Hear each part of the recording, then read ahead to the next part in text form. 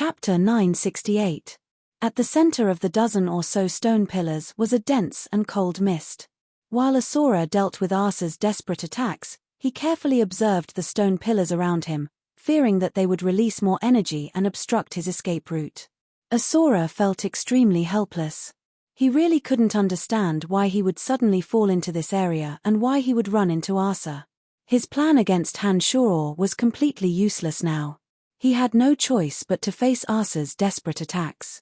At the center of this strange formation, the strength of the two of them was restrained. Every time they fought with their lives on the line, the surrounding 10+ towering stone pillars would suddenly release strands of strange energy, causing their bodies to tense up, and they would usually be seized by the other party to suffer a strike. After a while, Asura and Asa, who were evenly matched, had more or less bloody wounds on their bodies. Half of their injuries were from their opponent's attacks, while the other half were from the bloody light that shot out from the stone pillars. Asura didn't want to continue fighting Asa. From the beginning, he had been trying to find a way out of the formation. Unfortunately, the formation was indeed miraculous, and Asa was relentless in his pursuit. He couldn't focus all his energy on that. Therefore, even though he wanted to leave, he couldn't do it. "Asa, I don't want to fight with you anymore. Don't keep pestering me." Asura sent a ray of light into the ground. Another 2 earthen giants formed from the energy of the earth stood up and stood in front of Asura like a small hill. Asa, who was hidden in the boundless darkness, groaned. "Asura, you are a sovereign of the fringe and have a very good relationship with the master of pandemonium, Brian. Once you leave this place, you will immediately ally with Brian to deal with me." "Asura, do you really think I'm stupid?" Asura smiled bitterly. He wanted to explain that he no longer had anything to do with Hanshuro, but he also felt that it wouldn't be appropriate to tell Asa about this before he could frame Hanshuro. Besides, he also felt that even if he said that he had betrayed Hanshuro, Asa wouldn't necessarily believe him. That was why Asura was hesitating. Seeing that Asura didn't say anything, Asa's attacks became even more ferocious. The surging dark energy was like his tentacles, waving towards Asura. He released all his energy in an attempt to injure Asura and then leave this place. It was at this moment that the ghostly images carved on the surrounding stone pillars seemed to come to life. Under the dense dark energy, they suddenly started wailing and wailing. The shrill, ear-piercing sound was so terrifying that it made one shudder. Asura and Asa immediately sensed the changes in the stone pillars. Their expressions changed slightly. Since the start of the battle, although the surrounding stone pillars had been affecting them from time to time, the effects weren't particularly fierce. Therefore, the battle between the two could continue. The ghostly images suddenly howled and caused the stone pillars to erupt with an extremely cold and sinister energy. This energy made Asura and Asa feel a strong sense of threat. The two looked at each other and seemed to realize something at the same time. The two temporarily put some distance between themselves, not in a hurry to continue fighting. A tall figure gradually appeared behind one of the towering stone pillars. Suddenly, the power of the 17 towering stone pillars seemed to have found a point of convergence and surged towards the blurry figure. "Great, you're finally here," Asura shouted in pleasant surprise. "It's great that you're all right. I was being chased by Isaiah and the others and was planning to retreat for a while. I didn't expect to fall into this place and run into Asa." Asura could sense that the newcomer was Hanshuro. Asa's expression changed and his heart went cold. He already had trouble dealing with Asura alone, and now he had to deal with the master of this place. He realized that he was in big trouble.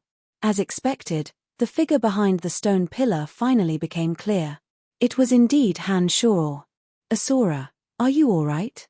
Hanshuro immediately asked with a concerned look on his face. Asura was overjoyed. He didn't notice anything wrong with Hanshuro's attitude, so he naturally thought that his identity hadn't been exposed. "I'm fine." "Haha, you're here at the right time. Let's work together to kill Asa," Asura said with a laugh after secretly heaving a sigh of relief. "That's exactly what I was thinking." Hanshuro readily agreed and immediately dashed towards Asa, who was hidden in the boundless darkness. The dozen or so stone pillars suddenly burst with blinding light. The blinding light was like a sharp weapon that could tear through anything. It actually tore apart the boundless darkness formed by Asa's domain of divinity, revealing Asa's figure. Asura felt even more delighted.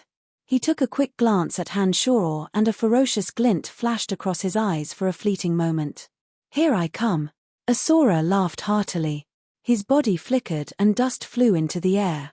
Earth divine energy instantly gathered on his body, making him as heavy as a mountain. Asura, who was walking towards Asa step by step, gave off a strong sense of oppression, as though a mountain was pressing down on one's head. Asa sighed inwardly at his bad luck. This time, he was being attacked from both front and back. If he wasn't in the center of the formation, Asa could have taken the opportunity to escape. But Asa, who had been trapped here for a long time, knew very well the wonders of this place. He knew that he wouldn't be able to escape in a short period of time.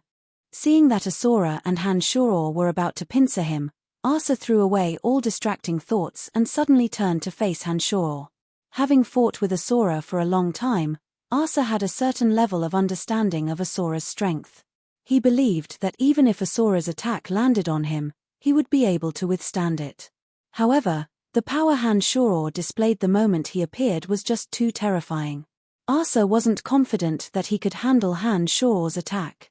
"Haha, Asa, you should have expected this day to come when you wanted to destroy my pandemonium." Han-Shoror let out a long laugh before his body flickered and suddenly disappeared. Asa suddenly discovered that his divine soul could no longer sense Han-Shoror's existence. This was no small matter, and he immediately panicked. He gave up on all his attacks, gathering layers of darkness to wrap himself up tightly. Bam! A muffled sound suddenly came from behind him. Immediately after, a shrill scream was heard. "Brian, why? Why did you attack me?" Asura cried out in pain. His body was drenched in blood. Asa, who had focused all his energy on defense, was stunned. He looked at the bleeding Asura and the sneering Han-Shoror in confusion, not understanding what was going on. Crack. A bizarre energy was roaming around Asura's body. His body kept producing crisp and clear cracking sounds. Soon after, even more blood flowed out from Asura's mouth and nose. While dodging Han-Shoror's attacks, Asura roared in anger as though he had been wronged. "Asura, I've always respected you as a guide. It was you who didn't know how to appreciate it," Han-Shoror said coldly, his eyes as cold as ice. "Since you dared to bring Isaiah, Regis, and Miller to my pandemonium, you should have known that this day would come sooner or later. Hehe, what I just did is what you've always wanted to do, right? You know everything." At this point, Asura realized that Han-Shoror had seen through the entire incident. Han-Shoror nodded and said coldly, "Don't expect Isaiah and the others to save you.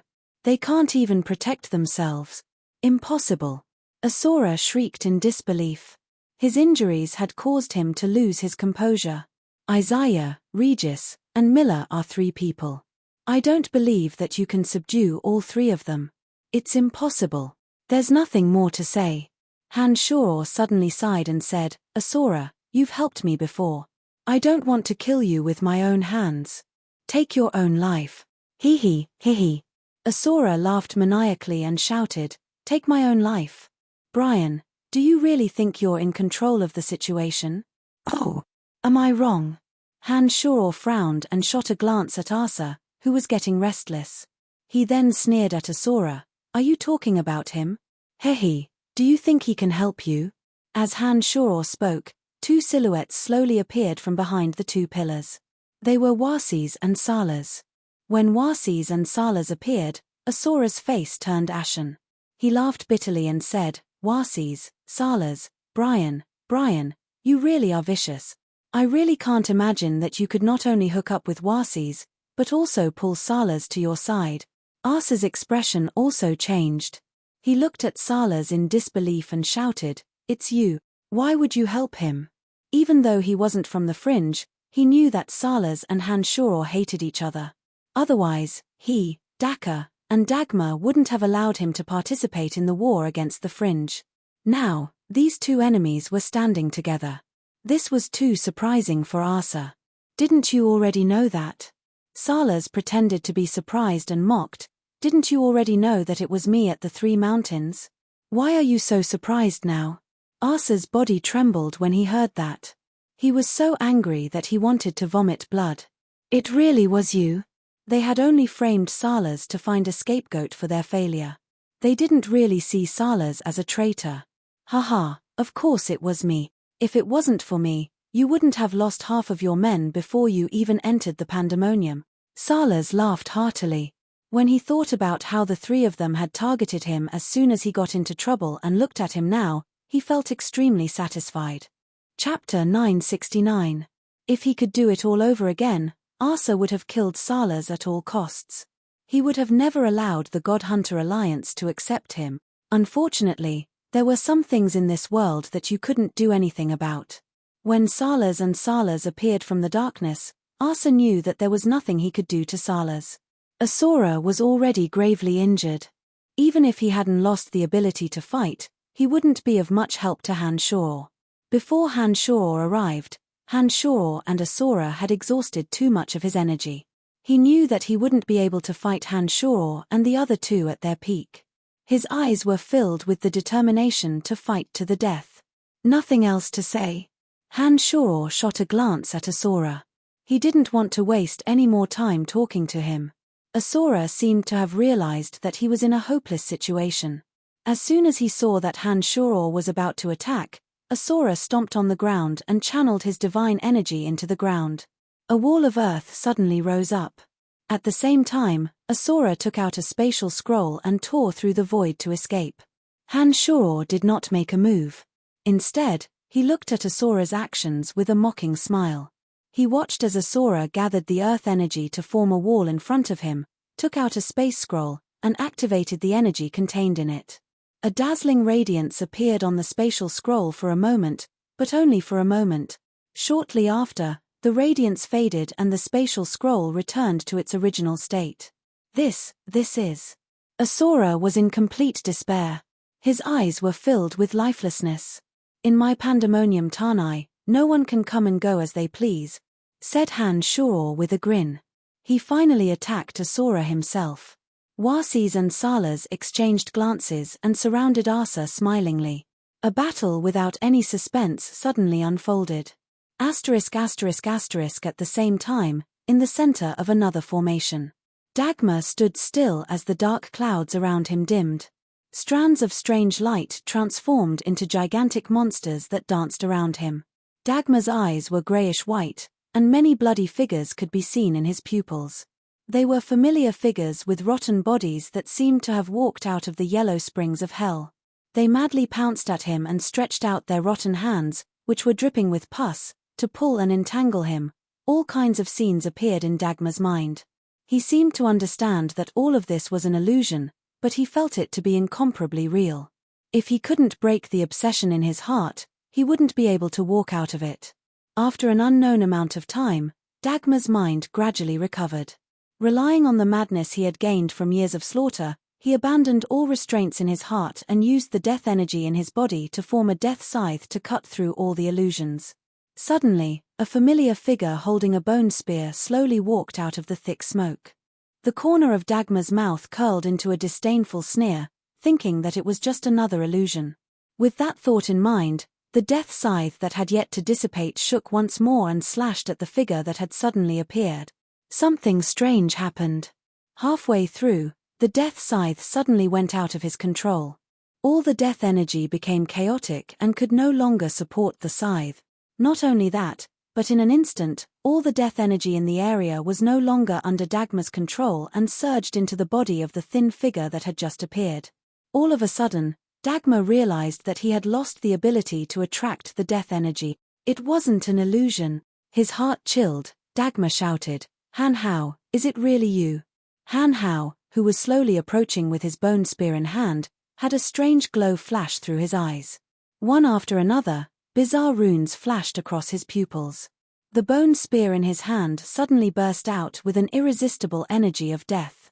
The purest energy of death from the quintessence shard faintly affected Dagmar, making him want to kneel before Han Hao uncontrollably. "Dagmar, you are no longer my opponent." As long as you swear allegiance to me and open your divine soul to me without reservation, I will spare you, Han Hao said indifferently as he stared at Dagmar. Ha ha, ha ha. Dagmar laughed so hard that tears almost flowed out of his eyes. He pointed at Han Hao and said, "You want me to bow down to you? Ha ha, what ability do you have to make me bow down to you? Han Hao, remember, you are my subordinate and always have been. If you want to seize power, you need to see if you have the strength to do so." Back in the Death Dominion, Han Hao had followed Dagmar for more than 50 years. Now, Han Hao had threatened to make Dagmar submit to him. For someone who had stood at the top for so many years, this was absolutely unacceptable. Han Hao sized up Dagmar and pondered for a moment before nodding. He said indifferently, "Let me show you." Strange inscriptions emerged from the bone spear and slowly floated to Dagmar's side. Dagmar wanted to fight with his life on the line, but he suddenly discovered that the death energy in his body was being suppressed by the inscriptions. He couldn't even exert 10% of his strength. "Why? Why didn't you have the quintessence shard on you the last time we were in the Omphalos?" Dagmar shouted in dissatisfaction. He could feel that the inscriptions floating out from the bone spear came from the quintessence shard. Compared to before, the power of the quintessence shard was even more unfathomable and evil. Originally, he still had the strength to resist against Han Hao, and Han Hao couldn't really do anything to him. However, when he fought against Han Hao again, he instinctively felt a sense of powerlessness and defeat. The death energy that he had painstakingly cultivated for millions of years seemed to have left him and was completely useless. Dagmar understood that Han Hao should have truly fused with the quintessence shard today. He knew very well what this meant. From now on, no one could be his match in terms of death energy except for the quintessence overgod Nestet. "Dagmar, submit to me. As long as you are willing to submit to me, I won't touch a hair on your head," Han Hao said coldly as he looked at the dejected Dagmar. "I'd rather die than submit to you." Dagmar roared. The remaining death energy in his body suddenly burst out, destroying his bones, heart, and lungs in an instant. His divine soul flashed, and a strange fluctuation rippled out, turning into wisps of dark light and dissipating. Dagmar understood that this time, he couldn't even bring himself to destroy Han Hao, who had fused with the quintessence shard even though he was also a cultivator of death energy. Before he could bombard Han Hao with his death energy, it would automatically dissipate under the influence of the quintessence shard. Dagmar was a proud man. Even though he knew that he could escape if he lowered his head, he still didn't agree. As a former commander of Han Hao, he couldn't lower his head to Han Hao. Moreover, he wasn't a match for Han Hao, so he could only beg for death. As soon as Dagmar's divine soul rippled, Han Hao knew that Dagmar had completely disappeared from the world. He didn't understand why Dagmar would rather die than submit to him. Staring blankly at Dagmar's corpse, Han Hao's eyes sparkled. After a long while, he condensed a ball of ghost fire from his demonic arts and wrapped it around Dagmar's corpse, burning it to ashes. Dagmar was an overgod. Even in death, his divine body was still very useful. His bones could be refined into the most powerful bone spears and bone spikes. His skull and brain could be refined into some evil divine weapons. Even his skin could be of great use. But for some reason, Han Hao didn't use Dagmar's corpse to make a fuss. Instead, he didn't hesitate to use his own power to slowly cremate Dagmar's corpse with ghost fire. He didn't stop until Dagmar's corpse was truly reduced to ashes. A simple white bone ring fell to the ground. After hesitating for a moment, Han Hao took a step forward and picked up the strange bone ring. The divine energy of death in his body flashed inside the bone ring, and a huge bone throne suddenly appeared out of thin air. Han Hao was taken aback. He pondered for a moment before slowly sitting down on the bone throne. With a thought, he sent a strand of death divine energy into the bone throne. The bone throne automatically flew out and moved according to his will. A strange energy ripple came from the bone throne and slowly formed a strange tacit understanding with Han Hao's soul. After Han Hao's pure death energy entered the bone throne in Dagmar's hands became even more terrifying. It seemed that Han Hao's energy had caused some sort of change to the bone throne. Sitting on the bone throne, Han Hao suddenly felt as if the bone throne had become a part of his body. Just like the 7 bone spurs on his back, They had a strange connection with him. With that thought in mind, Han Hao got off the bone throne and stood on the ground, looking up at the bone throne floating in midair. With a thought, the bone throne moved to the side with a whoosh. A strange light flashed in Han Hao's eyes, and the corners of his mouth curled into a happy smile. He happily played with the bone throne he had just obtained. The bone throne floated in midair in accordance with his will, and its speed actually grew faster and faster. After playing for a while, Han Hao leaped onto the bone throne and sat down. He projected his death divine energy into the bone throne, and the bone throne suddenly seemed to come to life. The ferocious white bones began to spin and dance like blades. At a glance, Han Hao, who was sitting in the center of the bone throne, seemed to have transformed into a huge bone monster, nimbly performing many attacks. Han Hao wasn't in a hurry to leave. He indulged in the pleasure of controlling the bone throne. He had a vague feeling that the bone throne wasn't Dagmar's, because he hadn't been able to bring out the true power of the bone throne when it was in Dagmar's hands. The energy in his body seemed to have triggered some kind of restriction in the center of the bone throne. In his hands, the bone throne suddenly had many miraculous uses. Chapter 970. Inside the Sky Annihilation Formation, Daka was extremely frustrated. Under the restraint of all sorts of energies, he had already used up 30% of his divine energy. Daka was furious, but he couldn't do anything about the Sky Annihilation Formation's restrictive power. He couldn't break free from it, and he had to carefully deal with the unpredictable attacks at all times. There was nothing he could do about it. After an unknown period of time, the strange power that filled the Sky Absolute Array seemed to be affected by some kind of power and gradually weakened. Daka was delighted. Seizing this rare opportunity, he condensed all his destruction energy into a spear and pierced through the Sky Annihilation Formation's bindings to escape. Outside, Judas put away a cross with a smile on his face. He looked at Daka and said, "What's wrong? Even you are trapped." Daka's eyes glinted as he stared at the cross in Judas's hand. "That's one of the 4 overgod weapons forged by the god of light back then?" Judas was stunned. He didn't expect Daka to know about it too. He nodded with a smile and said, "That's right. The Holy Grail, the olive branch, the cross, and the angel statue. The god of light once forged these 4 overgod weapons. The olive branch is in Jar's hands and the cross is with me. Haha, if it wasn't for this overgod weapon forged by the god of light himself, even I wouldn't have been able to get you out of there." Daka was stunned. He shook his head with a bitter smile and said, "You actually managed to escape the god of light with the cross in your hands. Judas, you really are something. You flatter me." Gandalf humbly made a gesture of etiquette, bent his body, looked up at the sky and said, "Praise the god of light, your magnanimity shines on the whole earth." ****** In another formation, Han Shao, who was chasing after Asura, suddenly jolted. His rapidly moving body came to a halt. Han Shao, who had a miraculous connection with the demonic formations in Pandemonium, immediately sensed the change in the Sky Annihilation Formation. The sudden appearance of energy immediately affected the Yuan Qi of the formation, allowing Daka to break free. At the same time, he sensed another chilling aura. He immediately realized that more enemies were approaching. Before Han Shao could make a move, Tuckamore, the hegemon of water, suddenly appeared. He looked at the situation and smirked. "Interesting. I didn't expect Pandemonium to have the upper hand." Asa, who was being attacked by Wasis and Salas, immediately broke free from their encirclement the moment Tuckamore appeared. He rushed to Tuckamore's side and said, "The Pandemonium is much more troublesome than we thought. We have to work together to destroy it."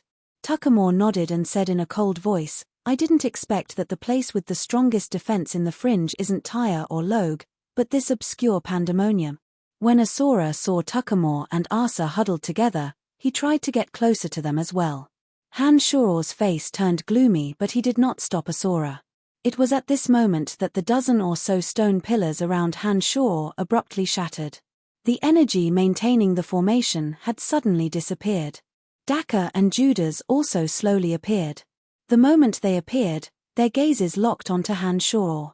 They glared at Han Shao as though they were afraid that Han Shao would make a sudden move. "I didn't expect that you would come to Pandemonium," Han Shoror looked at Tuckamore, then at Judas, the most mysterious member of the God Hunter Alliance, and asked in a deep voice, "Where's Logue? Is Audiobook done for?" Judas wore an ancient white robe and had a benevolent look on his face. He didn't look like a hegemon whose hands were stained with blood at all. Judas looked at Han Shoror smilingly and said, "Indeed, Audiobook is done for. But that Logue is as cunning as a fox. He managed to escape first." "Where's Tyre?" Han Shoror asked after thinking for a moment. Han Shoror wasn't surprised that Logue could escape.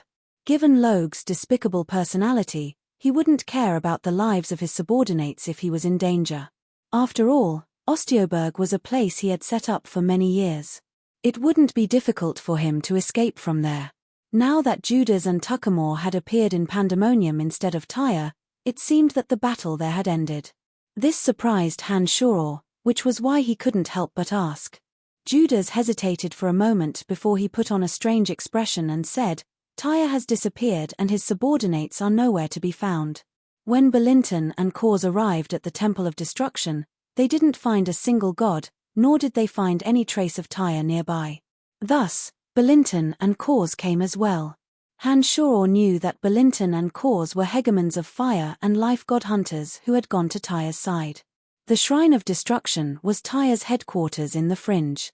From what Judas said, it seemed that Belinton and Cause didn't manage to obtain any useful information from the Shrine of Destruction. Although the Fringe was vast, there were only 5 truly powerful forces: Tyre, Logue, Asura, Warses, and Han Shoror's Pandemonium. With Tyre missing, Logue on the run, and Asura and Warses in Pandemonium, Pandemonium had become the last place the God Hunter Alliance needed to eliminate. Therefore, all the God Hunter leaders decided to regroup in Pandemonium. Han Shoror's heart sank when he heard Judas' words.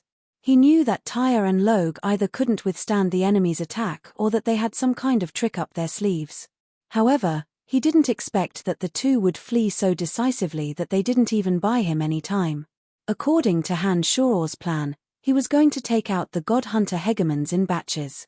Now that the hegemons of space and fate who had gone to Glacial Peak were trapped in a spatial rift, they probably wouldn't be able to return to Elysium for the next few thousand years.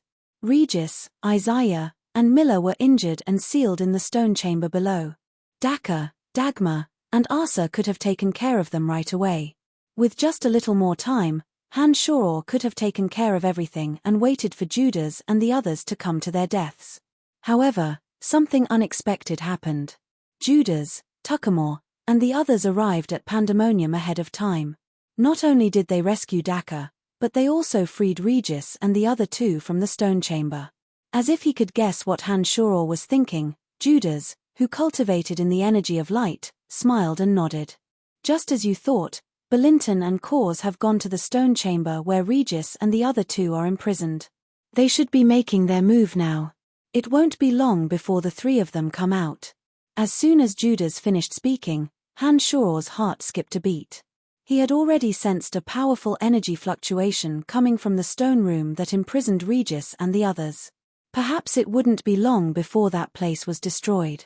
Han Shoror's face darkened as he thought to himself, "Man proposes, God disposes."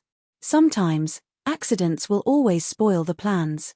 As long as Judas and Tuckamore were late by a day, Han Shoror would have been able to kill Asura, Asa, and Daka, as well as imprison the powers of Regis and the other 2. By then, even if Tuckamore, Judas, Belinton, and Cause were to come, Han Shoror, Warses, Salas, Han Hao, and Andrina, in addition to the unique terrain of Pandemonium, Han Shoror was confident that they would be able to force Tuckamore and the others to return empty-handed. They might even leave 1 or 2 of them in Tanai. However, things had already spiraled out of Han Shoror's control. If they were to engage in battle, Han Shoror didn't have the slightest bit of confidence. At that moment, a white bone throne floated over from afar and appeared beside Han Shoror. At the center of the throne sat the little skull, Han Hao. He blinked as he looked around. Without saying a word, Han Hao walked to Han Shoror's side and said, "Dagmar is dead." Everyone's expression changed when they heard that. Judas glanced at the cold Daka and the shocked Asa and shook his head with a bitter smile. "I didn't expect Dagmar to be so weak."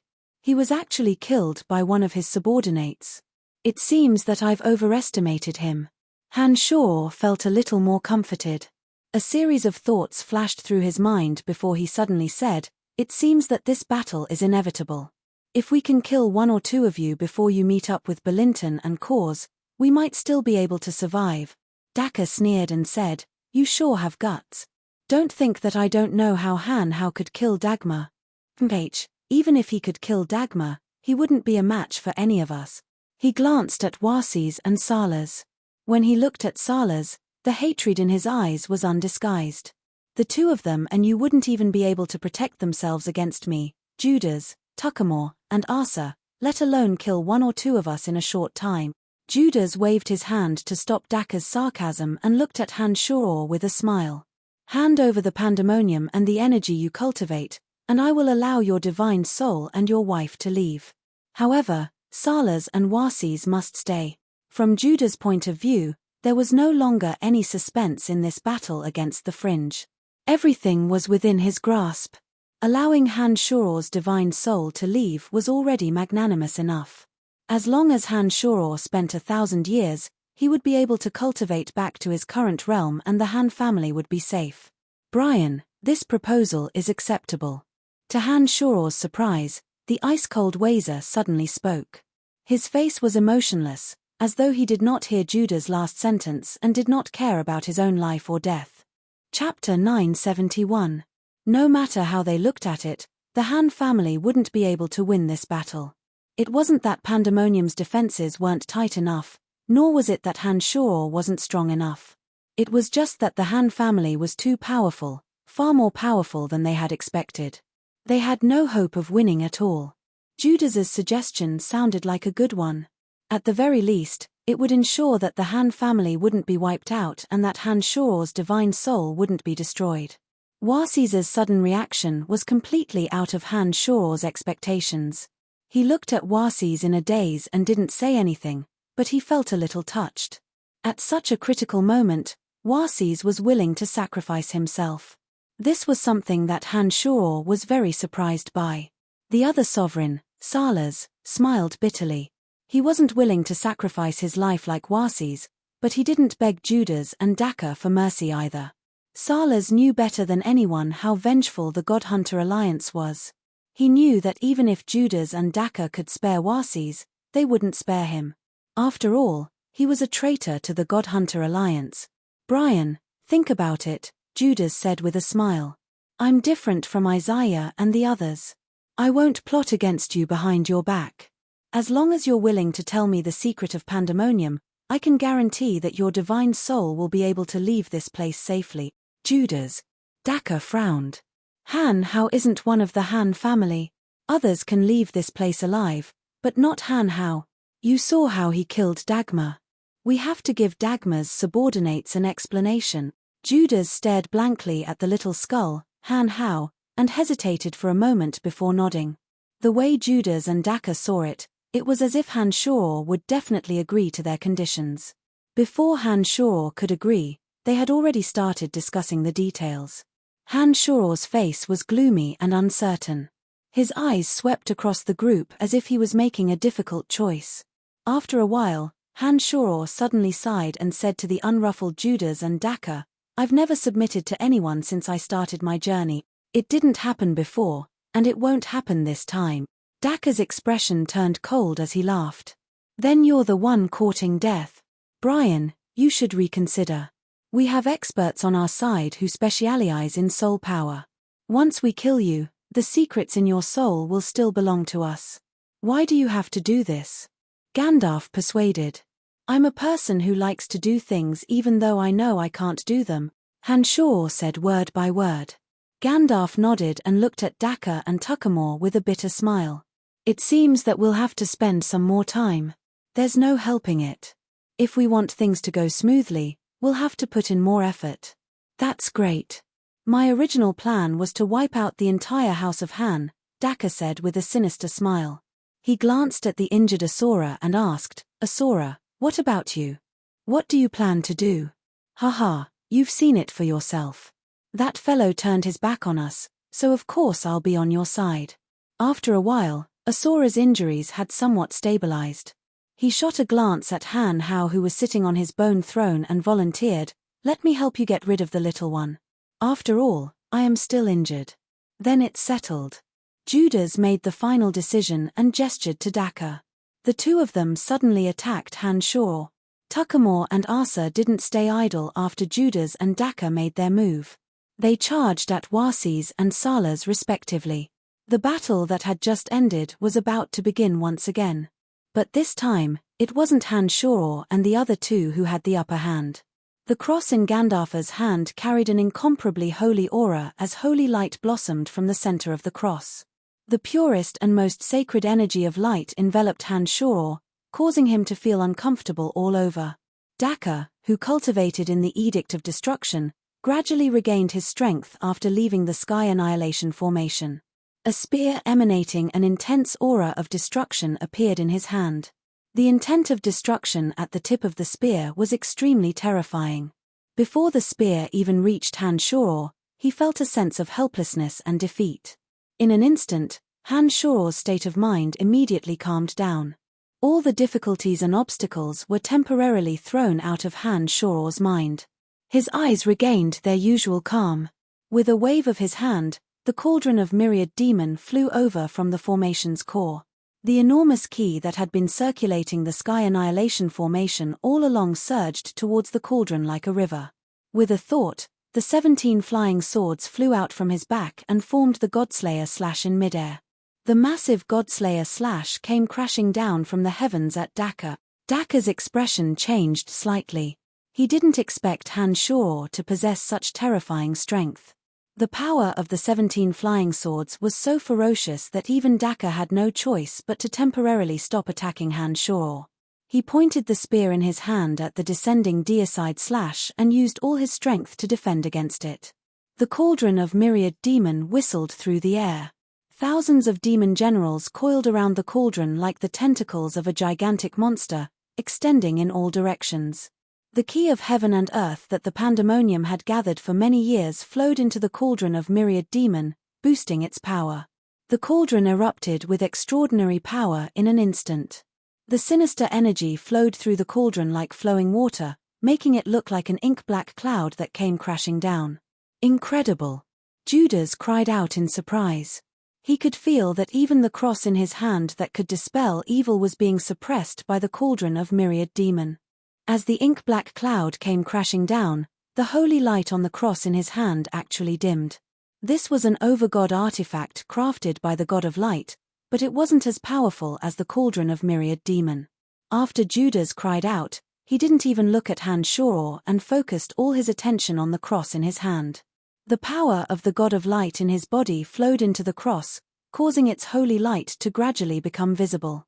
However, it was still far from the terrifying pressure coming from the cauldron of myriad demon. The cross was only one of the 4 divine artifacts crafted by the god of light for the 3 keepers of light.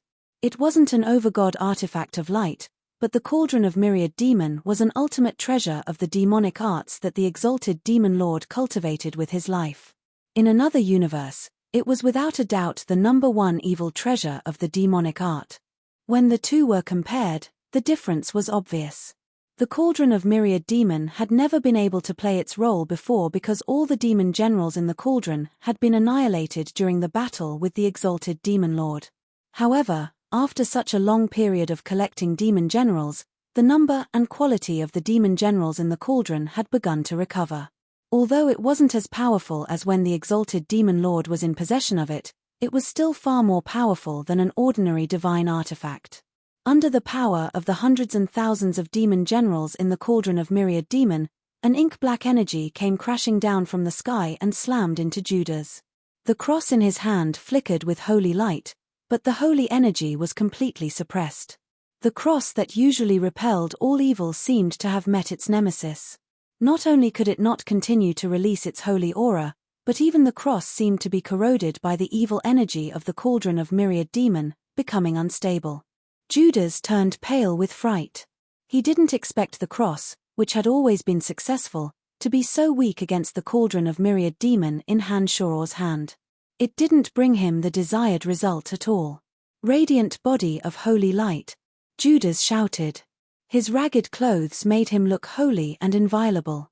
Blinding holy light burst out of his body like a blazing sun. The holy light dispersed everything in its path.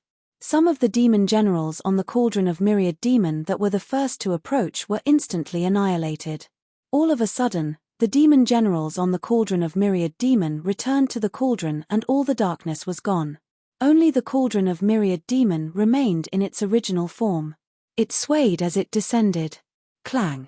The cauldron of myriad demon struck Judas, causing him to stumble a few steps back. He cried out in surprise again. Amazing! Unbeknownst to Han Shoror, the golden armor had covered Judas' entire body, including his head. Only a pair of astonished eyes could be seen through the armor. Holy Aurum war armor! Exclaimed Han Shoror. His eyes were filled with astonishment as he looked at Judas. He couldn't understand why a hegemon of the god hunters would be a cultivator of the energy of light who could wield holy Aurum armor. Legend had it that only the most devout believers of the God of Light could use a soul imprint bestowed by the God of Light to form holy Aurum war armor with the power of faith of 1 billion believers. The wearer of holy Aurum war armor would be shrouded in holy light and the power of faith, allowing them to resist the invasion and corrosion of all evil forces. Han Shoror was filled with questions when he saw Judas take out holy Aurum war armor. He even started to wonder if Judas was really one of the hegemons of the God Hunter order. That's amazing, said Judas after regaining his footing. Even after he took out holy Aurum war armor, he was still struck by the cauldron of myriad demons' power. He was dizzy and saw stars, causing him to stumble. Judas was truly amazed by such power. He looked at the cauldron of myriad demon with eyes full of excitement. Daka, you guys can split the pandemonium among yourselves. Haha, I want this little thing, said Judas happily as he stared at the cauldron of myriad demon that was charging at him again. He seemed to have found what he needed. You cultivate in the energy of light. Why would you want an evil divine weapon? Daka finally managed to break through the deicide slash formed by the 17 flying swords. When he heard what Judas said, he couldn't help but yell, "The pandemonium is yours, but I'm taking whatever he has." Judas glanced at Daka with a look of disdain, but he smiled and said, "It belongs to whoever gets it first." With that, Judas' body glowed brightly as he laughed heartily and charged at the cauldron of myriad demon. Chapter 972. The fact that Judas, who was wearing holy Aurum armor, dared to clash head-on with the cauldron of myriad demon after being struck by the cauldron of myriad demon once more was enough to prove his absolute confidence in himself. He held a cross in one hand. Under the effects of the holy Aurum armor, the holy light on the cross, which was crafted by the God of Light, shone even brighter than before. With the cross and the holy Aurum armor, Judas looked like the embodiment of the God of Light. The holy energy radiating from him was so dazzling that it was impossible to associate him with a hegemon of the God Hunter alliance. Han Shoror felt immense pressure from Judas' holy energy. He had no choice but to channel a portion of his energy into the cauldron of myriad demon to help the cauldron withstand Judas' holy energy. All this while, Han Shoror had thought that Daka was the strongest expert in the God Hunter alliance. But after witnessing Judas' holy energy, Han Shoror realized that the traitor of the God of Light was even more terrifying than Daka. He was, without a doubt, the strongest expert in the God Hunter alliance. The 17 flying swords formed the Avicii god-slaying sword formation and formed another deicide slash. They locked onto Daka, forcing him to use his full strength to deal with the threat from the 17 flying swords. On the other side, Han Shoror had diverted a portion of his energy to the cauldron of myriad demon. With Han Shoror's demonic yuan, the cauldron of myriad demon released waves of terrifying pressure that struck Judas in his holy Aurum armor, causing him to feel dizzy and see stars. Haha, it's even stronger. Judas laughed heartily and seemed even more excited. Gandalf's entire body was covered in golden armor. The holy gold armor, formed from the power of faith of 1 billion believers, was indeed extraordinary. Even the cauldron of myriad demons' 2 attacks failed to shatter the armor. The divine light condensed from the power of faith was as dazzling as the sun, as if it could really resist the corrosion of all evil. Han Hao, you're no match for me, Asura sneered. The energy of the earth surged in his body. He seemed to have turned into a towering mountain. Every strike he made would bring immense pressure to the onlookers. Han Hao, the little skull, was having a hard time resisting Asora's power. But he still sat at the center of Dagmar's bone throne. It was as though he had fused with the bone throne and the bone throne had become a part of his body. The intense energy of death flowed unimpeded through the bone throne, turning the bone throne into a gigantic and agile monster. With a single thought, the bone throne could charge at Asora with bared fangs and brandished claws, or it could shrink into a ball and wrap around Han Hao to defend him from Asora's attacks. The bone throne could be used both offensively and defensively. In Han Hao's hands, the bone spear in Han Hao's hand flashed from time to time, forcing Asora to retreat in fear. It seemed that little skeleton was able to render Asora helpless with just the bone throne. He was unable to truly harm Asora. However, just like how Asora couldn't really hurt Han Hao, Little Skull also couldn't knock Asora off his horse. After all, Asora was not a cultivator of the energy of death. Therefore, he was not affected by the quintessence shard. The energy of Earth was also known for its defensive power. Layers of divine Earth energy flowed around Asora's body and formed an armor of Earth that covered his entire body. The Little Skull was at his wits' end. If it wasn't for the fact that Asora cultivated in the energy of Earth that was known for its defensive power, he would have collapsed to the ground after taking on Han Shoro's attacks. You can't kill me either. At the center of the bone throne, Little Skull, Han Hao, wore a cold face. He wasn't affected in the slightest by Asora's words. Asora still had some injuries on his body and could not exert the full power of Earth energy. Faced with a divine weapon like the White Bone Throne, Asora was at a loss as to what to do. He could not truly harm Han Hao, who was sitting at the center of the White Bone Throne. Han Shoro, who was fighting Daka and Judas on his own, glanced at Asora and Han Hao. Seeing that Han Hao would be fine for the time being, he felt a little relieved. He then focused all his attention on Judas and Daka. Do you really think that you have everything under control? Han Shoro let out a long howl when he heard this. All of a sudden, two identical copies of Han Shoro flew out from the cauldron of Myriad Demon. The two Han Shoro carried the cauldron of Myriad Demon on its left and right, unleashing the energy of death and destruction to form two domains of divinity that rapidly fused together. The two avatars of Han Shoro's had both reached late-stage High God realm and were only one step away from the realm of Overgod. The two avatars of Han Shoro had absorbed the divine energy and souls of several High Gods of death and destruction. They had fused with their divine energy and soul memories and had reached an unfathomable realm. The consciousness of the main soul changed. The three souls came to a tacit agreement and their soul undulations gradually fused together. Suddenly, the two domains of divinity of death and destruction transformed into a strange domain of divinity that had never been seen before.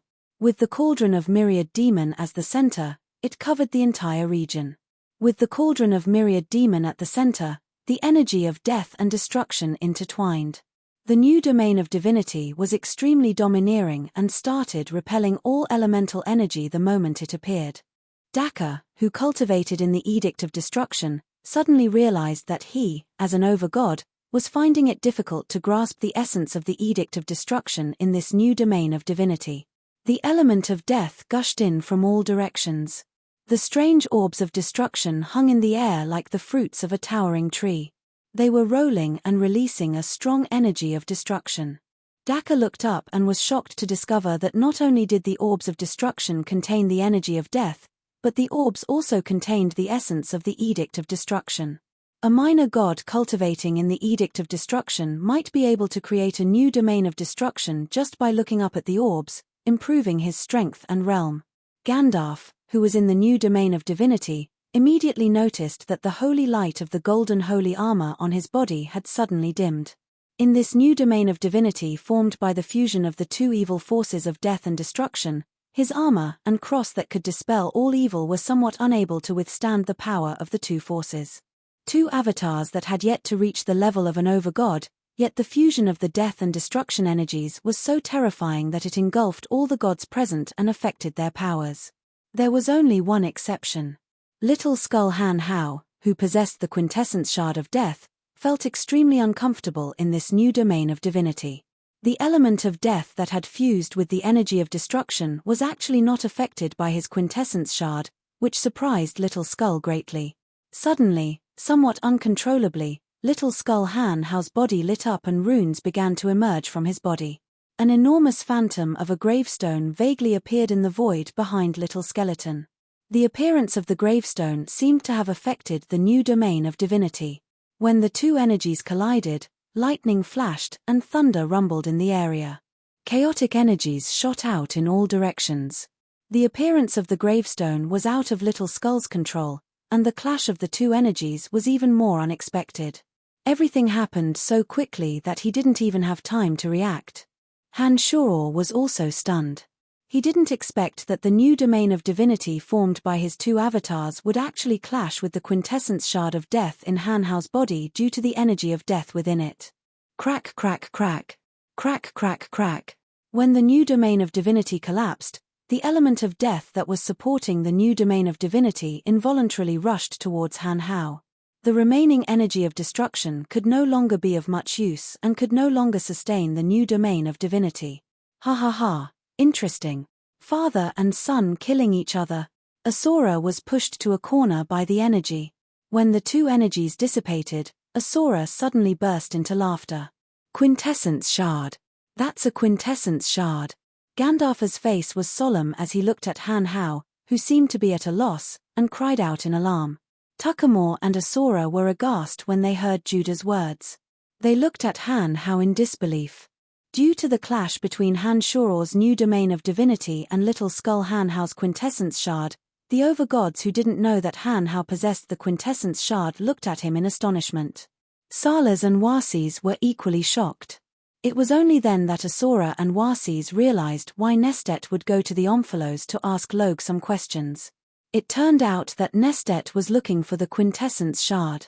No wonder Nestet, the one and only god in the Death Dominion, would come to a small place like the Fringe. It was all because of the quintessence shard in Hanhao's body.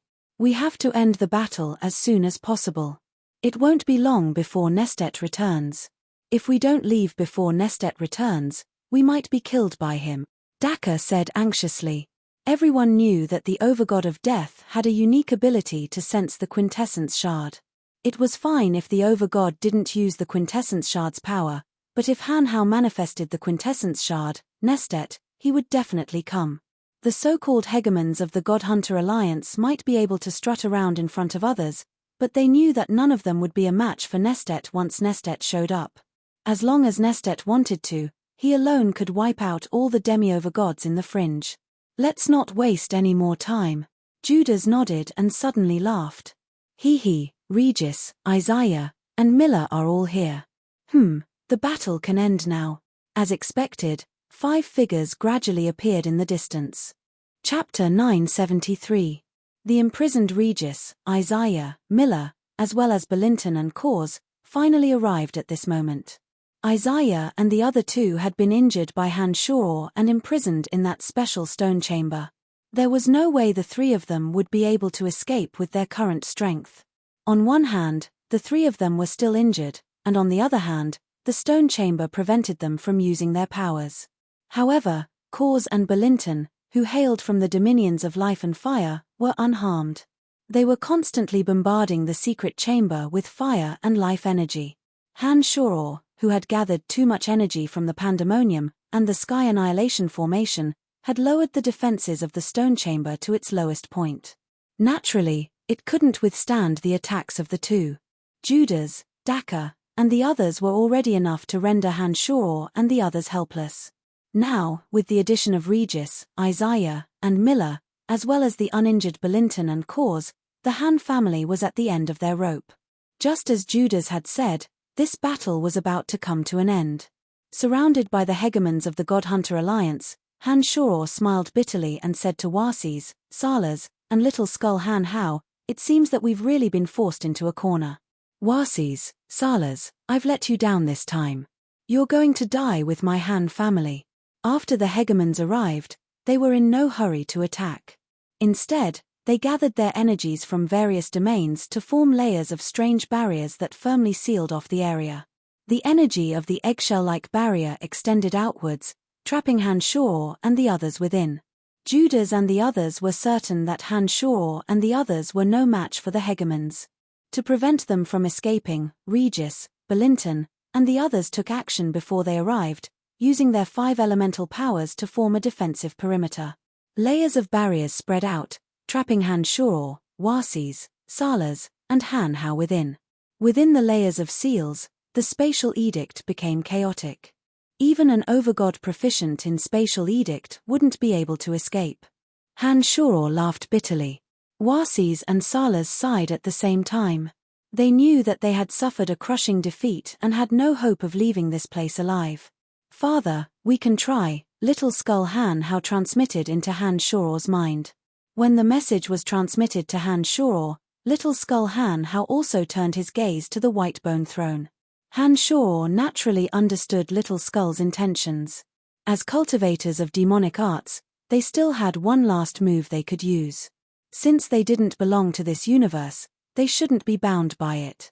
As long as the two of them used the power of demonic yuan and used the blood escape technique at the expense of serious injuries, it wasn't impossible to escape from this place.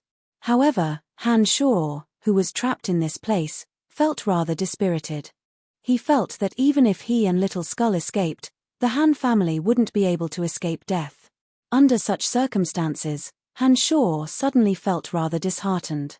Among them, Judas looked at Han Shor with a strange gaze. He first stopped the hegemons from acting strangely before smiling. "Brian, I'm still willing to give you a chance. As long as you tell me everything about Tarnai and the power you cultivate, I can guarantee the safety of your Han family." Judas. Daka barked, "What's the point? Now that things have come to this, the House of Han is doomed. Why are you still wasting time?" Daka wasn't the only one. All the other hegemons were displeased with Judas' decision to act on his own. Isaiah, Regis, and Miller, who had been injured and imprisoned by Han Shor, were even more indignant. Isaiah sneered. "Judas, you don't have the final say in the God Hunter Alliance. The Han family must be destroyed today." Judas was rather taken aback. He glanced at the three with a chuckle. "Do the three of you still have the right to speak?" He then pointed at Daka and Asa. "And the two of you. If Tuckamore and I hadn't come to save you, you would have been wiped out by the Han family. I'm sure you remember this favor, right?" Isaiah and Daka's faces darkened upon hearing that. Judas was telling the truth. If it weren't for Judas and Cause, they probably wouldn't have been able to leave Pandemonium alive. Han Shor found it strange that Judas was still willing to give him this choice at a time like this. The situation was very clear. With just a wave of Judas' hand, the God Hunter hegemons would not be able to turn the situation around. Why would he do that? "What do you think, Brian?" Judas chuckled and asked again when he saw that the others weren't saying anything. At this point, Han Shor had no choice but to face the temptation of Judas' suggestion. His face darkened as he tried to think of a solution. "Father, we're fine. We'll be leaving the Pandemonium soon. How are you and Big Brother doing?" Han Mu suddenly transmitted a message to Han Shor, inquiring about his situation. Han Shor, whose heart had begun to waver, was overjoyed when he received Han Mu's message. However, he did not let it show on his face.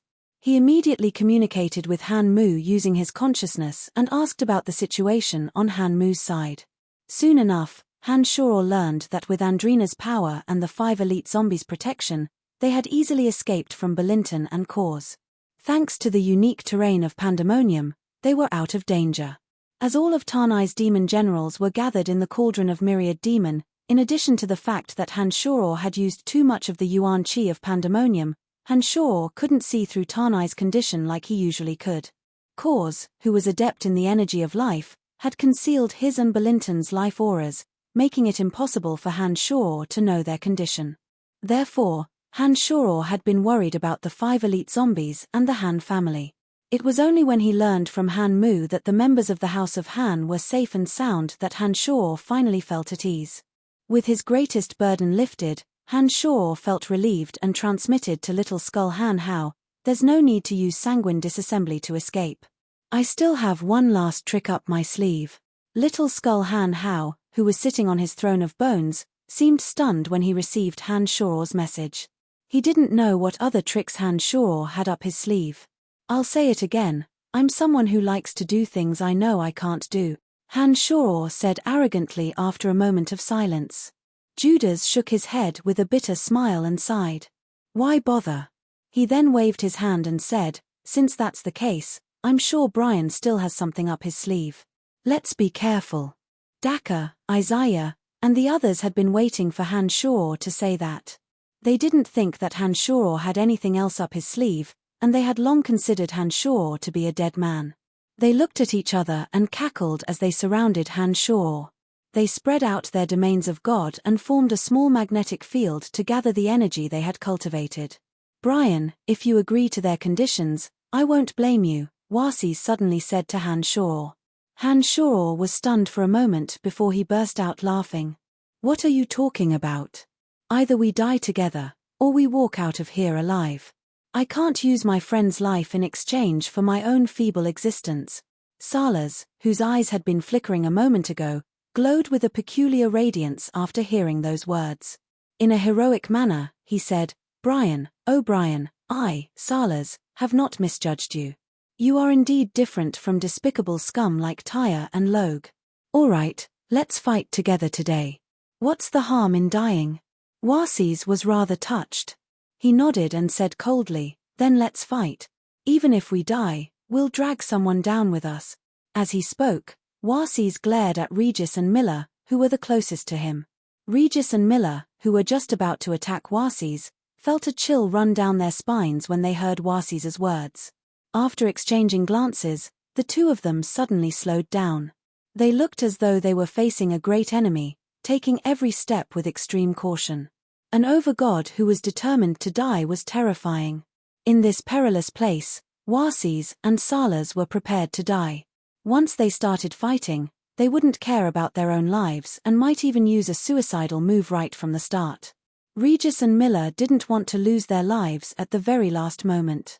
"Who knows if we'll die or not?" Han Shoror roared. His voice seemed to have pierced through the layers of seals and barriers.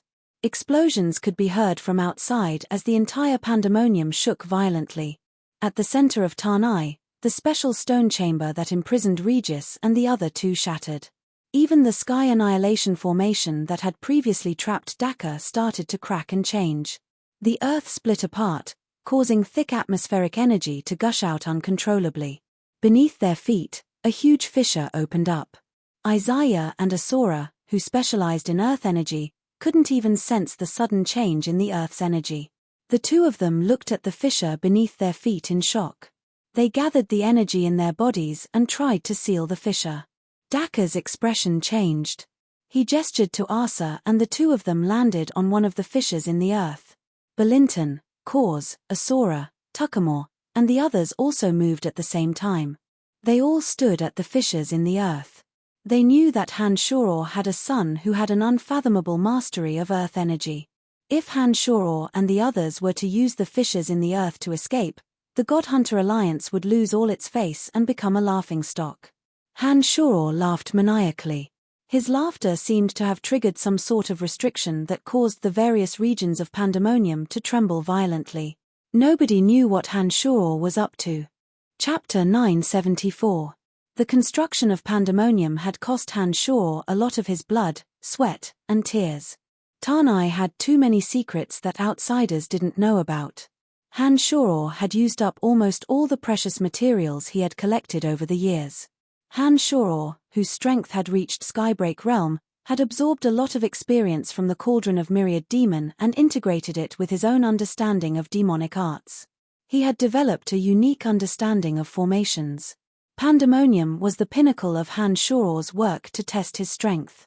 There were some special places in Tanai that hadn't been used. There were some areas that even the 5 elite zombies didn't understand. All along, those areas had never been used or displayed any special effects. Everyone felt that those areas were useless. Only Han Shoror himself knew what he had left behind in those corners of pandemonium. As soon as the changes occurred, the earth within the pandemonium split apart. An enormous amount of yuan qi of heaven and earth gushed into the pandemonium uncontrollably. Chilly winds blew and sand and pebbles were sent flying. All of a sudden, the pandemonium was like the harbinger of the end of the world. Judas, Daka, and the other so-called hegemons of the God-Hunter Alliance were extremely sensitive to their surroundings. They immediately sensed the abnormality of the situation and moved towards the cracks in the ground in an attempt to stop Han Shoror and the others from escaping. Han Shoror, on the other hand, turned a blind eye to the actions of Daka and the others. His lips curled into an unfathomable smirk. Another ear-piercing howl rang out from Han Shoror's mouth. Everywhere the howl passed through, the pandemonium underwent yet another shocking transformation. Vast amounts of yuan qi of heaven and earth surged towards the pandemonium like a tidal wave. Dense killing intent gathered in the dark clouds and descended from the sky with crackling noises. The terrifying killing intent soared into the sky as though all the negative energies in the world had condensed into one, ready to destroy all life. At the same time, an earth-shattering ripple of energy emanated from Han Shoror's body. The cauldron of myriad demon hovering in midair glowed with a sinister light as hundreds of demon generals whizzed out of it. All of a sudden, they disappeared into the oppressive dark clouds of killing intent, making the terrifying pressure even stronger. Brian, don't play any tricks. As long as you tell us everything now, we can agree to Gandalf's proposal. Isaiah, who had previously threatened to destroy the Han family, suddenly snorted. Perhaps he was shocked by the changes in pandemonium. Regis and Miller, the two hegemons who had been injured by Han Shoror, nodded in agreement. Daka and Asa's eyes flickered, but they weren't in a hurry to express their opinions. It was unknown if they agreed with Isaiah's words. Only Judas had a faint smile on his face. But when he heard Isaiah's words, Judas was clearly disdainful. He glanced at Isaiah, a mocking smile on his face. Wasis and Salas, who had been prepared to die, were shocked to see that Han Shoror seemed to have triggered some sort of restriction in pandemonium, causing Tanai to undergo such an earth-shattering transformation. Now that there was hope for survival, the two instantly exploded with an intense desire to fight. They stood beside Han Shoror and seemed to be prepared to fight with their lives on the line. Han Hao, the little skull in the middle of the bone throne, was delighted. With a thought, he teleported to Han Shoror's side and stood beside Wasis and Salas. They looked at the hegemons standing at the cracks in the ground, waiting for Han Shoror to make his move. Crack, crack, crack, crack, crack. The turbulence in the yuan qi of heaven and earth and the dark clouds formed by the killing intent caused the hegemons' sealing boundaries to rumble. Under the pressure of the two forces that had gathered all the hidden forces in the pandemonium, the boundaries were clearly beginning to crumble. Rip! A wind barrier set up by Miller was forcibly torn apart. But that was only the beginning. While the hegemons were trying their best to salvage the situation, the energy of the dark cloud, which was formed from the murderous aura, resentment, hatred, and other negative energies of the dead in the valley, easily broke through the layers of defensive boundaries and seals. The two energies descended upon the valley. The huge amount of heaven and earth yuan qi formed an incomparably huge pushing force, pushing everyone out as soon as they entered. The dark clouds of killing intent gushed into the cauldron of myriad demon. All of a sudden, the cauldron expanded several times in size and charged straight at Judas, who was wearing holy aura armor. Judas' face jolted. He seemed to have sensed that the cauldron of myriad demon was no match for him. Instead, he immediately chose to dodge. Salas, Wasis, you two go first, shouted Han Shoror suddenly and pointed with his left hand. A tremendous amount of ki of the world poured into the ravine that was protected by a sora. The ravine suddenly tore open and revealed a bottomless pit. Pushed by the enormous yuan qi of heaven and earth, Asura staggered backward as though he was drunk. He was forcefully pushed to the side. Brian, what about you? Cried Salas. He did not retreat as Han Shoror had suggested. Han Hao and I naturally have a way to leave. You don't have to worry, shouted Han Shoror anxiously. Hurry. These two energies are the pandemonium's last resort. Once they disperse, they won't be able to gather any more energy. Leave immediately. I won't be able to hold them for long. Let's go. Wasis gave Han Shoror a deep look before he resolutely charged into the ravine. Although he didn't say much, Han Shoror could see the trust in Wasis' eyes. Salas was stunned for a second before he steeled his heart and said, "Take care. I'm still waiting for you to fulfill your promise to me. As long as you can come out alive, I, Salas, will take you as my master in the fringe." Without hesitation, Salas followed Warses into the ravine. "Stop them," shouted Daka. Belinton and Kors hurriedly went to surround them. Han Shor clasped his hands together and a dazzling radiance blossomed from his palms. The energy that was pushing Asura away suddenly formed an impenetrable barrier that blocked Belinton and Kors, allowing Warses and Salas to disappear within. "Kill him!" shouted Daka. The energy of destruction erupted from his body and formed a destruction orb the size of a dark sun. This orb of destruction was formed from the fusion of hundreds of fist-sized orbs of destruction. The terrifying energy contained within it was enough to strike fear in one's heart. At this point, Regis, Miller, Sayant, and Tuckamore all realized how strange the situation was and didn't hold back any longer. Thunder rumbled, and lightning fell from the sky like a fine rain. A fierce wind blew, forming a tornado that could destroy everything. The earth trembled continuously, and a meteorite that came from an unknown place fell from the sky. The cold power turned into a white mist, and everything in its path was frozen. At this moment, the hegemons were using all of their energies to their fullest, unleashing their domains of divinity to the fullest. In an instant, the entire pandemonium was covered in dazzling radiance. All sorts of energies threatened to destroy the pandemonium. "Han Hao, retreat first!" shouted Han Shor. In an instant, his three souls fused into one and the energy of his two avatars formed a new domain of divinity. Before the God Hunter hegemon's energies could reach it, the new domain of divinity expanded outwards with all its might. At this moment, Little Skull, Han Hao, did not retreat as Han Shor had instructed. Instead, he abruptly put some distance between them and unleashed the energy from the quintessence shard to its fullest extent. A gigantic gravestone appeared out of thin air and towered between heaven and earth. All of a sudden, something strange happened. The enormous amount of Yuan Qi from Pandemonium Tanai, as well as the murderous aura, hatred, violence, and other negative energies left behind by the dead, seemed to be drawn by some mysterious force into Han Shor's new domain of divinity. In an instant, the domain of divinity underwent yet another transformation. Unlike before, this time, the domain of divinity was not only filled with the energy of death and destruction, but also the Yuan Qi and negative energies from Pandemonium. This new domain of divinity seemed to be no longer affected by Little Skull's quintessence shard and did not clash with it. "Ah!" Han Shor let out a wild howl. All of a sudden, he felt the demonic Yuan in his body go out of control. It violently rushed out of his body and rushed into the new domain of divinity at a speed that was difficult to be seen by the naked eye. The new domain of divinity was still filled with thousands upon thousands of demon generals. At this moment, death, destruction, demon generals, demonic Yuan, and all sorts of other energies fused together and underwent a transformation that no one could understand.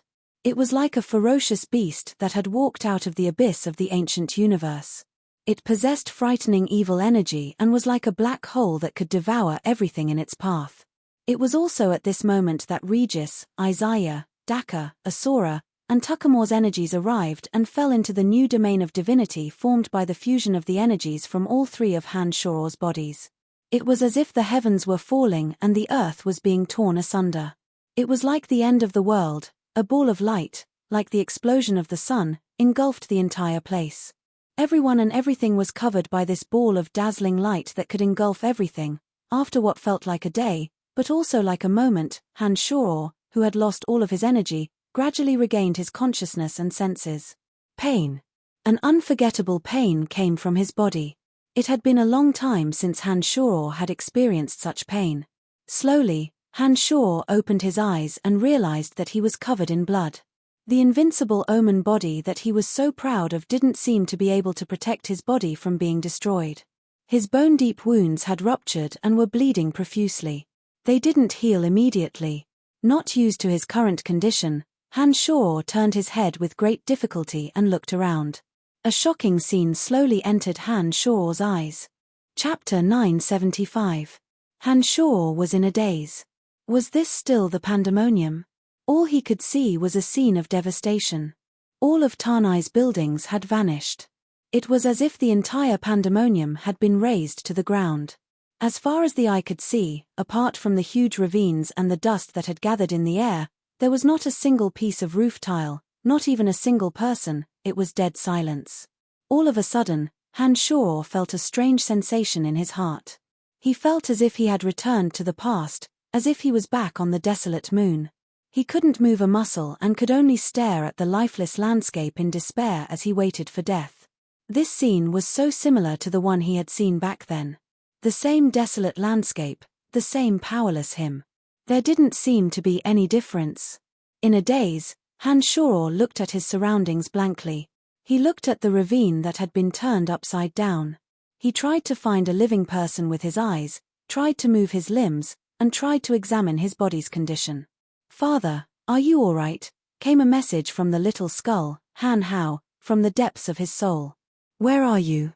Han Shao felt as if he'd been imbued with wisdom as he heard the little skeleton's call. He clearly understood the current situation and began to worry about the little skeleton's safety. "I'm underground. I'll be back soon," replied Han Hao. Crack. Next to Han Shao, a strange sound came from the rocky ground that had been piled up into a small hill. Suddenly, the rubble shot out, and the huge white bone throne reappeared. The little skull's actions seemed to have triggered a chain reaction. Strange sounds came from the ravine around Han Shao as several figures appeared. Gandalf, Daka, Isaiah, Regis, one by one, the hegemons appeared.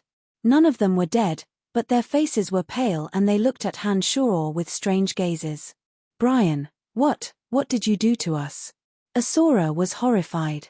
His face was as white as a sheet and he looked weaker than anyone else. Han Shao was stunned. He couldn't understand what Asura was talking about. He frowned and asked, "What do you mean? Why? Why is it that the earth divine energy in my body is always lacking a little?" Asura glared at Han Shao and shouted. It wasn't just Asura. Daka, Isaiah, and the others were shocked as well. Asura's words seemed to have struck a chord with them. They all turned to look at Han Shao, as if they were waiting for an explanation from Han Shao. The divine power in your body has been reduced." Gandalf, who cultivated the power of light, suddenly exclaimed with a horrified expression. All the God Hunter hegemons nodded in unison at Judah's words, indicating that the divine energy they cultivated was forever lacking. Judas was aghast and looked at Han Shao in disbelief.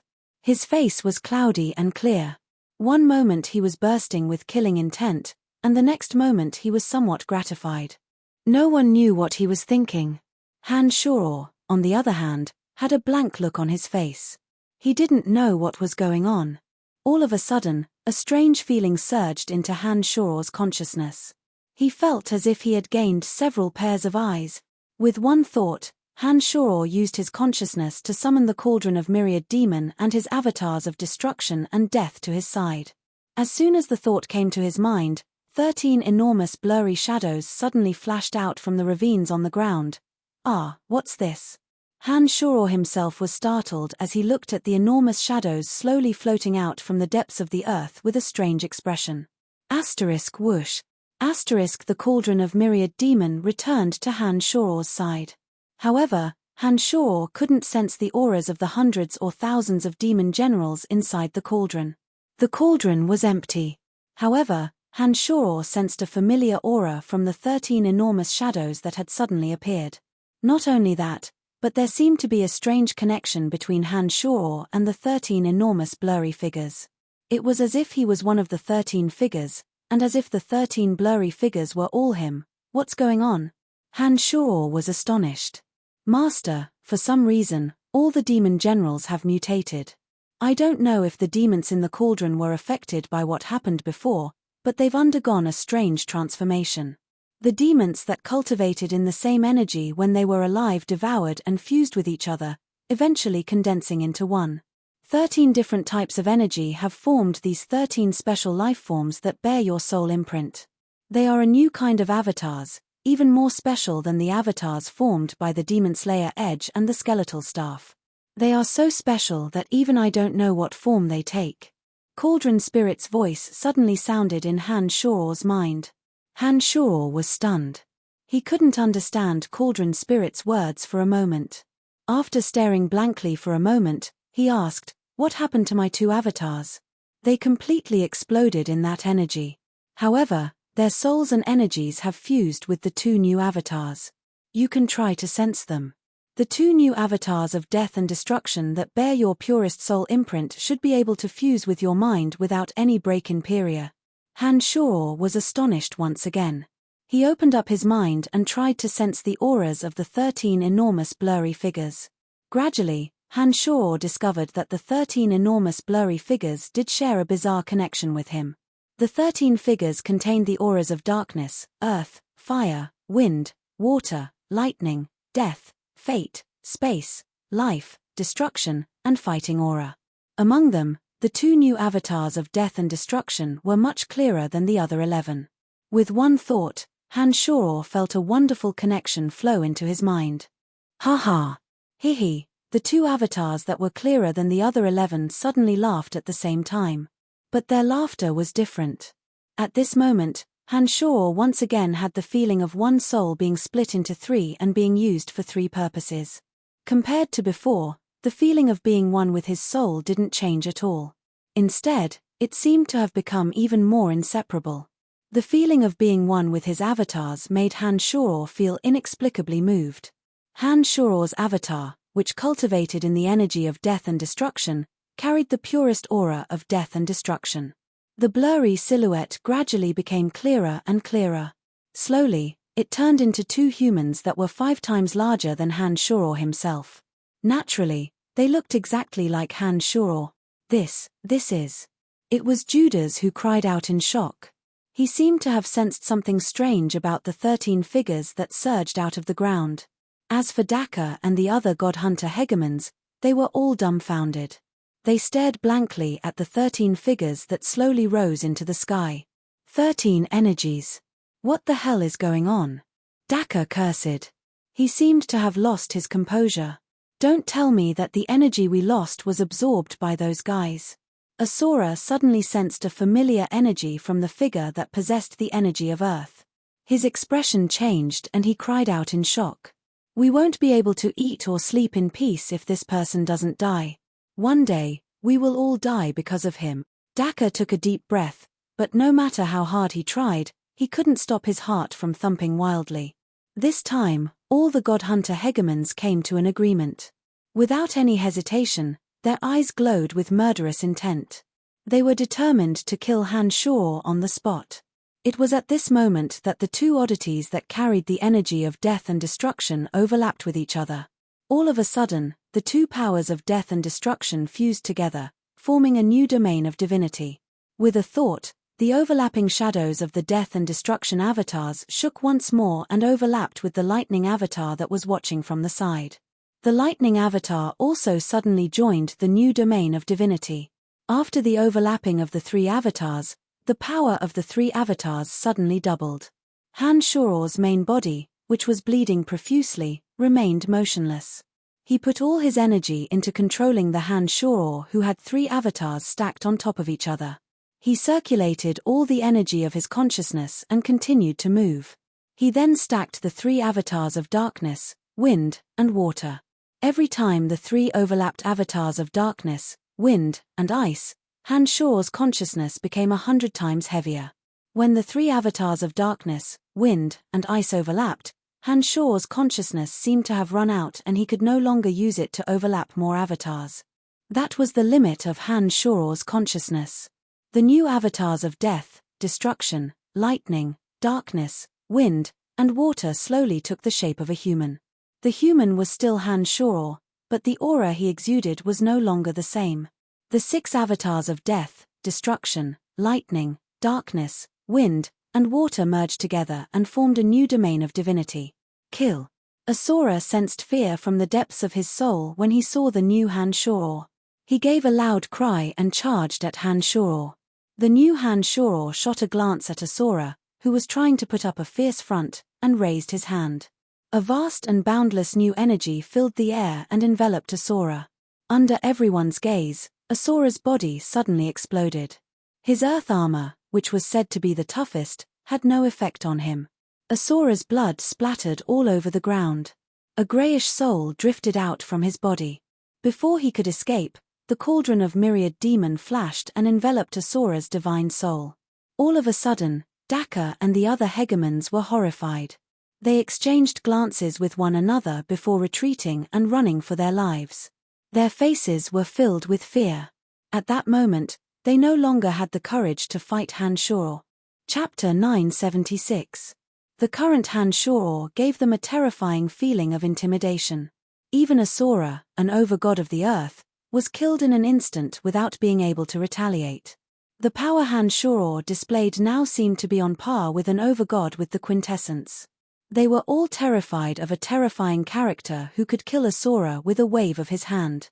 They wisely retreated, fearing that they would be killed by Han-Shor if they stayed for even a second longer. His avatars of death, destruction, lightning, darkness, wind, and water overlapped with each other and hovered in midair like a giant god.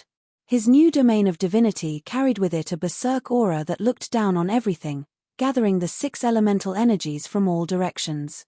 "Father, they've escaped," cried the little skull, Han-Hao, in the center of the bone throne. To his surprise, Han-Shor didn't give chase immediately. The gigantic avatar floated in midair and stared at the only person left behind, Judas. It wasn't that Han-Shor didn't want to give chase, but rather, without the control of his consciousness, he couldn't unleash the energy of that enormous phantom that had fused the energies of death, destruction, lightning, darkness, wind, and water.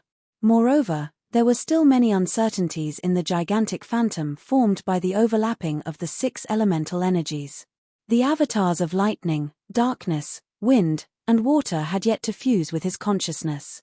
After barely managing to kill Asura in one blow, the fusion of the 6 elements seemed to be on the verge of breaking apart. The lightning, darkness, wind, and water avatars, in particular, were beginning to go out of control. Han-Shor knew that if Daka and the others hadn't retreated in fear, he wouldn't have been able to kill them so easily. Tens of thousands of demon generals had devoured and absorbed each other, fusing with all sorts of energies to produce 13 new avatars. Even the 2 avatars of death and destruction were still unknown to Han-Shor, much less the other 11. At this stage, he knew that he had to first understand everything about the new 13 avatars. Only after he had truly grasped their strength and temperament and completely fused with his own divine sense would he be able to truly unleash their strength. Before that, it was extremely dangerous to forcefully fuse several avatars that could not merge their minds and souls into one. Han-Hao, the little skull, obviously didn't know about Han-Shor's physical condition. Seeing how his newly formed avatar was able to kill Asura in one blow, he naturally believed that Han-Shor had made yet another breakthrough. If he could kill Asura so easily, the others shouldn't be able to escape his grasp either. "Brian, you sure are amazing. I really didn't expect you to make another breakthrough so quickly," said the God Hunter hegemon Judas with a smile. Judas, the only God Hunter hegemon who remained, said smilingly to Han-Shor after everyone had left. It was at this moment that Han-Shor's blood stopped flowing. His depleted demonic yuan began to glow again like an old tree in spring. Strands of demonic yuan that were as thin as silk flowed through his body with great difficulty. The weak demonic yuan slowly converged and silently nourished his body, bones, and meridians. His severed meridians gradually began to reconnect. The cells in his wounds rapidly moved and the broken bones reassembled like liquid. Miraculous changes were slowly taking place in his body. At the same time, Han-Shor's consciousness became muddle-headed. Bizarre scrolls appeared in his mind one after another. Many erratic ancient characters were flickering with colors visible to his consciousness. They cleansed Han-Shor's mind and soul, causing him to sink into an ethereal state. "I am the master of all demonic creations." The epiphany suddenly occurred. Perhaps it was because he had been the master of the Han family for too long, or perhaps it was because he had been worrying too much about the 5 elite zombies and Little Skull. Han-Shor found that he had become their leader. Not only did he have to take care of everything for the Han family, but he also had to worry about their safety and strength. "I am the master of demons. I am the master of demons." A vast and boundless voice reverberated in Han-Shuo's consciousness. His consciousness was like a tranquil ocean, but it began to boil amidst the deafening voice, setting off monstrous waves. In an instant, the sea of consciousness became deep and boundless. It was as vast and boundless as the starry sky. Nothing, no man, and no god could stop it. All things are demons, all things are me, I am the demon, I am all things. All kinds of bizarre thoughts emerged in his sea of consciousness. Strange sounds reverberated in his mind. His sea of consciousness gradually transformed. Like the deep starry sky, there were bright and dazzling stars orbiting in unchanging trajectories. It was as though his consciousness had become another miniature universe, and as though he had become one with the universe. Judas looked at Han-Shuo in astonishment. No one knew what he was thinking, but he stood there in a daze. He did not attack Han-Shuo, nor did he immediately retreat. After an unknown period of time, Han-Shuo suddenly came to a realization. Suddenly, Han-Shuo knew that his consciousness had reached the level of a demon master. It was just that the energy in his body had not accumulated to a certain level, and thus his demonic body had not undergone a qualitative change, allowing his body and mind to reach the level of a demon master. He lowered his head and saw that his demonic body, which was riddled with scars, had recovered to its original state. Although it was not at its peak, it had recovered 50% of his demonic yuan. From being riddled with scars, to having recovered in such a short period of time, and even having recovered more than half of his strength, Han-Shuo was shocked by this change. He raised his hand and looked at his palm. His skin was as translucent as jade, glowing with a bewitching luster. It was even more perfect than a woman's skin. The lines on his palm were clear. At a glance, the lines on his palm were constantly changing as he clenched his fist, giving off a wondrous sense of beauty. This. Han-Shuo mumbled in a low voice, his face filled with incredulity and surprise. Brian, Judas spoke again, his face full of smiles. Judas spoke again, his face full of smiles. When Han-Shuo looked at him with a vigilant expression, Judas chuckled and said, "Congratulations." Han-Shuo stared blankly for a moment. With one thought, the avatar of 6 elemental forces that he had been trying his best to keep together suddenly split apart and returned to the cauldron of myriad demon that was hovering in midair. The cauldron of myriad demon flew back into Han-Shuo's chest and disappeared. He slowly stood up, looked at Judas up and down strangely, and asked, "Why haven't you left?" Han-Shuo had always felt that there was something off about this Judas. As a hegemon of the god hunters who had betrayed the god of light, not only did he possess a cross personally refined by the god of light, but he could also condense the faith energy of 1 billion believers into holy aurum armor.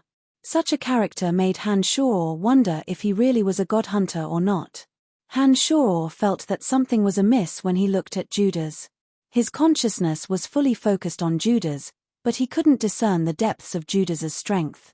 Han-Shuo had a nagging feeling that Judas was plotting something against him and that there was an even greater power hidden in his body. These were all instinctive senses of Han-Shuo. "Why should I leave?" Judas laughed involuntarily and asked Han-Shuo. Han-Shuo, who had no idea what Judas was plotting, immediately chuckled coldly. The 17 flying swords whizzed out and the cauldron of myriad demon once again flew towards Judas. Even though Han-Shuo had only recovered 50% of his strength, the 17 flying swords and the cauldron of myriad demon were not weak at all. After his consciousness fused with the demon lord's state of mind, even ordinary attacks would become mysterious and unpredictable, let alone the 17 flying swords that were already powerful to begin with. Han-Shuo believed that with the strength Judas had displayed, even holy aurum armor wouldn't be able to withstand a single blow from the 17 flying swords and the cauldron of myriad demon. It would most likely injure him immediately. However, Judas's performance somewhat exceeded Han-Shuo's expectations. All of a sudden, Judas blossomed with dazzling brilliance like a blazing sun. A wave of divine energy descended from the heavens and entered Judas' body. The holy aurum armor on Judas, whose performance had only been a little eye-catching, shone brilliantly. The cross in his hand suddenly flew up and the power of holy light surged from the cross. Neither the 17 flying swords nor Han-Shuo's cauldron of myriad demon could break through the defense of Judas' cross. Han Shoror's expression changed and he suddenly recalled the 17 flying swords and the cauldron of myriad demon. He stared deeply at Judas and asked, "Who are you?" "Nestet and the others are coming." "He, look after Han Hao." Judas retracted his hands and smiled at Han Shoror. Han Shoror was shocked again. There were probably only a few people in the entire Elysium who dared to call Nestet by his name. Who in the world is this Judas? As expected, not long after Judas finished speaking, before Han Shoror could react, the goddess of destiny and the overgod of death, Nestet, suddenly appeared in front of Han Shoror. As soon as Nestet made his move, his eyes immediately focused on the little skull, Han Hao, sitting upright on his throne of bones. He shook his head and smiled bitterly. "I didn't expect that even I would be fooled." The goddess of destiny's deep, starry eyes glanced at Han Shoror, then at the little skull, Han Hao, and finally at Judas. "What are you doing?" Judas didn't kowtow to the goddess of destiny as Han Shoror expected. He didn't show the slightest bit of restraint or timidity. He still chuckled and said, "I'm just giving him a little pressure to help him improve faster. As you know, we don't have much time. Look, isn't he getting stronger under my pressure? Light God, you're the light God." Han Shoror stared blankly for a moment before he suddenly reacted and cried out in surprise. Judas smiled and nodded, "That's right, it's me. But I'm just borrowing Judas's body." Brian, you're really amazing. Chapter 977. Judas didn't deny his identity and immediately admitted it under Han Shoror's questioning. After Judas admitted his identity as the god of light, Han Shoror finally understood why Judas dared to stay after witnessing Han Shoror's power even though all the other hegemons had left. An overgod with a quintessence was 100 times more powerful than a so-called pseudo-overgod like Daka. Even though the two had similar names, they weren't on the same level at all. Daka and the rest were afraid of Han Shoror's power, but the god of light with a quintessence didn't have to worry about being killed by Han Shoror at all. God of light, why are you a hegemon of the God Hunter Alliance?" Han Shoror's face turned cold. "Are you implying that the existence of the God Hunter Alliance is the result of your tacit consent?" The goddess of destiny helplessly nodded and extended her hand to release a strange energy wave. The vast energy instantly enveloped the entire area. Be it in the sky or on the ground, no one would be able to see what was going on. The God Hunter Alliance's existence is necessary. Otherwise, this so-called alliance would have long been wiped out by us, said the goddess of destiny unhurriedly after sealing off the entire area. "Why?" Han Shoror asked blankly. The goddess of destiny smiled and didn't answer Han Shoror's question. She looked at the god of light and the overgod of death beside her and said, "Gentlemen, I think we should tell him about Eternia in advance." "Sure, but before that, I want to destroy Han Hao's quintessence shard first." Nestor nodded and stared at the little skeleton sitting in the middle of the bone throne as he spoke in a tone that left no room for negotiation. Han Shoror's expression changed as soon as he heard those words. He said, "I don't care what you guys are trying to do to me, but whoever dares to touch Han Hao, I will kill them." Nestet shot a disdainful glance at Han Shoror and mocked, "Do you have the strength to fight to the death with me?" After that, Nestet no longer looked at Han Shoror. His body shook violently, and the purest energy of death in the world was released from his body. All of a sudden, the god of death walked towards Han Shoror. An incomparably vast energy of death emanated from his body and caused a commotion in the surroundings. Han Shoror was shocked, but he still shouted, "I'd like to try." Nestor said that he wanted to destroy the quintessence shard in Han Hao's body, which had already fused with his soul. Once it was destroyed, it would mean that Han Hao's soul would dissipate and he would disappear from this world forever. Han Shoror would never allow such a situation to occur. His relationship with Little Skull even surpassed the friendship he had with his women. Little Skull accompanied him when he had nothing. Little Skull helped him dump the trash and cleaned up for him every day. Little Skull had become the most indispensable part of his life. No one could touch Little Skull in front of him, not even Nestet.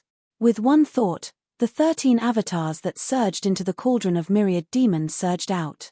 The avatars formed by the 6 elemental energies of death, destruction, thunder, darkness, wind, and water instantly overlapped and a new domain of divinity was suddenly released.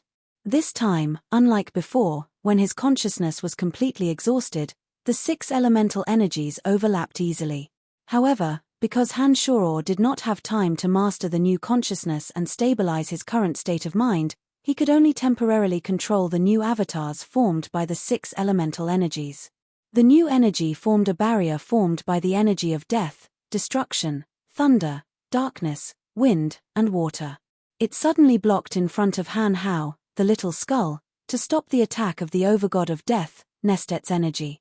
Facing the overgod of death, Nestet, who had an overgod, Han Shuro no longer held back and unleashed all of his power in an instant.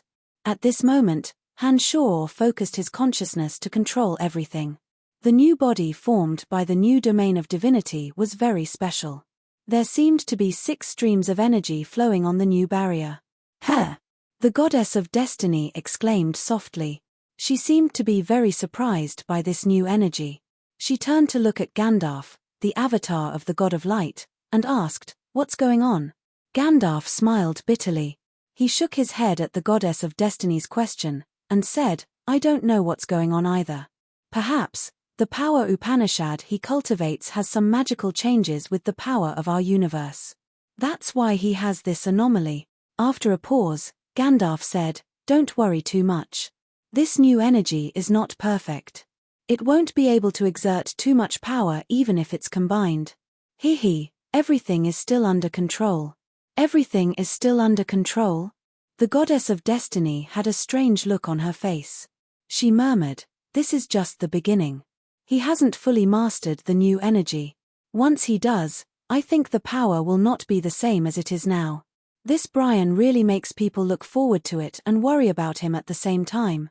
Although the goddess of destiny's voice was soft, who was Gandalf? How could he not hear what he was thinking?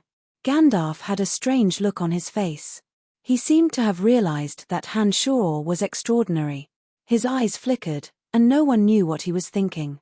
At this moment, the power of Nestet, the god of death, fell on the barrier formed by the power of the 6 elements that Han Shuro had formed. It had to be said that a god with the power of a quintessence was far more powerful than an ordinary god. As soon as Nestet's power of death entered the barrier, Han Shuro felt an endless aura of the element of death. Nestet's power of death seemed to have condensed the element of death from several planes, and its power far exceeded that of any so-called god. Under the unparalleled power of Nestet, the barrier formed by the power of the 6 elements that Han Shuro had yet to fully master could barely hold on. It could be torn apart and destroyed at any moment. Not only could a god with the power of a quintessence mobilize the purest element of death between heaven and earth, but they themselves were also a huge body of energy. Their bodies contained the essence of their elemental power for hundreds of millions of years. Such power was not something an ordinary person could imagine. If Han Shuro had not formed a new incarnation and merged the power of the 6 elements, he might not have been able to withstand a single attack from Nestet. The power of his consciousness turned into threads that were hard to see with the naked eye, and fused with the incarnation. It continuously gathered the power of the various elements on the new barrier of divinity. Han Shuro's face was slightly pale. "Oh, not bad. Apart from the gods with the power of a quintessence, no one can resist me for this long," Nestet exclaimed in surprise. He immediately exerted the power of death on the new barrier formed by Han Shuro, and increased the pressure on Han Shuro. "Father!" Little Skull shouted. Little Skull, who was telepathically connected to Han Shuro, naturally sensed the abnormality in Han Shuro's consciousness. He knew that Han Shuro was practically using up the power of his soul to save himself. Demonic yuan could be regenerated after it was lost, but once the power of one's soul was exhausted, it would be extremely difficult to recover. Han Hao, the little skull who cultivated the power of death and demonic arts, knew this very well. Therefore, after learning that Han Shuro was risking his life for him, Little Skull became somewhat agitated. Suddenly, the image of a huge gravestone appeared. Little Skull used all his strength to combine the power of the demonic arts he cultivated and the bone spear in his hand. He tried to seize the opportunity to rush out and fight to the death with Nestet. The radiance that covered the gravestone suddenly burst out. The power of death and the power of demonic arts collided and blended together, blossoming with a brilliant brilliance. Ring ring ring, ring ring ring, a clear, earth-shaking sound rang out from the gravestone. Suddenly, the gravestone transformed into a diamond-shaped, sparkling, and translucent strange object. That strange object spun and continuously released the negative energies of death and evil. There seemed to be an endless amount of resentment and violence within it. Nestet, stop! The goddess of destiny shouted. The mirror of destiny flew out of her hand, and the power that affected the trajectory of fate surged out. Nestet's eyes trembled. He suddenly retracted the power of death and retreated to the goddess of destiny's side. He looked at the goddess of destiny angrily and asked, "Why? That kid has a quintessence shard on him. I will not allow a threat to replace me to exist." The goddess of destiny did not answer Nestet. Instead, she focused on the strange crystal spinning on Little Skull's chest. She had a look of disbelief on her face. Gandalf's mouth was wide open. He muttered in a daze, "How is this possible? How is this possible? How is this possible?" Nestet followed the gazes of the goddess of destiny and the god of light to look at Han Hao. Suddenly, Nestet's face turned pale. He lost his composure and exclaimed, This is. The goddess of destiny nodded and affirmed, "This is the power of the quintessence." A new quintessence has formed in his body. Han Shoror, who was still struggling to hold on, was startled when he heard this. He also looked at Han Hao in disbelief, his face full of astonishment and confusion. A quintessence. Not a quintessence shard. The most inconceivable and mysterious thing in the universe had actually formed in Little Skull's chest. On Elysium, the reason why the 12 overgods reigned supreme over everyone else wasn't because they were exceptionally talented, or because they were famous, or because they had lived for a long time. It was because each of them possessed a quintessence. That's right, a quintessence. A quintessence made them the pinnacle of existence in the universe. An overgod with a quintessence was the embodiment of invincibility, the undefeatable legend. But today, a new quintessence had formed in Han Hao. What did this mean? Nestet, the goddess of destiny, Gandalf, Han Shoror, and even the Little Skull, Han Hao, were all dumbfounded. Which element did the new quintessence come from? The same question popped up in their minds. Chapter 978. Everyone was dumbfounded, including Little Skull Han Hao himself. His eyes were filled with confusion as he looked down at the diamond-shaped crystal spinning on his chest. He suddenly felt as if the crystal had become another part of his soul.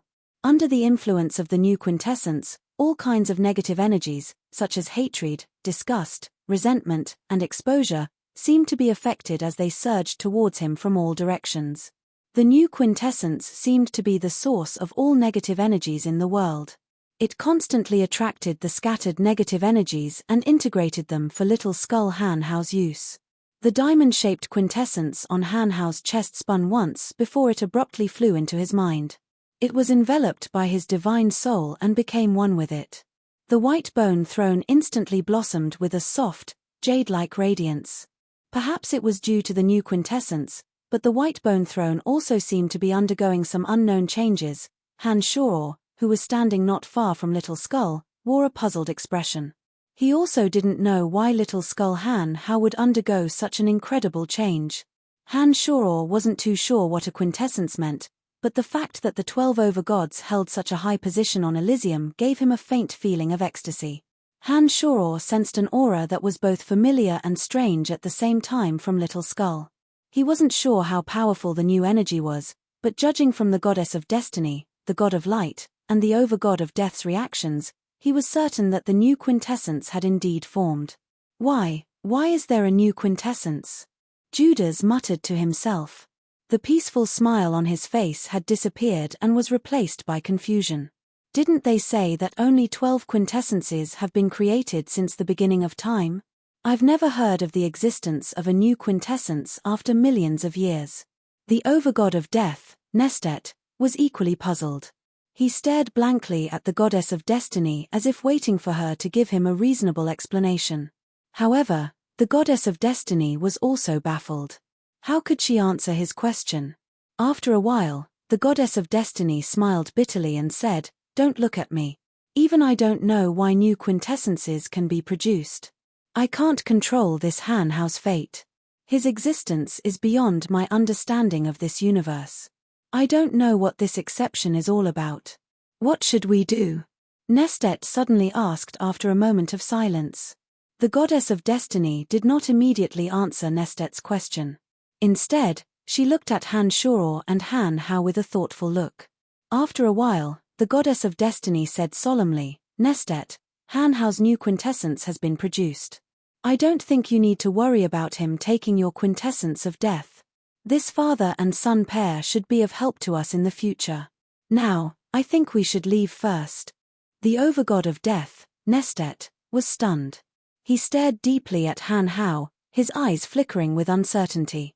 The little skull, Hanhao, who was sitting in the middle of the white bone throne, looked at the overgod of death, Nestet, as if he was facing a formidable enemy.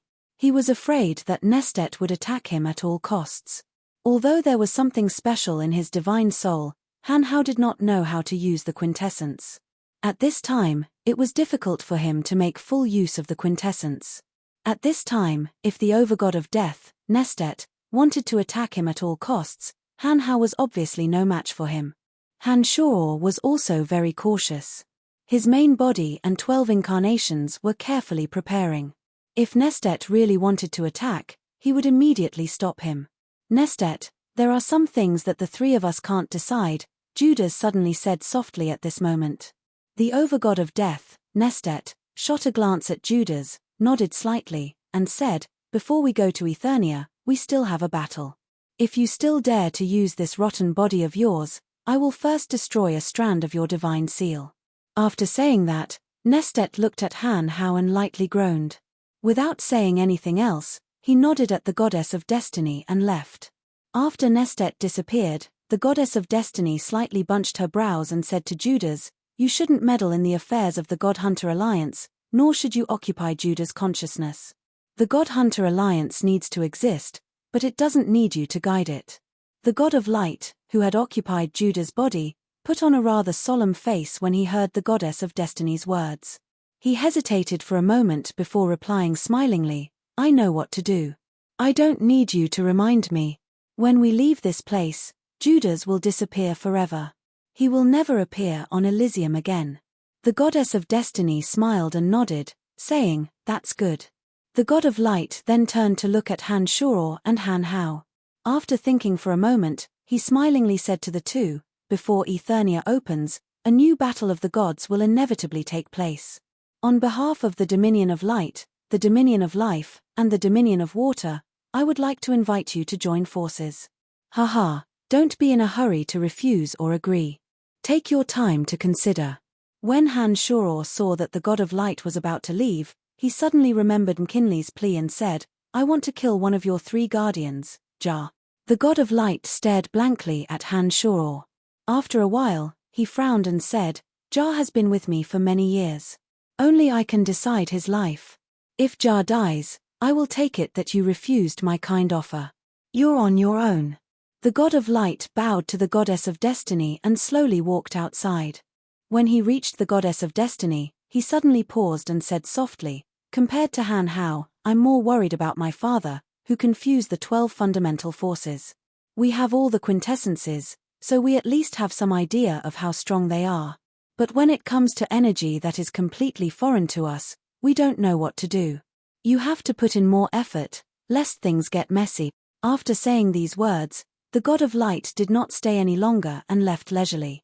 The last words that the God of Light said to the goddess of destiny were not deliberately concealed.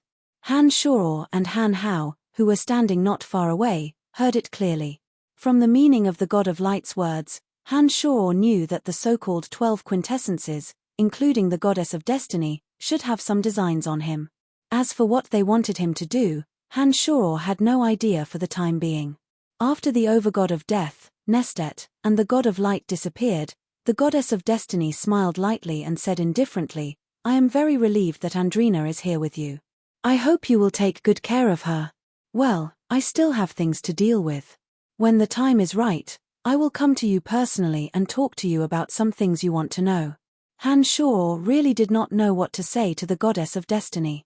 He obviously knew that the goddess of destiny was hiding something from him, and he also knew that the goddess of destiny had expectations for him. However, if the goddess of destiny did not tell him the details, he really could not know the ins and outs of the matter. Vaguely, Han Shor guessed that it had something to do with the exalted demon lord and the demonic arts he cultivated.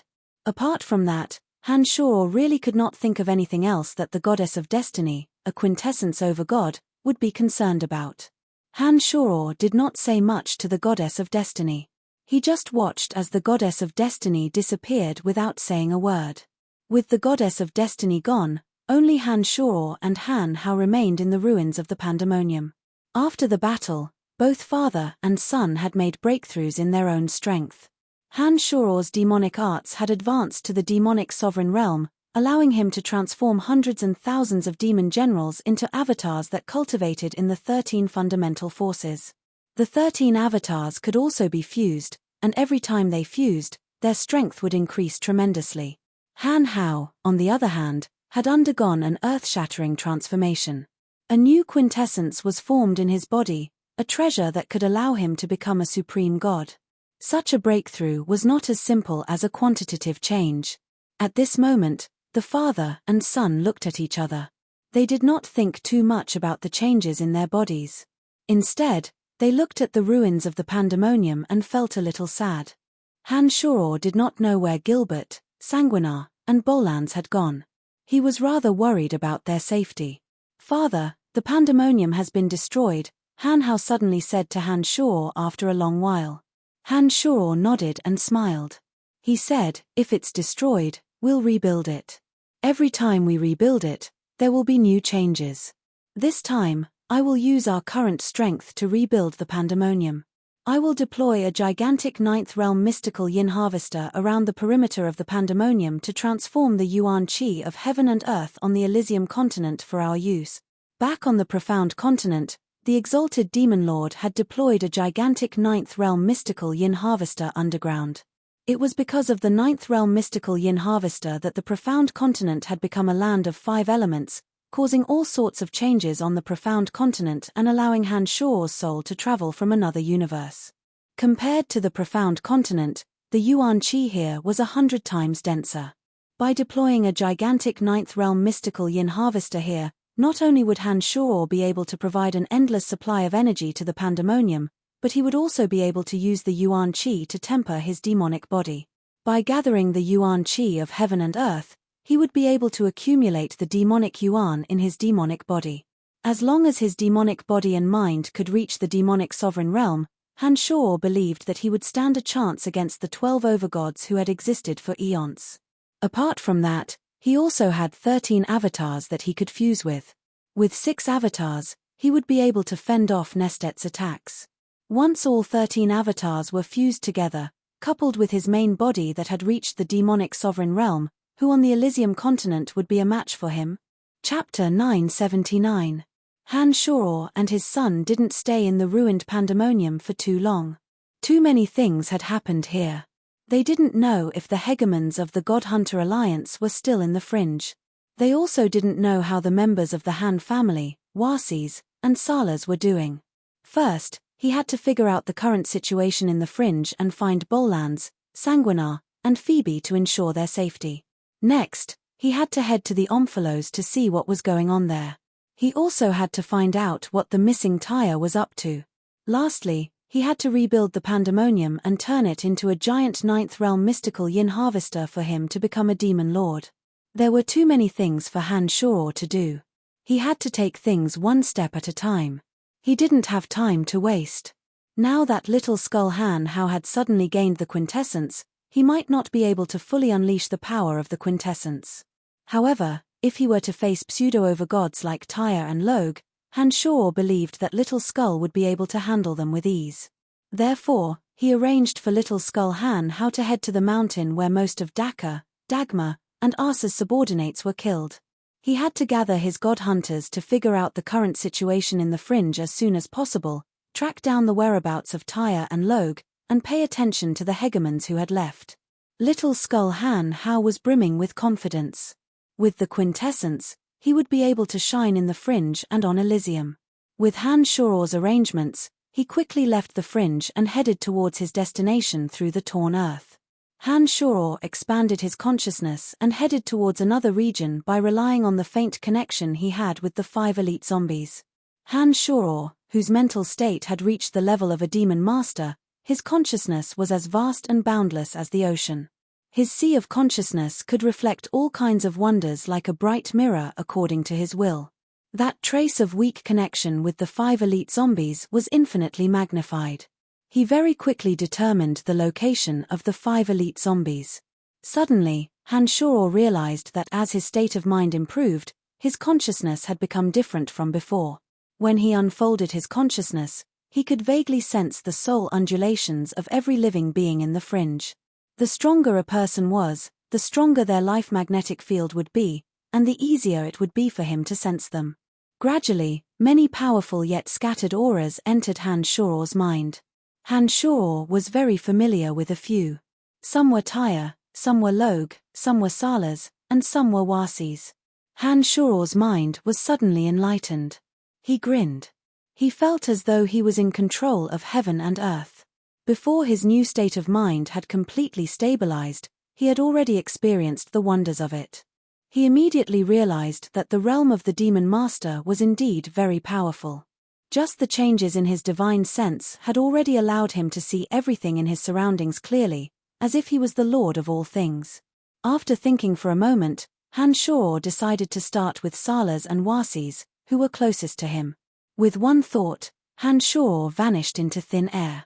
Relying on his senses of Salas and Han Shoror's auras, Han Shoror streaked across the sky at a speed that was difficult for the naked eye to follow. Soon enough, he stopped beside a lake. Salas, Wasis, come out, Han Shoror smiled and said to a broken stone wall behind the lake. Salas and Wasis, who were meditating in the crack of the stone wall, were worried about whether Han Shoror could escape from Gandalf and the others. As soon as they heard Han Shoror's voice, they were overjoyed and hastily crawled out from the crack of the stone wall. "Brian, are you all right?" Salas grinned, revealing his true feelings. Wasis wasn't a good talker. His cold eyes scanned Han Shoror's body as though he was trying to see if Han Shoror was injured or if he was forcing a smile. Han Shoror felt a little strange when he saw Salas and Wasis again. When he first came to the fringe, Salas and Wasis were the most hostile to him. There were even some unpleasant incidents between him and Salas and Wasis. They even fought to the death and one of them nearly died. But now, the ones who were the closest to Han Shoror were Salas and Wasis. The reason for that was that although Salas and Wasis were bad-tempered and arrogant, they were sincere in their dealings with others. They weren't like Asura, Log, and Tyre who pretended to be on good terms with you but would stab you in the back. "Haha, I'm fine." Han Shoror looked at the two smilingly and said, "But the crisis in the fringe has yet to be resolved. Those from the God Hunter Alliance have yet to leave the fringe.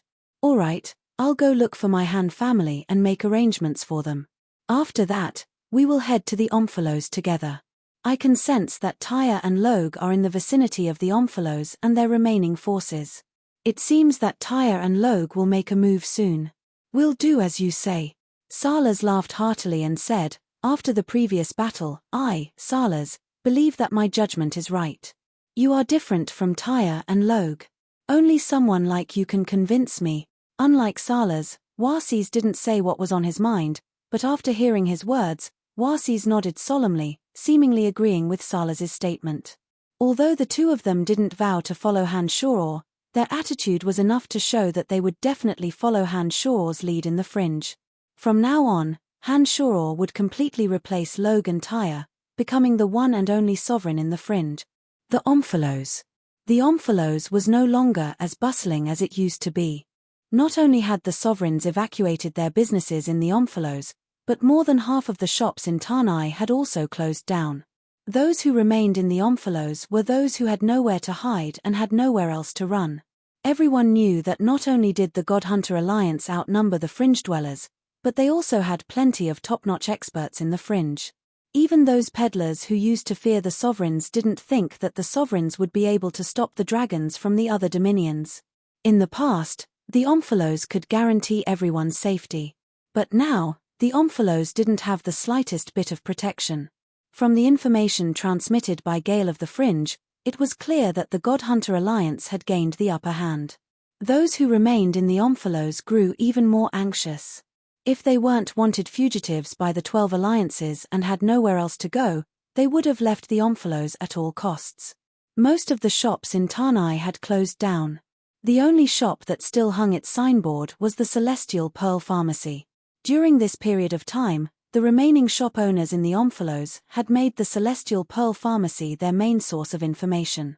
Even those who specialized in making poisons would stop by the Celestial Pearl Pharmacy from time to time to obtain information from the only shop in the Omphalos. At this moment, the one in charge of the Celestial Pearl Pharmacy was Akeley. He was the first person that Han Shor met when he arrived on Elysium. He had already reached early stage High God realm in the cultivation of the Edict of Destruction. Akeley, who had a stubborn obsession in his heart, was advancing at an incredibly fast pace in the cultivation of the Edict of Destruction. With the divine essences that he and Han Shor had obtained, as well as the power of the Han family, Akeley was able to make breakthroughs in the Edict of Destruction. Originally, Han Shor didn't want Akeley to stay in the dangerous Omphalos. However, Akeley insisted on staying in Tanai's Celestial Pearl Pharmacy, saying that the more dangerous a place was, the easier it would be for his mind to reach the state of destruction. Tell those guys that I can guarantee their safety if all the poisoners join the Han family, Akeley said to an elderly man sitting in front of him. Akeley was lazily lying on a spacious and comfortable leather chair with his legs crossed. He was holding a bunch of sparkling and translucent grapes in his hand. He raised his head and swallowed the grapes as he spoke to an old man in front of him. Lord Akeley, the people out there are on tenterhooks. Recently, strangers have been appearing in the vicinity of the Omphalos. It seems that the God Hunter Alliance is coming. Not only are they afraid, but so are we. Lord Akeley, shouldn't we lay low for the time being? Asked the elderly man in a bitter smile as he wiped the beads of sweat off his forehead.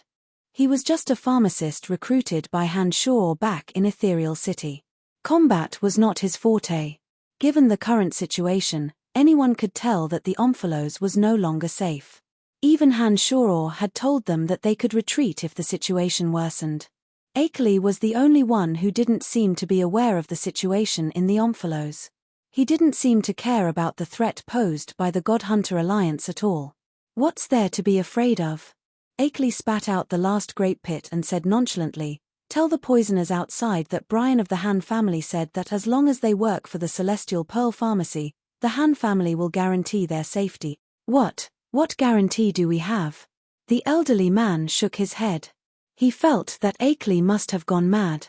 Akeley coldly groaned and said, "The God Hunter Alliance has suffered heavy losses in the pandemonium. All the hegemons of the God Hunter Alliance have fled from Tanai. I believe that they won't be leaving for long. The era of Logue and Tyre is over. From now on, the entire fringe will belong to the Han family. This is something that no one can change." You must be talking nonsense." The elderly man was stunned. He didn't dare to believe Akeley's words. For the past few days, Akeley had been either eating or getting drunk. He had been spouting nonsense like a lunatic. "Idiot, don't you know that the important members of the Han family have spatial mirrors?" Akeley disdainfully rolled his eyes at him. He got up from his chair and walked out on his own, muttering to himself, "I'd better take advantage of this opportunity to force those fellows into submission. Once there's no more danger, those fellows will be hard to talk to again." Chapter 980. Jock was the most famous poisoner in the Omphalos. Some of the poisons he refined were the best in the entire Omphalos. He was famous far and wide in the fields of dissolution and acid. When Jock was young, he was the young master of a large family clan in the Water Dominion. However, he had never been diligent in the field of water energy. Instead, he had indulged in the concoction of various types of potions. During a power change in his family clan, Jock's parents were sacrificed. Jock was hunted down and only managed to escape from his family clan with great difficulty. Despite the hatred in his heart, Jock managed to survive and secretly return to his family clan. Using an acid poison mist he refined himself, he killed all 600 members of his family clan in one night. Every single one of them was reduced to a puddle of blood. Not a single person was left alive. Prior to that, Jock was a nobody. But as soon as he made his move, he shocked the entire Water Dominion. For a period of time, all the divine guards in the Water Dominion were mobilized. They were determined to capture or kill Jock on the spot. Jock, who was weak in strength and only specialized in refining poisons, had no choice but to disguise himself and travel thousands of miles from the Water Dominion to the fringe. Along the way, Jock constantly deployed the poisons he refined himself and killed many of the divine guards who were pursuing him. He became the public enemy of the entire Water Dominion. As for Han Shuro himself, he was caught in the crossfire of his poison while being chased by the divine guards. His left arm had rotted into a pile of bones. If he hadn't reacted in time and decisively severed his left arm, perhaps he would have become a pile of bones by now. Jock was the most wanted criminal in the Water Dominion. The city lords of all the major cities in the Water Dominion had declared that if Jock dared to leave the fringe, they would kill him at all costs. In the fringe, Jock could study poisons to his heart's content. Over the years, his attainments in those two fields were unparalleled. Unfortunately, Jock wasn't adept in combat. He had to be stealthy when he deployed his poisons. Once someone got close to him, he would be killed before he had the chance to deploy his poisons. Most of those who had the means to escape had already left the fringe. But Jock knew that once he left the fringe, only death would await him. Therefore, he could only defend the fringe to the death. He could only linger at death's door in Tanai, hoping that he could survive this calamity. No one wanted to die, and Jock was no exception. When he discovered that the Celestial Pearl Pharmacy was the only pharmacy in the entire Omphalos that was still open, Jock naturally turned the Celestial Pearl Pharmacy into a safe haven. He did not care if the Celestial Pearl Pharmacy had any grudges with his poisons or not. From time to time, he would come over to inquire about the war situation in the fringe. In addition to Jock, there were many other poisons and professionals who were not strong enough but were outstanding in various fields. Because these people couldn't contribute in battle, their bodies were weak, and some of them were crippled, the sovereigns didn't care about them at all, so they left them to fend for themselves. Young Master Chow, what should we do?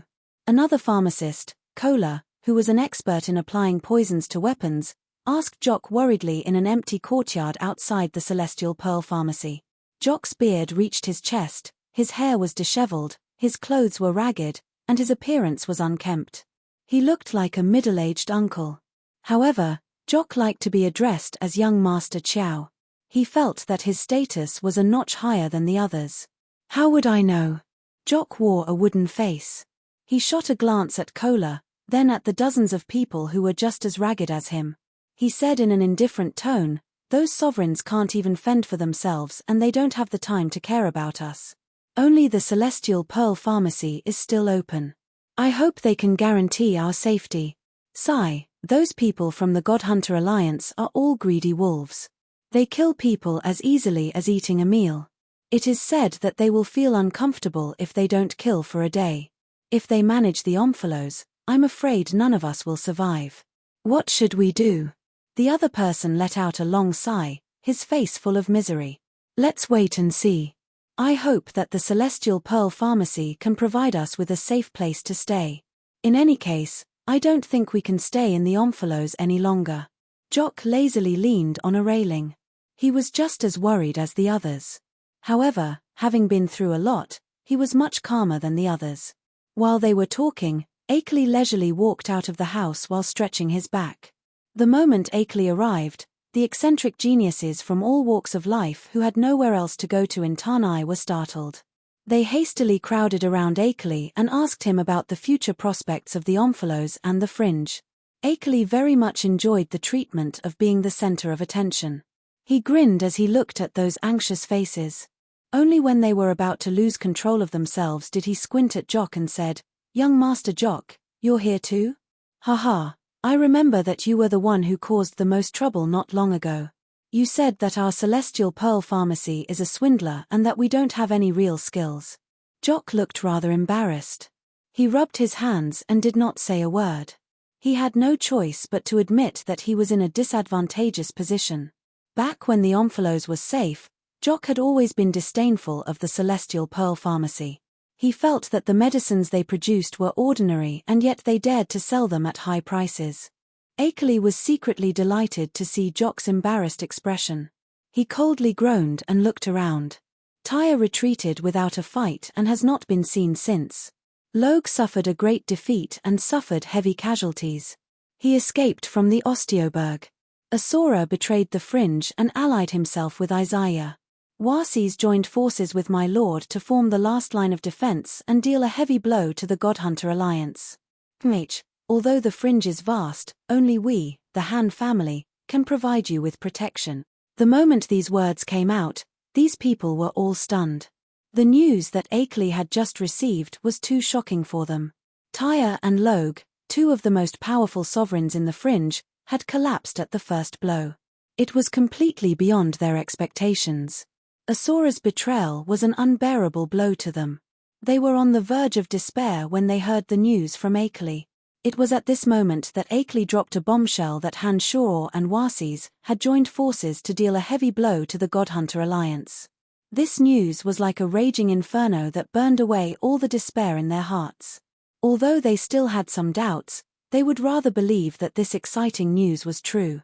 Akeley, what are you trying to say? Kola asked, sensing the hidden meaning in Akeley's words. Akeley chuckled mischievously and said, "The sovereigns don't think much of you, but we, the Han family, know that you have extraordinary skills in certain special fields. I can accept you as a member of the Celestial Pearl Pharmacy on behalf of the Han family. As long as you become a member of the Celestial Pearl Pharmacy, the Han family will guarantee your safety. We will never allow the Godhunter alliance to touch you." They knew very well what this meant. Once they joined the Celestial Pearl Pharmacy, they would be bound by the Han family and would lose all their freedom. They would have to serve the Han family and would not be able to do as they pleased. In their current situation, their safety could not be guaranteed.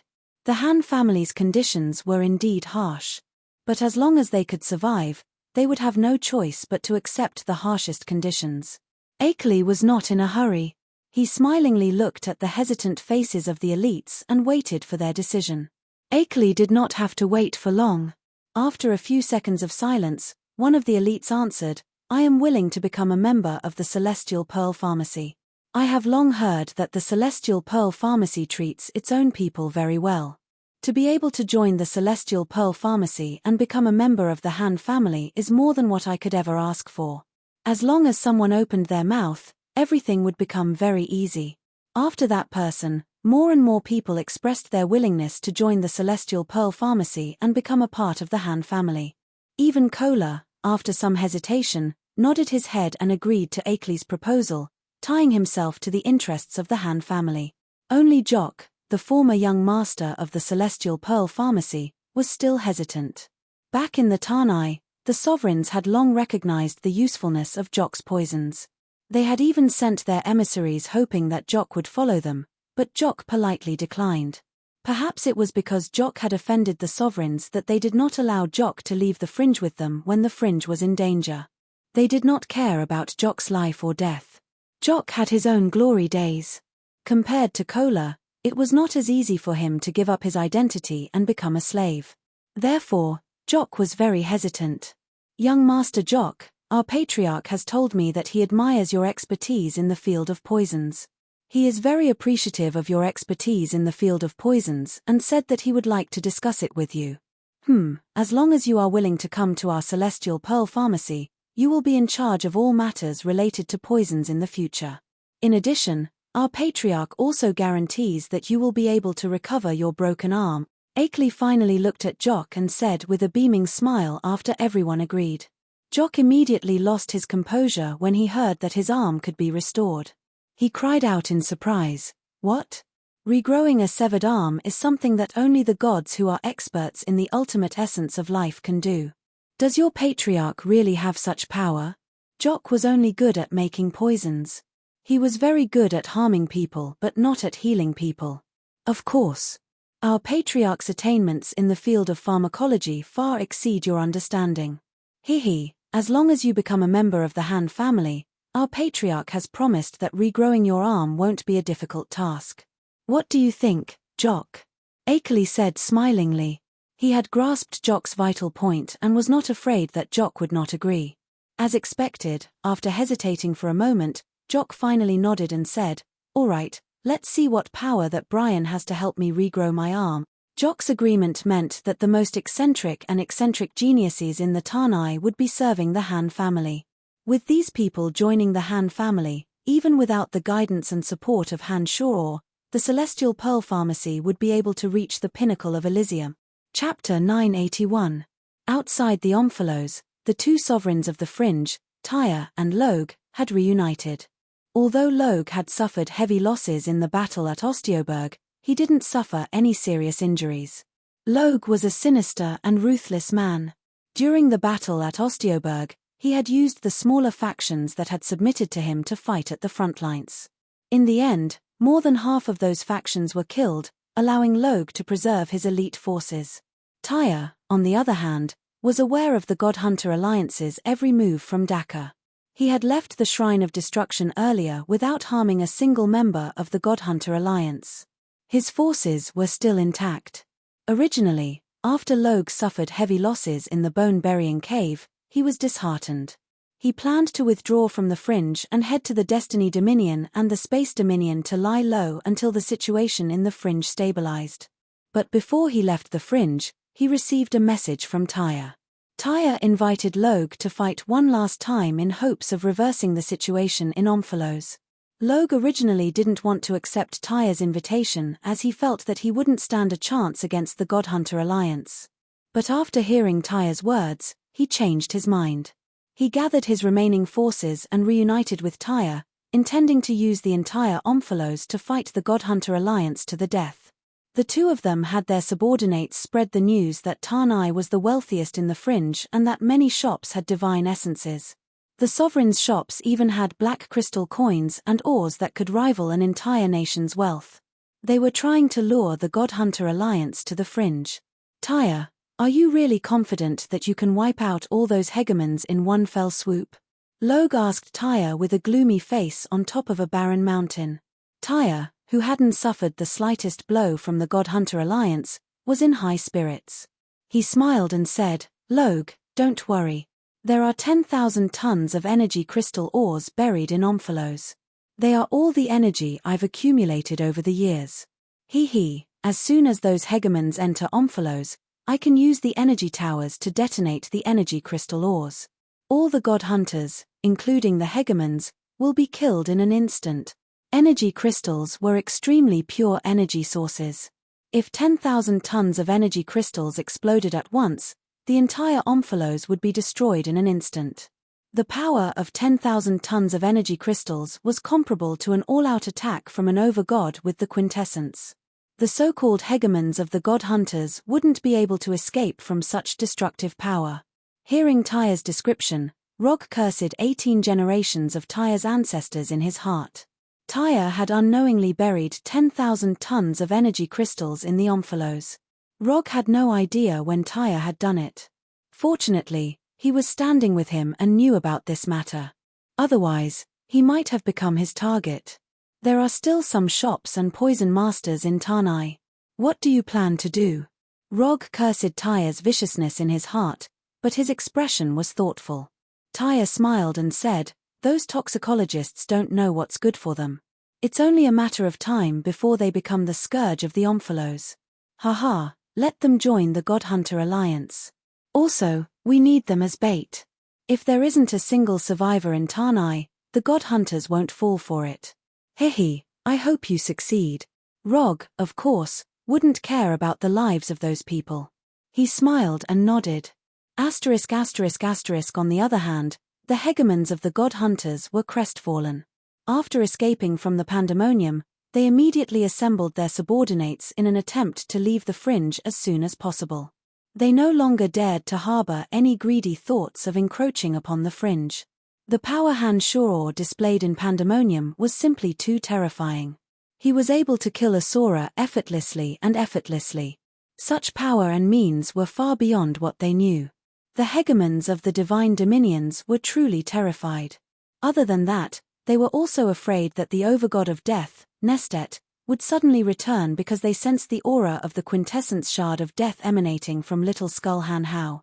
They had also received the news that Nestet was in the fringe. As soon as they sensed the aura of the quintessence shard of Little Skull Han Hao, they knew that Nestet would definitely return to the fringe and the Han family in Pandemonium. The hegemons of the God Hunter Alliance feared death just as much as their subordinates feared them. They were instinctively afraid of an overgod with a quintessence. A single overgod with a quintessence could kill all of them. Therefore, when they guessed that Nestet would return and Han Shuor's terrifying power, they had no choice but to avoid him for the time being. Among them, the one who was the most unwilling to leave was Daka. He had plotted with Tyre for a long time to divide the Fringe and the God Hunter Alliance. He had made too many preparations for this battle, and he knew that he would regret it for the rest of his life if he were to leave just like that. Therefore, when he received news from Tyre, he thought for a moment and decided to hide his encounter in Pandemonium. Instead, he told Tyre that Tanai had won a great victory at Pandemonium, causing the Han family to suffer great losses, and that Han Shuor had escaped. The reason why he told Tyre that was because he understood his younger brother's temperament. If Tyre were to know that Han Shuor's strength had skyrocketed, even if the hegemons of Tanai in Pandemonium were heavily injured, Tyre wouldn't be able to benefit from it. If they were to retreat from the fringe, Tyre wouldn't stand a chance against such a powerful Han Shuor. Tyre wouldn't do things that harmed others without benefiting himself. However, if the hegemons of the God Hunter Alliance were destroyed, Daka would be the one to benefit. He would be able to consolidate the power of the God Hunter Alliance and become its true master. Therefore, for his own sake, Daka decided to lie to his younger brother and not tell him the truth. After discussing with Tyre, Daka ordered his subordinates to spread out and gather information. Very soon, they learned of the situation in Omphalos from some of the fleeing gods. Judas from the Dominion of Light had gone missing, so they naturally believed that he had been killed by Han Shuor. With Judas gone, Daka became the most reputable person in the fringe. The hegemons gathered together once more and Daka told them about the treasure Tanai had hidden in Pandemonium. The hegemons, who were already frightened out of their wits, became greedy after hearing Daka's words. Daka struck while the iron was hot and said that they couldn't return empty-handed. Tempted by the huge amount of black crystal coins, the hegemon decided to head to the Omphalos and plunder all the treasures the sovereigns had accumulated over the years before leaving the fringe. Before they came to the fringe, they had heard that Omphalos was a peculiar place where every god had to pay an exorbitant fee to enter. Many of those fringe dwellers who came from the 12 dominions to the fringe were people of high status and wealthy family clans. What they had the most in their hands was black crystal coins. Most of them had taken refuge in the Omphalos with black crystal coins. The wealth of the Omphalos was well known throughout the world. With Daka's encouragement, the hegemons who were already frustrated by their trip to the fringe once again joined forces and marched towards the Omphalos in a grandiose manner. After leaving with Han Shuor, Little Skull Han Hao mobilized his subordinates. Due to the unique God Hunter aura they emanated, they were able to avoid being interrogated and pursued by the God Hunter Alliance at times. There were simply too many God Hunters in the fringe. The elites of the 12 divine dominions were all gathered in one place. Many of them had been separated from each other during the battles in the major regions. That was why Han Hao's followers were able to take advantage of the situation. They spread out and followed Han Hao's instructions to gather information about the God Hunter Alliance's movements, as well as Logue and Tyre's whereabouts. Chief, we've received news that the God Hunter Alliance is gathering their forces and is planning to head to Omphalos. Rumor has it that the Omphalos contains the accumulated wealth of several sovereigns, as well as a large number of divine essences. Polo stood before Han Hao and reported the latest news to him. Back in Pandemonium, as soon as Polo received news from Little Skull Han Hao, he immediately retreated with his god hunters through a secret underground tunnel to an underground palace that Little Skull had Metal Elite Zombie and Earth Elite Zombie build for him. Polo didn't know what happened to Isaiah, Regis, and Miller after that. The god hunters under his command were mostly unscathed. "Have you found Logue and Tyre's whereabouts?" asked Han Hao coldly with a furrowed brow. Polo's back hunched even more. Flustered, he replied, "Not yet. We're doing everything we can to find out where they are, but we haven't received any news yet. Back when Polo was with Little Skull Han Hao, he would sometimes put on a smile and joke with Han Hao. After all, before Polo became Han Hao's subordinate, they were of equal status and could be considered friends. That was why Polo wasn't as fearful of Han Shao as the other squad leaders were. But now that he saw Han Hao again, Polo felt a chill from the bottom of his heart. Standing next to Han Hao, Polo could sense the immense energy emanating from Han Hao's body at all times. He knew that he wouldn't be able to withstand a single blow from Han Hao and would be killed in the blink of an eye. Polo didn't know that Han Hao had obtained a new quintessence, but he instinctively felt fear. Therefore, he didn't dare to be as arrogant as he used to be. His every word was respectful, and he respected Han Hao from the bottom of his heart. Han Hao noticed the change in Polo's attitude and knew what caused it.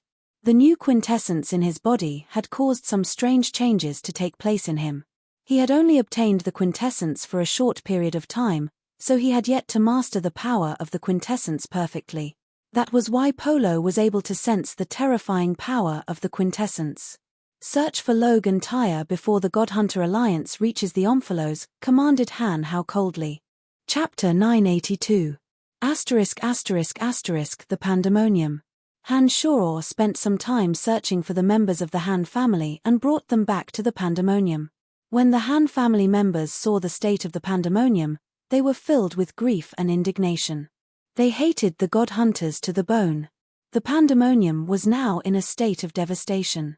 Not a single area was left unscathed. The earth had been torn into long, narrow chasms. Gravel was piled up in many places, making the ground uneven and cratered. The well-proportioned buildings, as well as some stone pillars and energy towers that served both defensive and aesthetic purposes, had all disappeared without a trace. To Phoebe, Statholm, and the others, the Pandemonium was the Han family's true home. They had invested too much in the Pandemonium. When they found out that the Pandemonium had been completely destroyed, they couldn't help but feel a little sad. It wasn't just them, even Han Shao himself felt a little sad. He had spent far more effort on Pandemonium than anyone else. He had spent countless black crystal coins and ores just to set up all sorts of formations. He had also spared no effort in using rare and precious treasures to build the Pandemonium. Han Shao had spent a great deal of effort to build the Pandemonium. The destruction of the Pandemonium was a huge blow to everyone. "Don't be sad. I will rebuild this place. With the help of Han Tu, Han Mu, and Han Jin, we will be able to restore the Pandemonium to its original state in a year or two. When that time comes, the Pandemonium will become a mystical place on Elysium. You will find that the Pandemonium is even more perfect and more suitable for you to cultivate your various elemental energies," Han Shao consoled when he saw that Phoebe and the others were in distress. None of them were injured. As soon as the situation took a turn for the worse, Angelina and the 5 elite zombies led them through the mountains and escaped. The Earth Elite Zombie and Metal Elite Zombie were exceptionally talented in this aspect. There was basically no one who could stop them from leaving. Thanks to Han Shao's gentle consolation, the women's mood gradually improved. When they thought about how miraculous Han Jin and Han Tu were, they felt that rebuilding the Pandemonium wouldn't be too difficult. Salas and Wasis did not accompany him to the Pandemonium. Now that Nestet, Judas, and the Goddess of Destiny had left the fringe, Han Shao was confident that no one would be able to harm the Han family under his protection. The situation in the Omphalos was still unclear. Han Shao needed Salas and Wasis to figure out the situation first. "Han Tu, come over here for a moment," Han Shao gestured to Han Tu, who was thinking about how to rebuild the Pandemonium. Han Tu quickly came to his father and asked, "Father, should we start rebuilding the Pandemonium now?" "Actually, there aren't many changes to the underground. All we need to do is to mend the cracks and restore the underground palaces to their original state. Then, the underground will be as it was before.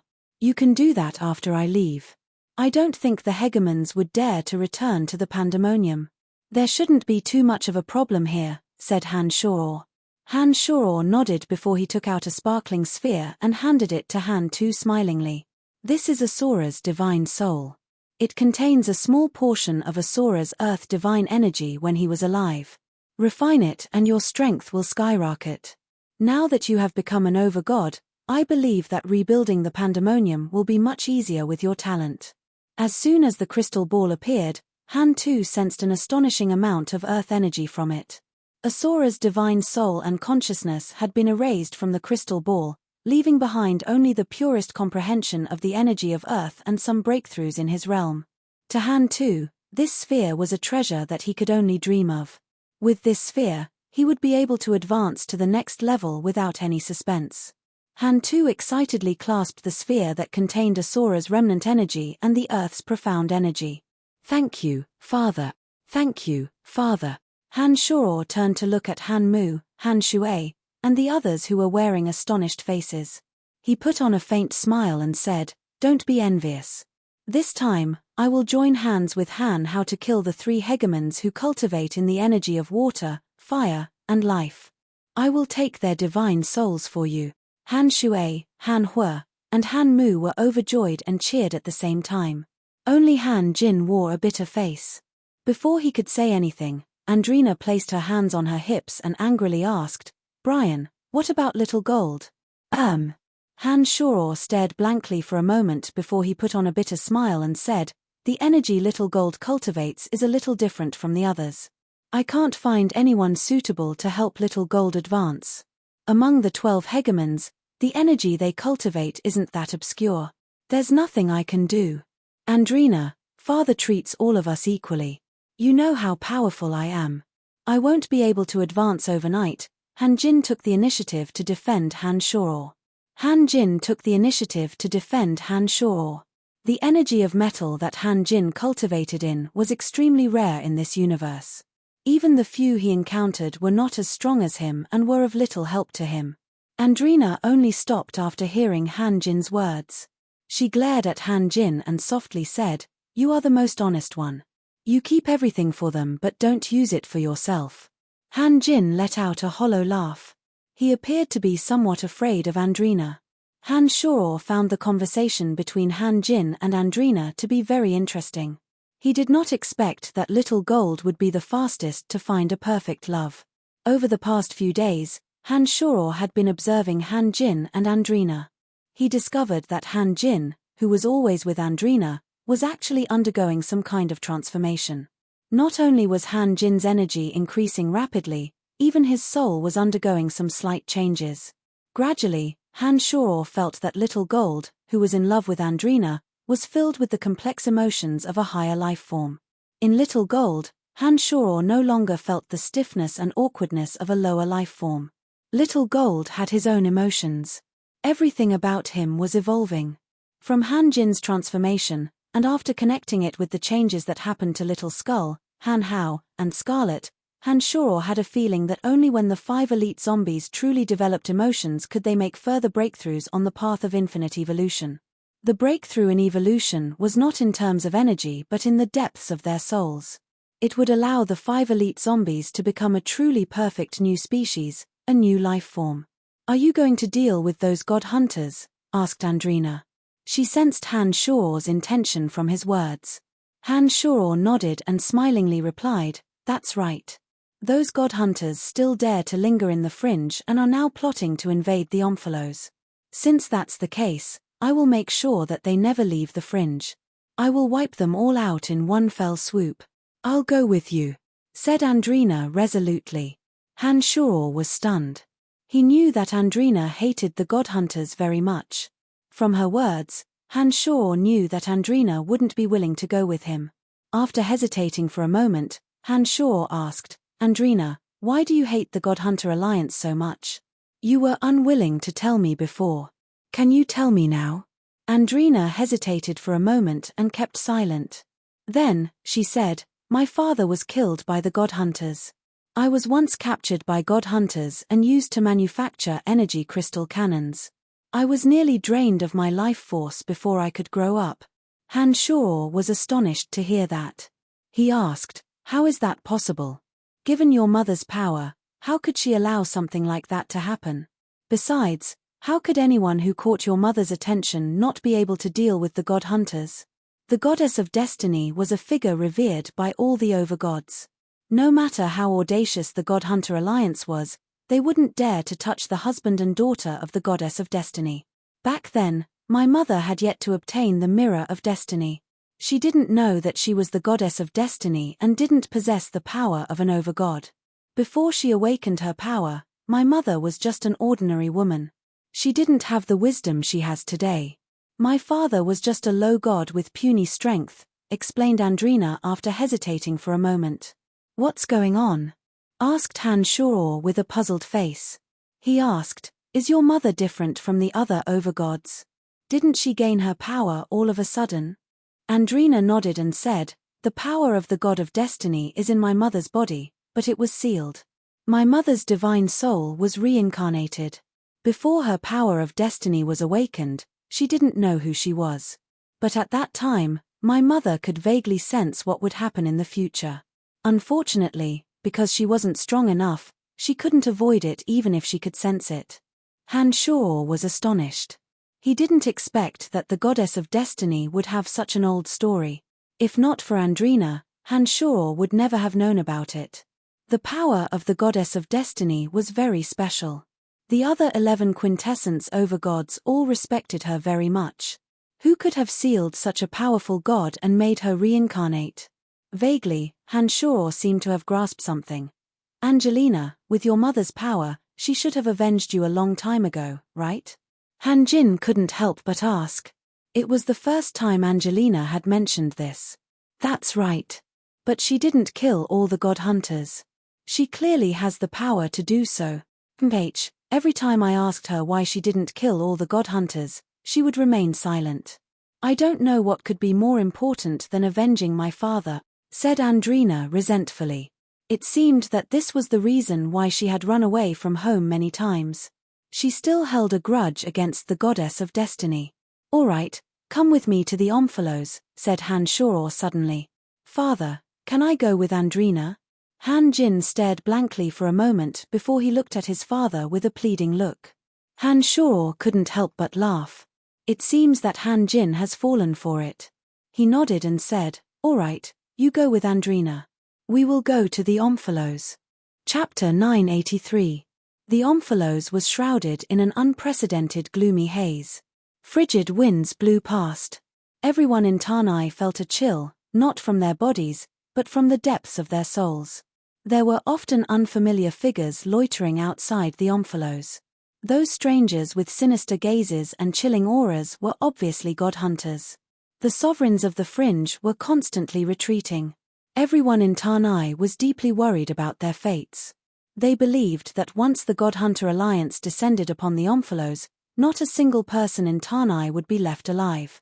Tanai was in a constant state of chaos. God hunters were roaming everywhere. If they left the Omphalos now, they would only die even faster. To those in Tanai, they were at their wits' end.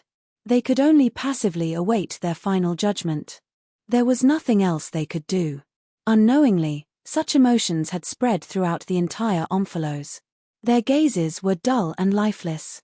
The only exception was the Celestial Pearl Pharmacy. Those poisoners whom Akeley had confidently roped into the Celestial Pearl Pharmacy still had a glimmer of hope in their hearts.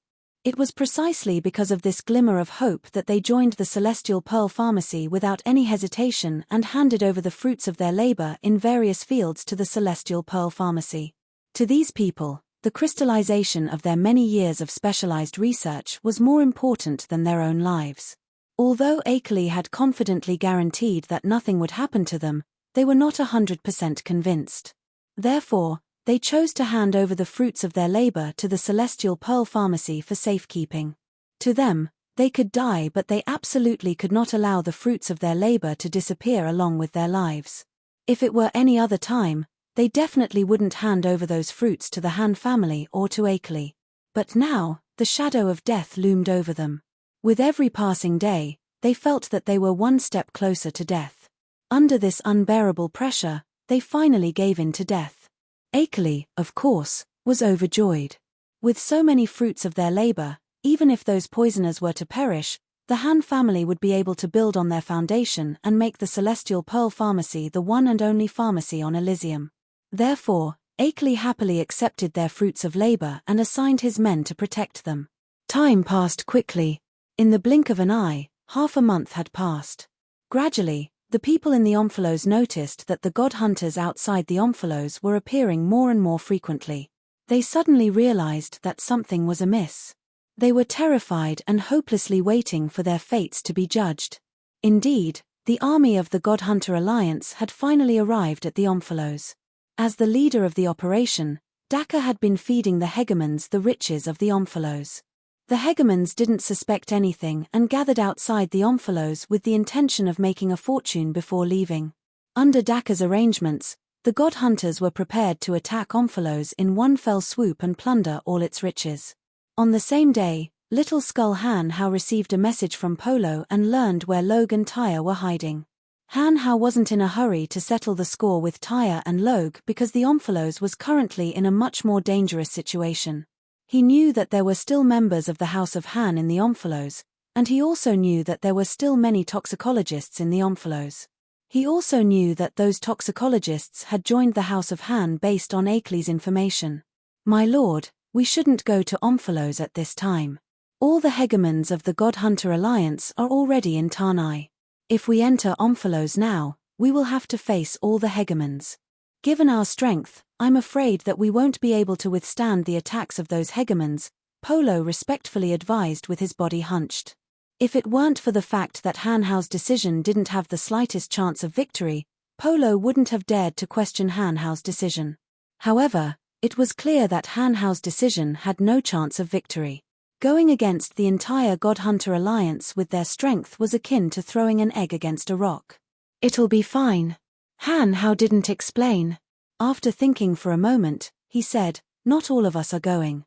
Just you and your group will be following me. We aren't going to Omphalos to fight the God Hunter Alliance, but to rescue those who have joined the Han family." Polo's face turned even more bitter when he heard that Han Hao wasn't going to go all out. Although he was cursing Han Hao's decision in his heart, he didn't dare to say anything. He just nodded and said, "All right then, I'll do as you say, my lord." Polo didn't say anything else. He gathered his elites and got ready to cooperate with Han Hao. On the other side, Tyre and Logue were rubbing their fists in excitement. Logue didn't expect that Tyre's plan would actually work. He didn't know that Tyre and Daka, the current leader of the God Hunter Alliance, were brothers. When he learned that the God Hunter Alliance was gathering at Omphalos as Daka had said, he immediately realized that this was an important battle that could turn the tables on the fringe.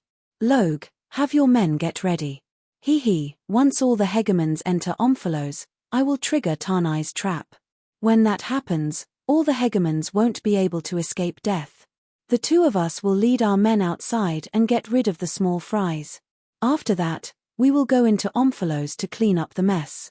Tyre smiled faintly and shot a glance at Logue, who was suppressing the excitement in his heart. He thought to himself, "Once those hegemons are dead, my elder brother and I will get rid of you. By then, the entire fringe will be mine. Don't worry, I have everything prepared." Tyre, you really have a way. I really don't know when you buried the energy crystals underground.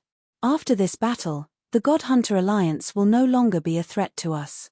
Your position in the fringe will be unrivaled," Logue said with a smile. Tyre didn't show the slightest bit of arrogance on his face. He even said humbly, "From now on, you and I will take care of the fringe together. We'll use Omphalos as the boundary. Without your help, I won't be able to accomplish many things. I'll be counting on you in the future." "You're too kind," Logue replied even more humbly. In his heart, he was sneering. He thought, once the God Hunter Alliance is destroyed and the situation in the fringe stabilizes, you'll probably attack me right away, won't you? With that thought in mind, Logue couldn't help but think about how he should preserve his strength and how he should deal with Tyre if he were to turn on him. Judging from the current situation, Tyre was clearly stronger than him. He knew Tyre's temperament and had no choice but to prepare himself as soon as possible. And Tyre really did have other intentions. If it wasn't for the fact that he wanted to take care of Logue, he wouldn't have called Logue over to help him. To deal with the God Hunters, he and Daka would be the ones to plan. It wouldn't be a problem even without Logue's participation. The God Hunter Alliance wasn't as gullible as Tyre thought they would be. No matter how much Daka emphasized the wealth and weak defenses of Omphalos, having suffered greatly at the hands of the Han family in Pandemonium, they were still very cautious. This was especially true for Asa, who was heavily injured by the Han family. When he told the other hegemons about his experiences, they became even more cautious. They didn't enter Omphalos together as Daka had expected. Instead, they sent some of their subordinates to scout the area first. They would only enter after ascertaining the situation in Omphalos and making sure that there weren't any powerful enemies. There was nothing Daka could do about that. He could only use the magical mirror in his sleeve to communicate with Tyre and ask him to put in some effort. Tyre had long thought of this possibility and immediately sent a message to Tyre to plunder the Sovereign King's shops. In order to fool the God Hunters, Tyre spared no expense in making proper arrangements. He really did place enough black crystal coins in those Sovereign King's shops that would make anyone's eyes red with envy. All these years, Tyre had earned enough black crystal coins in Omphalos. In order to truly take over the fringe, Tyre had done his best. The reason for doing so was to prevent the hegemons from entering the Omphalos from discovering that there was nothing in the Omphalos. If the hegemons discovered that there was nothing in the Omphalos, Han Shoror wouldn't be able to kill them all. After receiving Tyre's message, Daka confidently ordered his subordinates to follow him. Knowing Tanai's situation, Daka took the lead and ordered the hegemons to be less worried. However, they still didn't dare to trust Daka completely. So, they sent their subordinates into Omphalos to scout the situation. If the rumors were true that Tanai was hiding a huge amount of wealth, they would be the first to enter and plunder it. Daka smirked inwardly as he led his men and the hegemon's subordinates into the Omphalos. Seeing that the God Hunters had really entered Omphalos, Tanai's gods who had nowhere else to go fled. Daka, of course, didn't care if they lived or died. At his signal, the God Hunter subordinates of the hegemons attacked and killed anyone they saw. Those who had nowhere else to go weren't particularly powerful. Otherwise, they wouldn't have stayed in Tanai's Omphalos. There was no way they could survive a massacre by the God Hunters. Those who knew that the only sovereign shop, the Celestial Pearl Pharmacy, hadn't closed down yet were fleeing for their lives. From their point of view, the Celestial Pearl Pharmacy was the only place that was slightly safer. Their actions quickly attracted the attention of the God Hunter Alliance. Even without Daka's orders, a portion of the God Hunters laughed and followed them, gradually approaching the Celestial Pearl Pharmacy. Having slaughtered Tanai's people like slaughtering chickens, the God Hunters no longer believed that Tanai had any powerful enemies. They were extremely arrogant as they advanced. Their ear-piercing screeches echoed in the streets as they got closer and closer to the Celestial Pearl Pharmacy. Chapter 984. Seeing that their lives were in danger and that the God Hunters were getting closer and closer, those Celestial Pearl Pharmacists panicked. They shouted for Akeley everywhere, hoping that he would fulfill his promise. "Don't worry, they won't die." Akeley popped out of nowhere with a leisurely look on his face. It was as though he didn't know how dangerous the situation was. Standing beside Akeley was Little Skull, Han Hao. His purple demon eye merely glanced at those panic-stricken poison pharmacists. Those poison pharmacists shivered and kept quiet out of fear, not daring to move an inch. Han Hao's notoriety had long been known throughout the fringe. These pharmacists from major pharmacies were especially fearful of Han Hao. Han Hao was already infamous in the past. Now, Han Hao, who possessed a quintessence but had yet to conceal its energy, was constantly emanating a terrifying aura. Even a late-stage high god like Polo would feel nervous before the current Han Hao, let alone these lowly pharmacists. When Han Hao swept his gaze across them, all of them turned silent. While they were afraid of Han Hao, they were secretly delighted. At this moment, the presence of a ferocious god like Han Hao seemed to have greatly increased their chances of survival. "Bring them in," Han Hao nodded and instructed Akeley after seeing that those people had quieted down. Akeley might not have any misgivings in front of Han Shoror, but in front of Little Skull, Han Hao, who was as cold and unfeeling as an iceberg, even Akeley felt rather awkward. Under Han Hao's command, Akeley raised his voice and said, "Follow me. Let's go in." Back when Earthelite Zombie and the others were in the Celestial Pearl Pharmacy, they had conveniently opened up a large underground space to serve as the Celestial Pearl Pharmacy's secret warehouse and chambers. There was even a passageway that led directly from the Celestial Pearl Pharmacy to the outside of the Omphalos. Little Skull had used that passageway to sneak into the fringe. The nervous poison makers hastily and cautiously bypassed Han Hao and headed toward Akeley. Behind Akeley was Polo, who was brought here by Han Hao. He stepped aside and allowed the pharmacists to enter. Before all the pharmacists could enter the Celestial Pearl Pharmacy, a series of ear-piercing shrieks could be heard coming from outside. Shadows were converging from all directions. Han Hao's face seemed to always be indifferent. Seeing that there were still a few poison pharmacists who hadn't entered yet, he didn't wait any longer. He nodded to Polo and signaled for Polo and Akeley to take care of those incompetent poison pharmacists. Haha, brothers, this is the Celestial Pearl Pharmacy. The Celestial Pearl Pharmacy has branches in many cities on Elysium.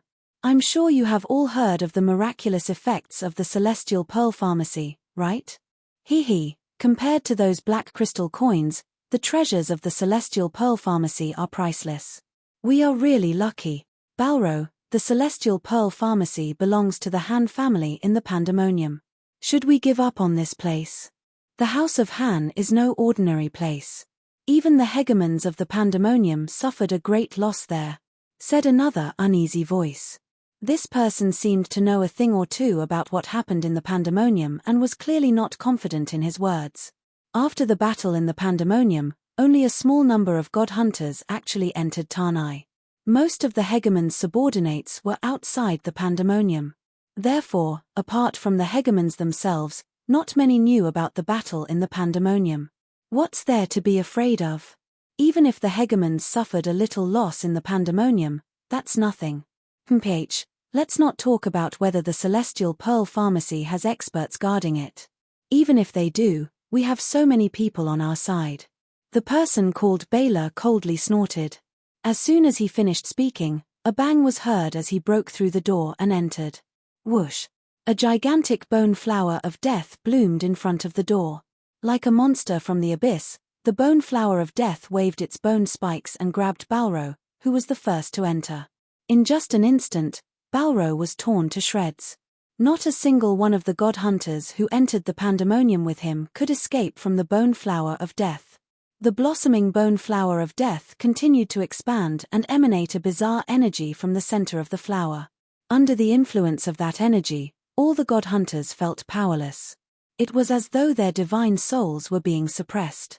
The immobilized god hunters were pierced through by the bone spikes and shredded into pieces by the bone flowers. Their scarlet blood drenched the bone flowers, making them look even more demonic and radiant. They gave off an extremely sinister feeling. "Get lost!" shouted Han Hao coldly. He slowly walked out of the Celestial Pearl Pharmacy with the bone spikes in his hand. The bone flower of death spun even faster as soon as he appeared. The bone spikes that should have been as hard as steel were now as flexible as ropes. They could even extend in all directions at will. A few of the stunned god hunters were pulled into the flower before they could even escape. Their divine bodies were mangled by the bone spurs and even their divine souls were pulled into the center of the flower bud by a mysterious force.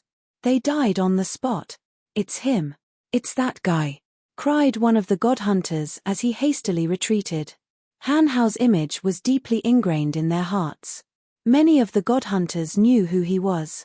Among them were some of Dagmar's subordinates. They were originally from the Death Dominion and naturally recognized Han Hao, who had been throwing his weight around in the Death Dominion for many years.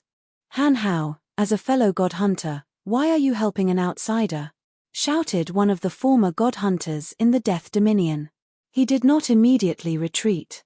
Instead, he glared at Han Hao and shouted angrily. This was a god hunter with an extremely muscular body that gave off a sinister aura. Back in the Death Dominion, he had worked together with Han Hao under Dagmar's orders. Back then, he had even helped Han Hao. That was why he reprimanded Han Hao when he saw Han Hao going on a killing spree. Han Hao stared blankly for a moment as though he did not expect to run into such an acquaintance in Tarnai. The light in Violet Demon's eyes flickered for a moment. After pondering for a moment, he slowly said, Dagmar and the others are not qualified to rule over the god hunters. The current hegemons are all mediocre. Only I will be the true leader of the god hunters in the future. This incomparably arrogant sentence was spoken as if it was the truth of the universe, the ultimate profound meaning of the laws.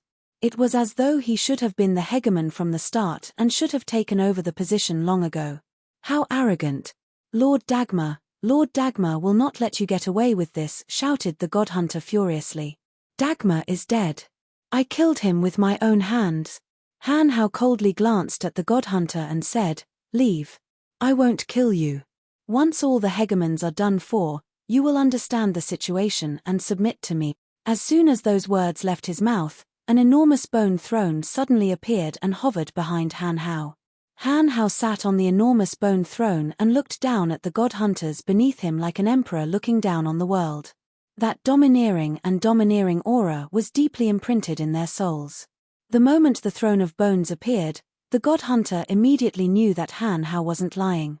As the symbol of Dagmar's identity, the fact that it appeared on Han Hao's body meant that Dagmar's life was in danger. They felt a chill in their hearts. Dagmar's valiant and invincible strength had made them lose all will to resist. Now that Han Hao had killed Dagmar, they simply couldn't believe it. Han Hao didn't say much to the god hunter.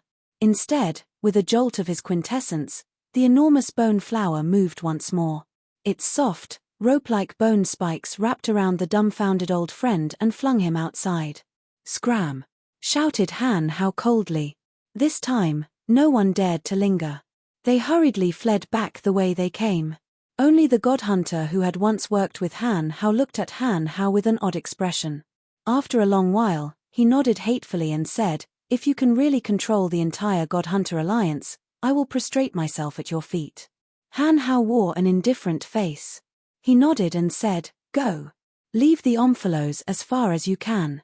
The god hunter stared blankly for a moment but did not say anything. He turned around and left Han Hao's side. My lord, we should leave as soon as possible. It won't be easy for us to escape once those hegemons gather here. At this moment, Polo walked out from inside and respectfully bowed to Han Hao before persuading him, Don't worry about it. You guys just keep an eye on those poison makers. I'm not leaving yet.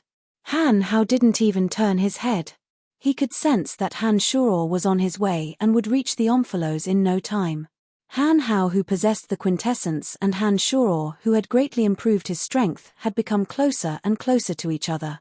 The two could communicate with each other through their souls without the use of magical mirrors. Very well. Be careful, my lord, Polo did not insist.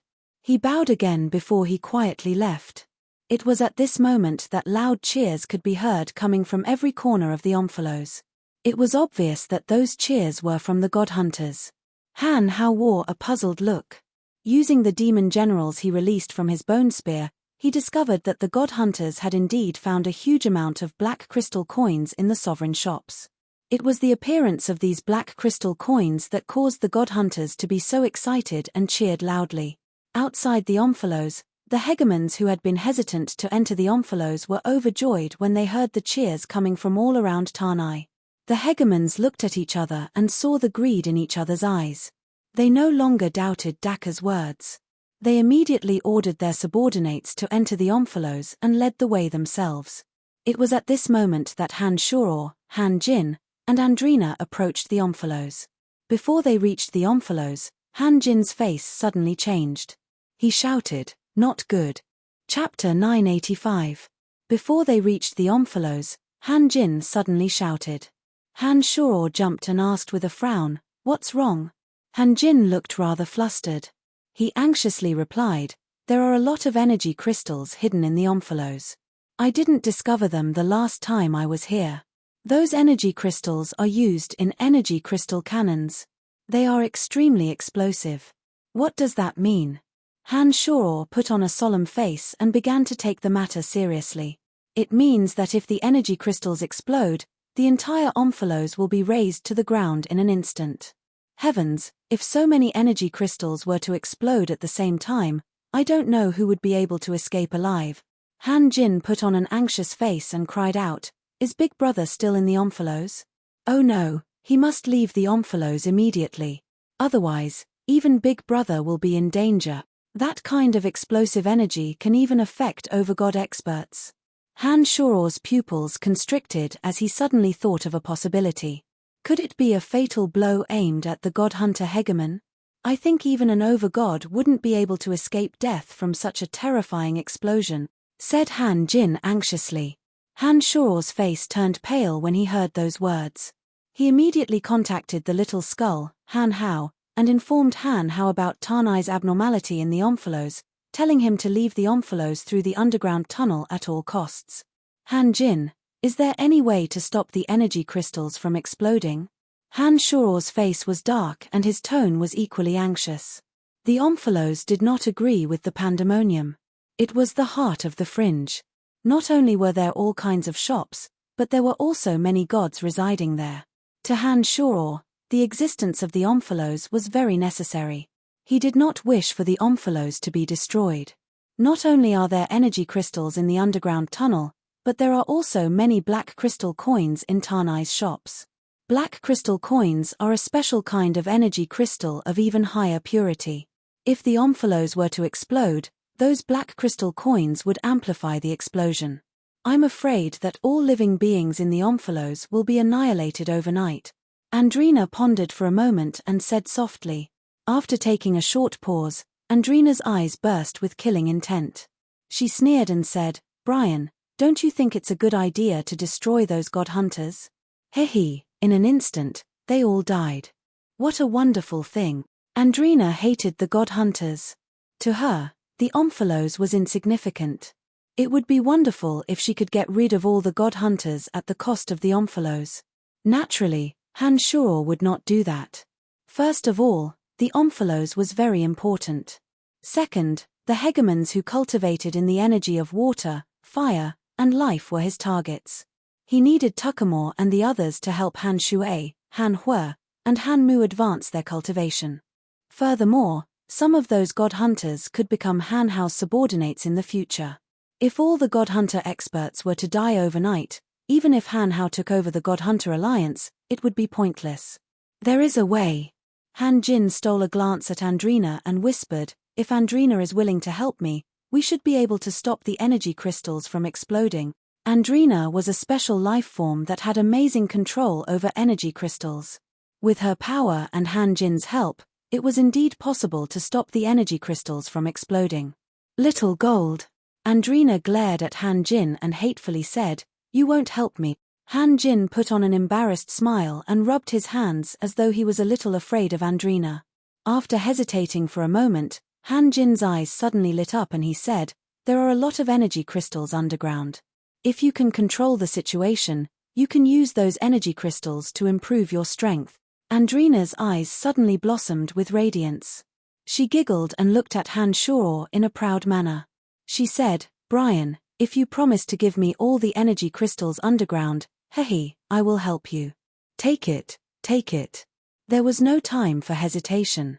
Compared to the energy crystals, Han Shoror was more concerned about other benefits. Especially when the little skull was still in Tanai. Although he was a little sad that so many energy crystals had become Andrina's snacks, there was nothing he could do about it. All right, let's go, Little Gold. We will cut off all the energy fluctuations from the outside, said Andrina cheerfully. She pulled Han Jin and excitedly walked towards the Omphalos. Outside the Omphalos, Tyre and Logue had sinister smiles plastered on their faces. All of their subordinates were fully equipped and ready to go. Logue, let's go. Haha, don't worry. As long as I use my divine soul, the Omphalos will be razed to the ground. We are still some distance away from the Omphalos. In order to maximize our harvest, we should make a move first. Tyre couldn't help but feel proud of himself. He couldn't suppress the excitement in his heart when he thought about how he was the one who turned the Fringe's losing battle around overnight. No matter how strong one's mental fortitude was, they would lose their composure in the face of the greatest accomplishment of their lives. Tyre was no exception. Logue was all smiles and seemed even happier than Tyre. He said, everything is ready. Let's go. The Omphalos will be ours very soon." The two looked at each other and laughed heartily. They finally dispelled the concealment boundary and led their subordinates out into the Omphalos. At this moment, the Omphalos was in an abyss of suffering. Other than Daka, who had arrived earlier, more God-hunter hegemons had arrived. Their subordinates were scattered all around Tanai, killing and plundering anyone and everything they saw. The sovereign king shops of the few sovereigns in the valley became their main targets. The few commanders each took a side and rushed towards the sovereign king shops that they had already scouted out, carrying out the last plunder before they left. Most of the gods who had yet to leave Tanai were killed. They were powerless against the savage god-hunters and were either slaughtered in their own shops or in secret chambers. Daka was secretly delighted to see that all the hegemons had fallen for the trap. The other hegemons were crazily plundering the sovereign shops and didn't pay attention to Daka's actions. "All of you, split up and leave the Omphalos from different entrances. Remember, hurry," Daka ordered after gathering his subordinates. "Why? My lord, shouldn't we be like them and take everything for ourselves? If we're too late, it will all belong to someone else." One of Daka's subordinates asked the question that was on everyone's mind. Daka coldly snorted and said, "You'll have to be alive to bring it out." Daka scanned his subordinates' faces with a gloomy expression and shouted, "Have all of your men leave the Omphalos immediately. Don't ask so many questions." Daka had built up his authority in front of his subordinates for a long time. None of them dared to say anything when they saw him getting angry. They quickly obeyed his orders and quietly retreated from the city gates. Daka's actions didn't alarm anyone else. The god-hunters were so immersed in the joy of plundering that they forgot everything else and carried on with their work. At this moment, their vigilance was at its lowest and they had no idea what was happening around them. Celestial Pearl Pharmacy. After Little Skull Han Hao received Han Shoror's message, he immediately dove into the underground tunnel. Trusting Han Shoror, Little Skull knew that the Omphalos could explode at any moment. It didn't take long for Han Hao to catch up to Polo, Akeli, and the others. Seeing that they didn't seem to be in a hurry, Han Hao urged, "Hurry up, as fast as you can." Seeing that Han Hao had suddenly caught up to them and had lost his usual composure, Polo, Akeli, and the others realized that something was amiss. They didn't ask too many questions and hurriedly dragged the poisoners away. Suddenly, Han Hao thought of something and hurriedly transmitted to Han Shoror, "It must be Tyre and Logue's doing. Apart from the few sovereigns, no one else had the power or authority to bury so many energy crystals underground without making a sound. Father, I've already located them. They're at, don't say any more. I know where they are." Han Shoror interrupted Little Skull's transmission. On the other side, Han Shoror's consciousness had already sensed a new group of people approaching. With Han Shoror's powerful consciousness, he could instantly recognize Tyre and Logue's auras even though they were thousands of miles apart. Currently, Han Jin and Andrina were heading towards the Omphalos. As these two were extremely special life forms, even if the Omphalos were to explode, Han Jin and Andrina would still be safe and sound. Their life forms and body structures were mutually attracted to the energy crystals. From Han Shoror's point of view, even if the Omphalos were to explode, the two would only benefit from it. Therefore, Han Shoror was relieved of the burden in his heart and wasn't particularly worried. In a flash, Han Shoror rapidly approached Tyre and Logue while continuing to communicate with Han Hao. "Goldie and Andrina are heading towards the Omphalos. They will stop the explosion at Tanai. However, you two still have to leave as fast as you can. I don't know when Tyre and Logue will trigger the explosion at Tanai. Father, Tyre and Logue are planning to deal with all the hegemons. Once Andrina and Goldie have taken control of the Omphalos, inform me immediately. I will also take some men to block all the exits and settle the scores with those who destroyed the pandemonium," transmitted Little Skull. "Got it. I'll head over to Tyre and Logue first and take care of them," replied Han Shoror. In the blink of an eye, he had arrived at Tyre and Logue's location. Han Shoror did not show himself immediately. He was afraid that his appearance would cause Tyre and Logue to panic and trigger the explosion of the energy crystals in the Omphalos. Han Shoror waited for a while. When he sensed that Little Skull had left the Omphalos and Andrina and Han Jin had arrived, he suddenly appeared in the middle of Tyre and Logue's party. Chapter 986. Han Shoror's sudden appearance in the middle of Tyre and Logue's troops startled the two sovereigns who were advancing at high speed. As the setting sun shone, a chilling aura spread from the Omphalos all the way here. The subordinates of the two sovereigns suddenly realized that there was an extra person on top of their group. They were stunned for a moment before they shouted in alarm, "You, who are you?" Not all of Tyre and Logue's subordinates recognized Han Shoror. Most of these so-called elites were left behind by the two sovereigns in the Shrine of Destruction and Audiobook. They spent most of their time quietly cultivating and guarding the shrine and Audiobook. They rarely appeared in the fringe. "Tyre, Logue, come and see me." Han Shoror suddenly smiled and shouted as he looked down from above. Tyre and Logue, who were at the front and the back, were rather puzzled when they heard Han Shoror's thunderous voice. They had no idea why Han Shoror would appear at such a crucial moment. This had obviously disrupted their plans, causing their expressions to change slightly. Especially Tell, there was a faint feeling in his heart that something was wrong. He thought about it carefully and recalled the details of every step of the operation in his mind. After Tell was sure that every step he took was accurate, he let out a sigh of relief. A warm smile suddenly appeared on his face, and he walked past his men to the back. A series of thoughts flashed through Tyre's mind as he quickly thought of a way to deal with Han Shoror. When Tyre appeared in front of Han Shoror, he discovered that Logue, who was at the back of the group, had already arrived before him. At this moment, Logue was laughing and chatting with Han Shoror about something. Tyre was relieved. He felt that Han Shoror should know nothing about his actions. "Brian, I heard that you suffered a great defeat in the pandemonium. Sigh, the two of us couldn't even protect ourselves and couldn't help you in time.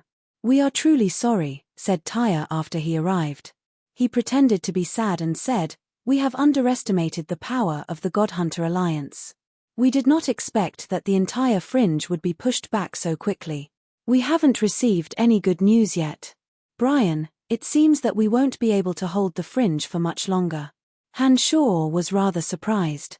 He thought that the news of his victory in the pandemonium hadn't been kept a secret.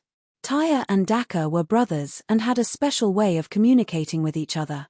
Why would he think that the pandemonium had suffered a great defeat? After staring blankly for a moment, Han Shoror's lips curled into a smirk. He realized that Daka must have deliberately concealed the truth so that Tyre could help him eliminate the hegemons. In order to buy more time for Goldie and Andrina, Han Shoror didn't rush to attack. Instead, he sighed and said, "Pandemonium was reduced to ruins overnight. Nearly 1,000 of my Tanai guards were killed. There was nothing I could do against the hegemons. All I could do was watch as they were slaughtered. All I could do was protect myself." Han Shoror's anger suddenly flared up. He glared at Tyre and shouted, "Why did Belinton and Cause come to the pandemonium? Why did Judas and Tuckamore come too? Why didn't the two of you stop them?" After a moment of hesitation, Han Hao suddenly roared, "Tyre, your subordinates didn't suffer any casualties. Belinton and Cause didn't lose any of their men either. You didn't fight them at all. Why didn't you come to the pandemonium to save us? Before the battle, you said that we should help each other. What did you do?" Han Hao's voice became more and more agitated and indignant, as if he was about to start a fight at any moment. On Tyre and Rog's side, they weren't the only core subordinates. On the periphery, there were also the leaders of various factions. They had temporarily joined Tyre and Logue's side with their subordinates before the battle. These people weren't completely loyal to Tyre and Logue. Han Shoror's words were mainly for them to hear. As expected, after Han Shoror's righteous rebuke, the leaders of various factions who were temporarily under Tyre and Logue turned their suspicious gazes to Tyre and Logue. "We didn't fight Belinton and Cause's men," one of the leaders of a major faction called Garp, who had been with Tyre all along, suddenly said after Han Shoror's speech. "Also, during the battle at Osteoburg, those who died were all outsiders like us." Another leader of a major faction called Slank hesitated for a moment when he saw a powerful figure like Han Shoror leading the charge against the two of them. He suddenly straightened his back and glared at Logue before saying what he had been suppressing for a long time. Lord Logue, you've been sacrificing our subordinates as cannon fodder all along. Out of my 193 brothers, only 75 are still alive. Nearly 2/3 of them are dead. Anthe, Chilu, and the others were almost completely wiped out. All of them were wiped out. What about you? Most of your trusted subordinates are safe. You used our lives to protect your own interest. Logue, what did you say when you invited us to follow you? You said that you would treat us equally and that you would do your best to protect our lives. But what did you do? What did you do? Slank's speech was even more impassioned than Han Shuor's, more spirited, and more righteous. After all, Han Hao was only pretending to be angry while Slank was venting his anger. Slank's words were filled with his boundless resentment towards his dead brothers. Slank, your men suffered heavy casualties because they weren't strong enough, Slank said with a smile. Logue's smiling face gradually turned cold. Every one of my men is an elite. Their overall strength far surpasses yours, so it's normal for them to suffer so few casualties. Mph, Slank, are you planning to betray us now? When he said the word us, Logue shot a glance at Tyre, hinting that they should get rid of Han Shuor as soon as possible. At the very least, they should chase Han Shuor out of the area lest Han Shuor's presence spoil their plans. Before Han Shuor's arrival, the leaders who were dissatisfied with Tyre and Logue didn't dare to say anything. Without an over-god to back them up, they wouldn't even dare to resist. Han Shuor's arrival stirred up their hatred for Tyre and Logue, causing their morale to waver. Tyre was starting to get anxious. He had already contacted Daka in Omphalos and knew that Daka's men would soon leave Omphalos. The God Hunter hegemons would also be entering Omphalos one after another. At this moment, he had to keep the leaders of the various forces obedient so that they could deal with the upcoming situation. Although most of the God Hunter hegemons were in Tanai, there were still quite a few who remained outside Omphalos. The number of God Hunters added up was no less than the number of his and Logue's subordinates.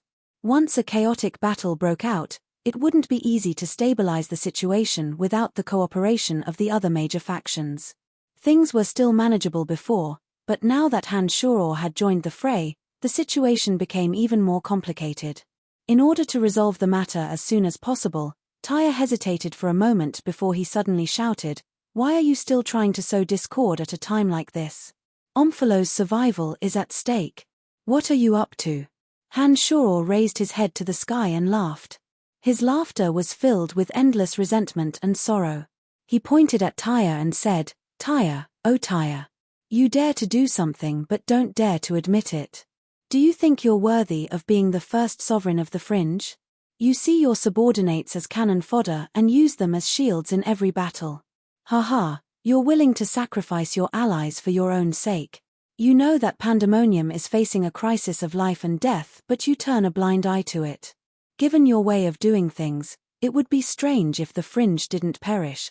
After hearing Han Shuor's words, the leaders of the major factions looked worried and hesitated. It seemed as though they didn't want to continue fighting with Tyre and Logue. Han Shuor's words had hit the nail on the head. Tyre and Logue's temperament was clear.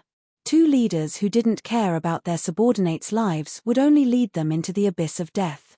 "Brian, Pandemonium is finished. We know that you are very sad. But if you continue to try to sow discord between us with your alarmist words, don't blame me for not showing you any mercy." Tyre took a deep breath. Tell took a deep breath, and his voice suddenly softened. However, anyone could see that this was Tel's last warning before he made his move.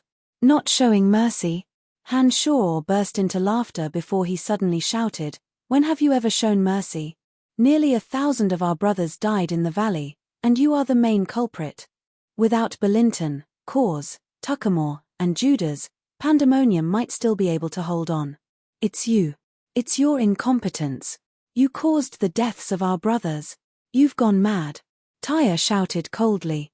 Without hesitation, he suddenly soared into the sky. His energy of destruction condensed into a spear and shot at Han Shuor. The moment the spear appeared, a murderous aura enveloped the entire sky. The spear tip seemed to be able to destroy everything in its path. Tiny cracks appeared on both sides of the spear tip, and within those cracks, There were strange and mysterious colors. As soon as Tyre moved, Logue floated out like a spectre. His attack was different from Tyre's. The energy of death condensed into a giant python. The python's scales were vivid and lifelike. It opened its mouth wide as though it wanted to swallow Han Shoror whole. The crowd below stared at the three in the sky. Tyre's and Logue's subordinates were shocked. With the two most powerful sovereigns in the fringe attacking, Han Shoror would surely die. With that thought, they secretly cast malicious gazes at Slank and Garp, thinking that when Han Shoror is done for, the two of them who dared to stand out would suffer the same fate. Slank, Garp, and the leaders of the other factions could clearly feel the chilling aura coming from Tyre's and Logue's subordinates. They knew that once Han Shoror was killed, given Tyre and Garp's style, they wouldn't let them off. All of a sudden, Slank, Garp, and the others who didn't have much to do with Han Shoror all hoped that Han Shoror wouldn't be hurt by Tyre and Logue. They hoped that Han Shoror could at least tangle with the two for a while longer so that they could escape from Tyre and Logue's control. Once Han Shoror's performance gave them time to leave, Slank and Garp would definitely leave with their subordinates without hesitation. They would no longer be cannon fodder for Tyre and Logue. With that thought in mind, the two of them were secretly worried for Han Shoror. They hoped that this newly risen young expert could buy them some time. As long as they could escape from this place, they were even willing to serve Han Shoror. They were willing to work for this young man who dared to take revenge on the two most powerful sovereigns for his subordinates. To these people, a leader who cared about the lives of his subordinates was far better than a leader who treated them as cannon fodder. Ha ha ha, you're angry out of humiliation. Han Shoror didn't seem to know that he was facing the two most powerful sovereigns of the fringe. He laughed arrogantly in the void. His laughter was like the roar of a dragon and the roar of a tiger. Before his laughter died away, Han Shoror suddenly made his move. His body swayed and 13 illusory figures appeared in the air. 6 of them instantly overlapped with each other. The 6 elements of death, destruction, darkness, water, lightning, and wind merged into one. A new domain of divinity suddenly shrouded the entire area as though it had created a space out of thin air. All of a sudden, Tyre and Logue's attacks were forcefully shattered. Be it the destruction spear or Logue's python of death energy, they were all shattered in an instant. Another Han Shoror formed by 6 overlapping illusory figures looked down from above like a god. His eyes were cold and merciless. He pressed his hand down and an earth-shattering force came crashing down on Tyre and Logue like a mountain. Tyre and Logue were blasted into the ground by the void attack. Half of their bodies were buried deep underground. The whole place fell into dead silence. The subordinates of Tyre and Logue, as well as the leaders of the various forces, were all dumbstruck. They stared blankly at the illusory figure hovering in the void. Other than shock and disbelief, they had no other emotions in their hearts. Tyre and Logue, who had been struck dumb, were still half buried in the ground. Their expressions were extremely interesting. Confusion, puzzlement, shock, fear, gnashing their teeth, and other emotions were piled up on their faces, making them look like they were laughing and crying. They were as interesting as fools. What 5 sovereigns? I think there's only one sovereign in the fringe, Slank muttered to himself as he suddenly snapped out of his daze. Those were Slank's thoughts. His voice wasn't loud, but in the dead silence, his voice echoed in everyone's ears. There's only one sovereign in the fringe. There's only one sovereign. For some reason, those words kept echoing in everyone's ears. In an instant, everyone seemed to have realized the situation they were in. Their absent-mindedness gradually returned to their senses. When they raised their heads to look at the sky, they felt that Han Shoror was the most powerful being in the fringe. Other than him, Tyre, Logue, Warses, and Asura would forever be relegated to supporting roles. Impossible. How is this possible? Tyre, the number one sovereign with a strong will, seemed to have lost his composure. He raised his head to look at the enormous illusory figure that was looking down at him like a god. He could feel the mysterious and unfathomable energy. All of his lofty aspirations seemed to have been extinguished in an instant. Tyre, we still have one more move, use it now. Logue, who was equally terrified, hastily shouted when he saw that Tyre was displaying an emotion that did not match his usual self. Tyre stared blankly for a moment before he suddenly turned crazy. He laughed and said, "That's right, I still have one last move. There will be people who will help me, there will be people who will help me." Having said that, Tyre did not care if all of Daka's men had retreated from Tanai.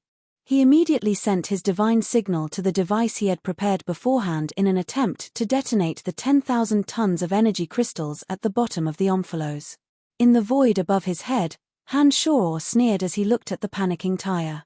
He thought to himself, "Everything is under my control. Let's see what you can do."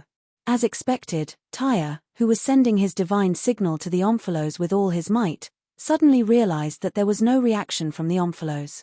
This was no small matter. Tyre immediately jumped out of the ground and looked in the direction of the omphalos. He lost his composure and yelled, "Why? Why?" Logue's expression changed drastically when he heard Tyre's words. He raised his head and looked at Han Shor. Han Shor had a mocking smile on his face as if everything was under his control. Logue only needed one look to guess that Han Shor must have done something. Otherwise, there would be no reaction from the omphalos. "Tyre, I think it must be Brian's doing. I'm afraid the explosion in the omphalos won't happen again," Logue said to Tyre, who had lost his composure. It can't be," Tyre yelled. No one knew if his craziness had triggered something. Suddenly, an earth-shattering sound came from the omphalos. In an instant, the entire ground began to tremble. A huge roar sounded as if the heavens were falling and the earth was splitting apart. Even though they were far away, everyone here could still feel the terrifying movement.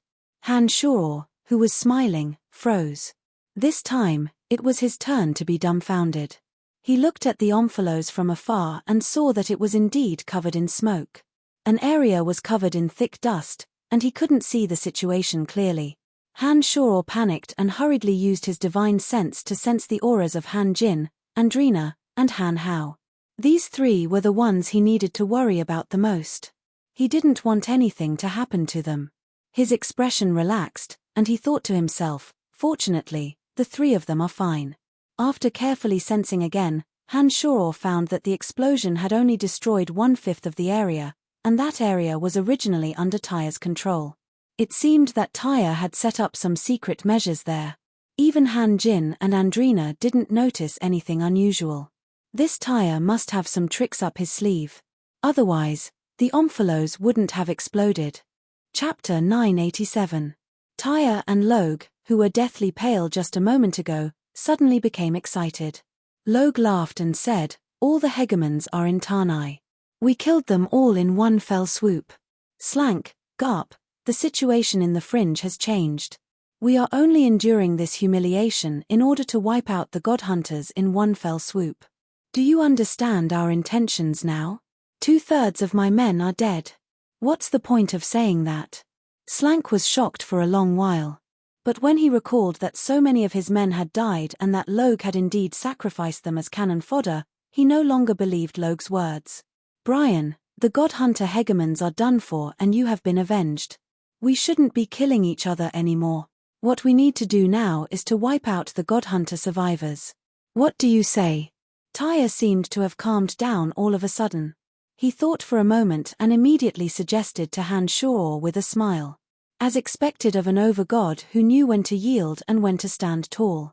Seeing that Han Shor's strength had exceeded their expectations, Tyre immediately changed his attitude and treated Han Shor as an ally. Han Shor, of course, knew what Tyre was thinking. He took a glance at Omphalos, the corners of his mouth curved into a cold smile, and said, "My Celestial Pearl Pharmacy is still open and I still have many of my men working there. You didn't inform me beforehand and didn't let me evacuate my men. Now that Omphalos has exploded, all of my men are dead.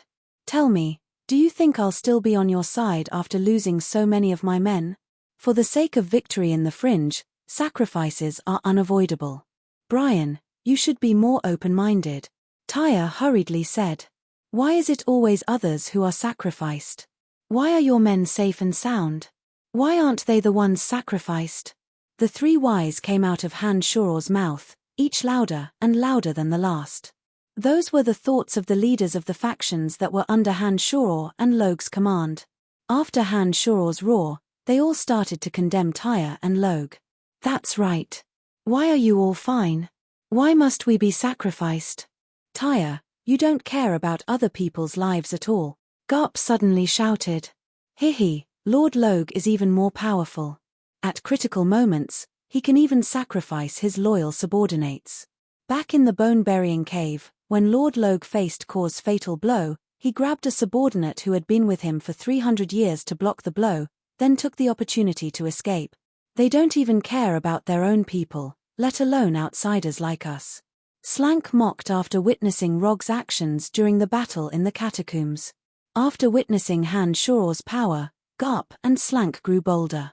They believed that Tyre and Logue wouldn't be able to hurt them in the face of Han Shuor's terrifying power, so they vented all their pent-up frustrations. Garp and Slank weren't the only ones who were dissatisfied with Tyre and Logue. After Garp and Slank, more and more people started to condemn Tyre and Logue, accusing them of being disloyal. Even Logue's subordinates' eyes flickered after hearing Slank's words. It wasn't their first day following Logue, so they naturally knew how Logue did things. Thinking about it, wasn't what Slank said reasonable? In the past, the Fringe didn't have a king like Han Shuor who would wholeheartedly seek revenge for his subordinates. Without a leader like Han Shuor who treated his subordinates as his family, things were still fine. But now, Tyre and Logue suddenly seemed so pathetic. What are you trying to do? Are you trying to rebel? Logue's expression changed. He suddenly realized that the eyes of his subordinates who used to be loyal to him were flickering.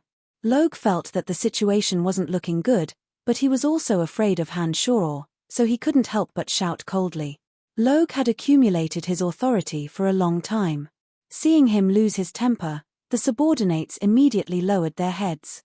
Slank and Garp weren't Logue's subordinates.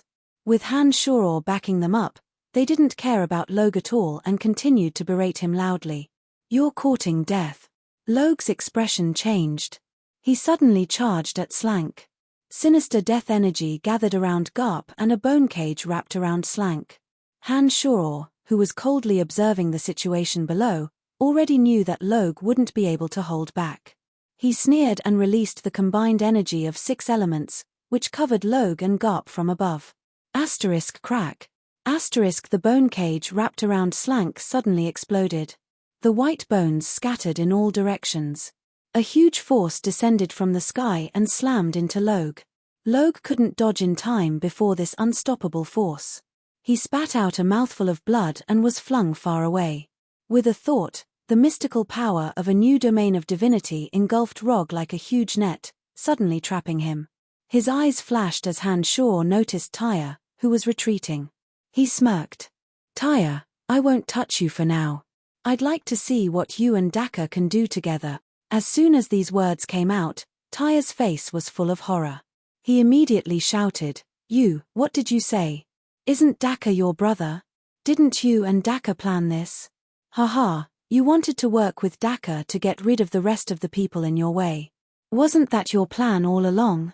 2 experts who've reached the overgod realm in the energy of destruction will definitely be terrifying when they work together. Didn't you want to use that power to turn the situation around? Han Shuor looked at Tyre coldly with a mocking smile. What? Tyre is colluding with Daka? Garp turned pale with fright. He stared incredulously at Tyre, who seemed to have been exposed. He said hatefully, no wonder. So it turns out that you, Tyre, are the ones who betrayed the Fringe. It wasn't just Slank and Garp. All the experts in the Fringe were enraged. No matter how they thought about it, they never expected Tyre to be brothers with Daka, the current leader of the God Hunters. What did that mean? It meant that Tyre had been a traitor all along. It meant that at least half of the reason why the Fringe was so weak was because of Tyre. Even the heavily injured and temporarily imprisoned Logue was in disbelief. He looked at Tyre and smiled bitterly. I see. Tyre, you're planning to work with your brother Daka to get rid of me, aren't you? Haha, that way, you'll be the undisputed number 1 in the Fringe. No one will be able to threaten your position, right? Tyre, who was being pointed at by everyone, had an ugly expression on his face. He didn't say a word. You don't need to quibble. Daka will be here soon. Haha, the situation will be clear then. I'd like to see if you and Daka can really defeat me together. Han Shoror smirked as he turned to look into the distance.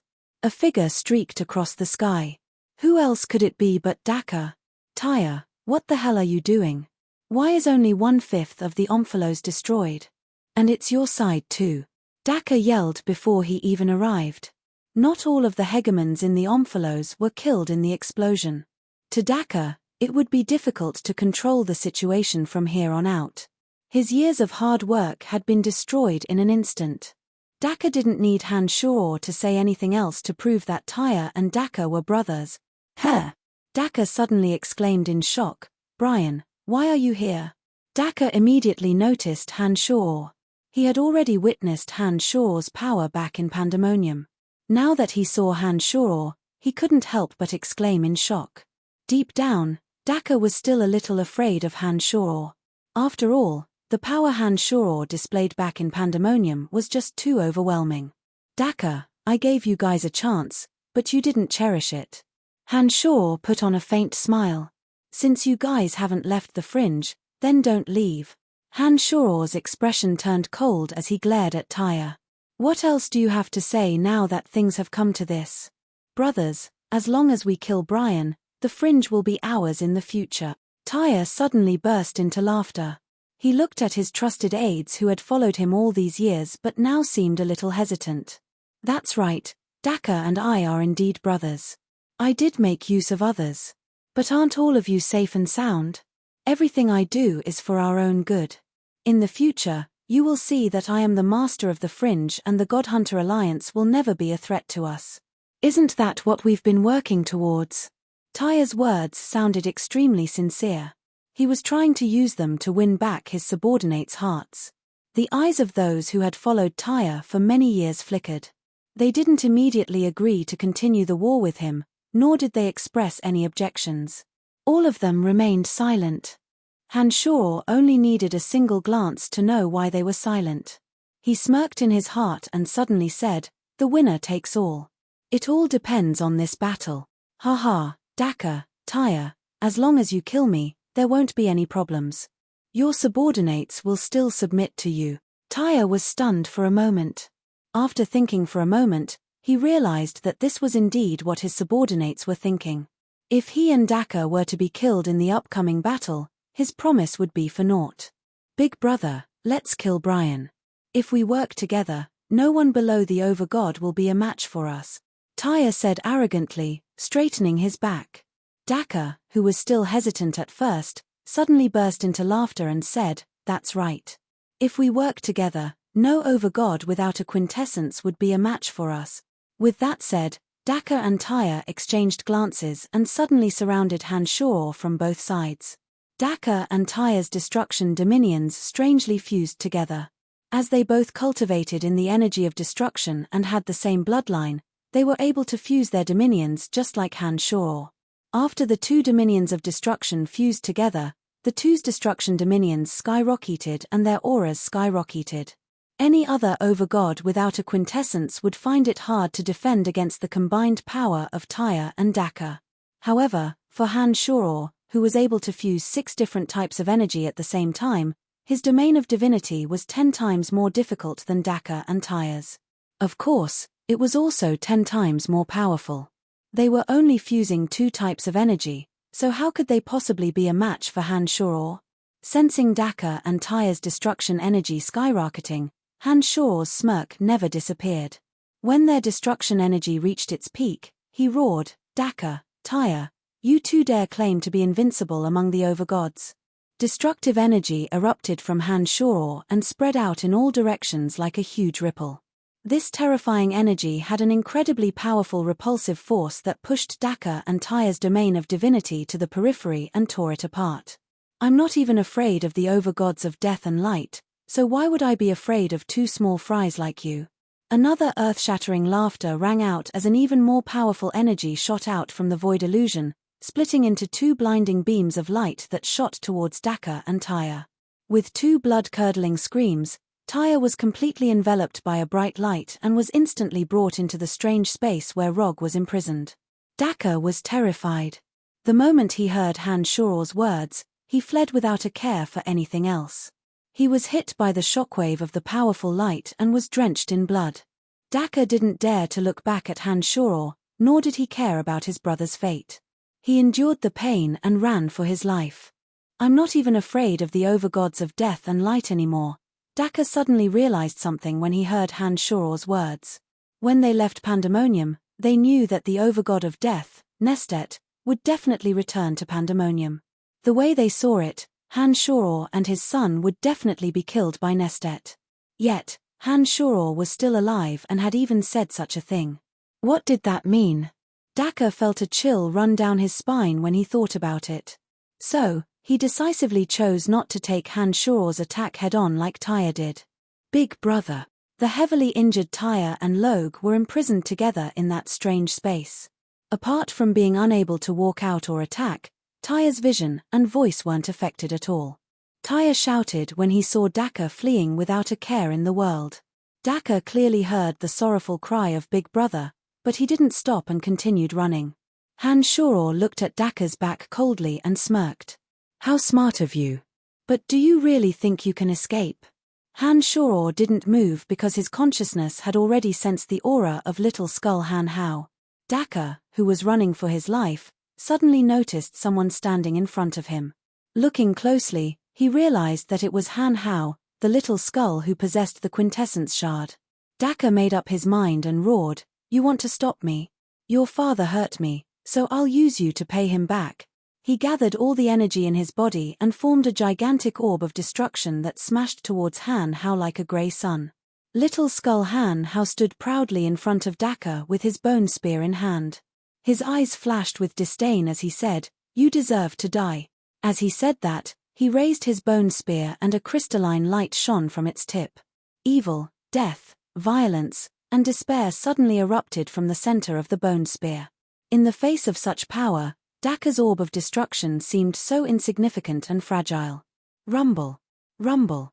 Another earth-shattering explosion resounded as Daka's charge was stopped. Before he could react, the bone spear appeared in front of his eyes. Splat. The bone spear pierced through his eyes and nailed him in midair. In an instant, Daka's flesh and soul were absorbed by the bone spear. His despair, rage, and other negative emotions were affected by the new quintessence in Han Hao's body and turned into wisps of smoke that were swallowed by Han Hao, causing the light in Han Hao's eyes to grow brighter and brighter. Daka couldn't understand how Han Shoror and his son could reach such heights in just a few short days. "How dare you destroy my home? You deserve to die." Pulling out the bone spear, Daka's iron-like divine body dissipated like dust. In the blink of an eye, Daka completely disappeared. Having lost all of his soul, he died a horrible death. After killing Daka, Han Hao didn't immediately head to Han Shoror's side. Instead, he sent a telepathic message, "Father, I've killed Daka. I'm heading to the Omphalos now. Tanai still has a few hegemons there. I'm going to make sure none of them walk out of the fringe alive." "Go, I'll be there in a moment," replied Han Shoror. Soon after, he looked at the temporarily imprisoned Logue and Tyre with a beaming smile and said, "Tyre, your brother escaped before you, so you will die a little faster.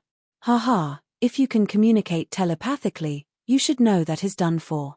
Tyre, who was still hating Daka for not showing his brotherhood, was dumbfounded when he heard Han Shoror's words. Using the magical mirror to communicate with him, Tyre suddenly burst into laughter. "Haha, damn it, let's die together." Suddenly, a powerful wave of destruction emanated from Tyre's body. A ball of light engulfed Tyre and Logue. The space that imprisoned Tyre and Logue trembled violently. Even Logue, who didn't want to die, couldn't avoid the shockwave. Tyre's divine body exploded along with his.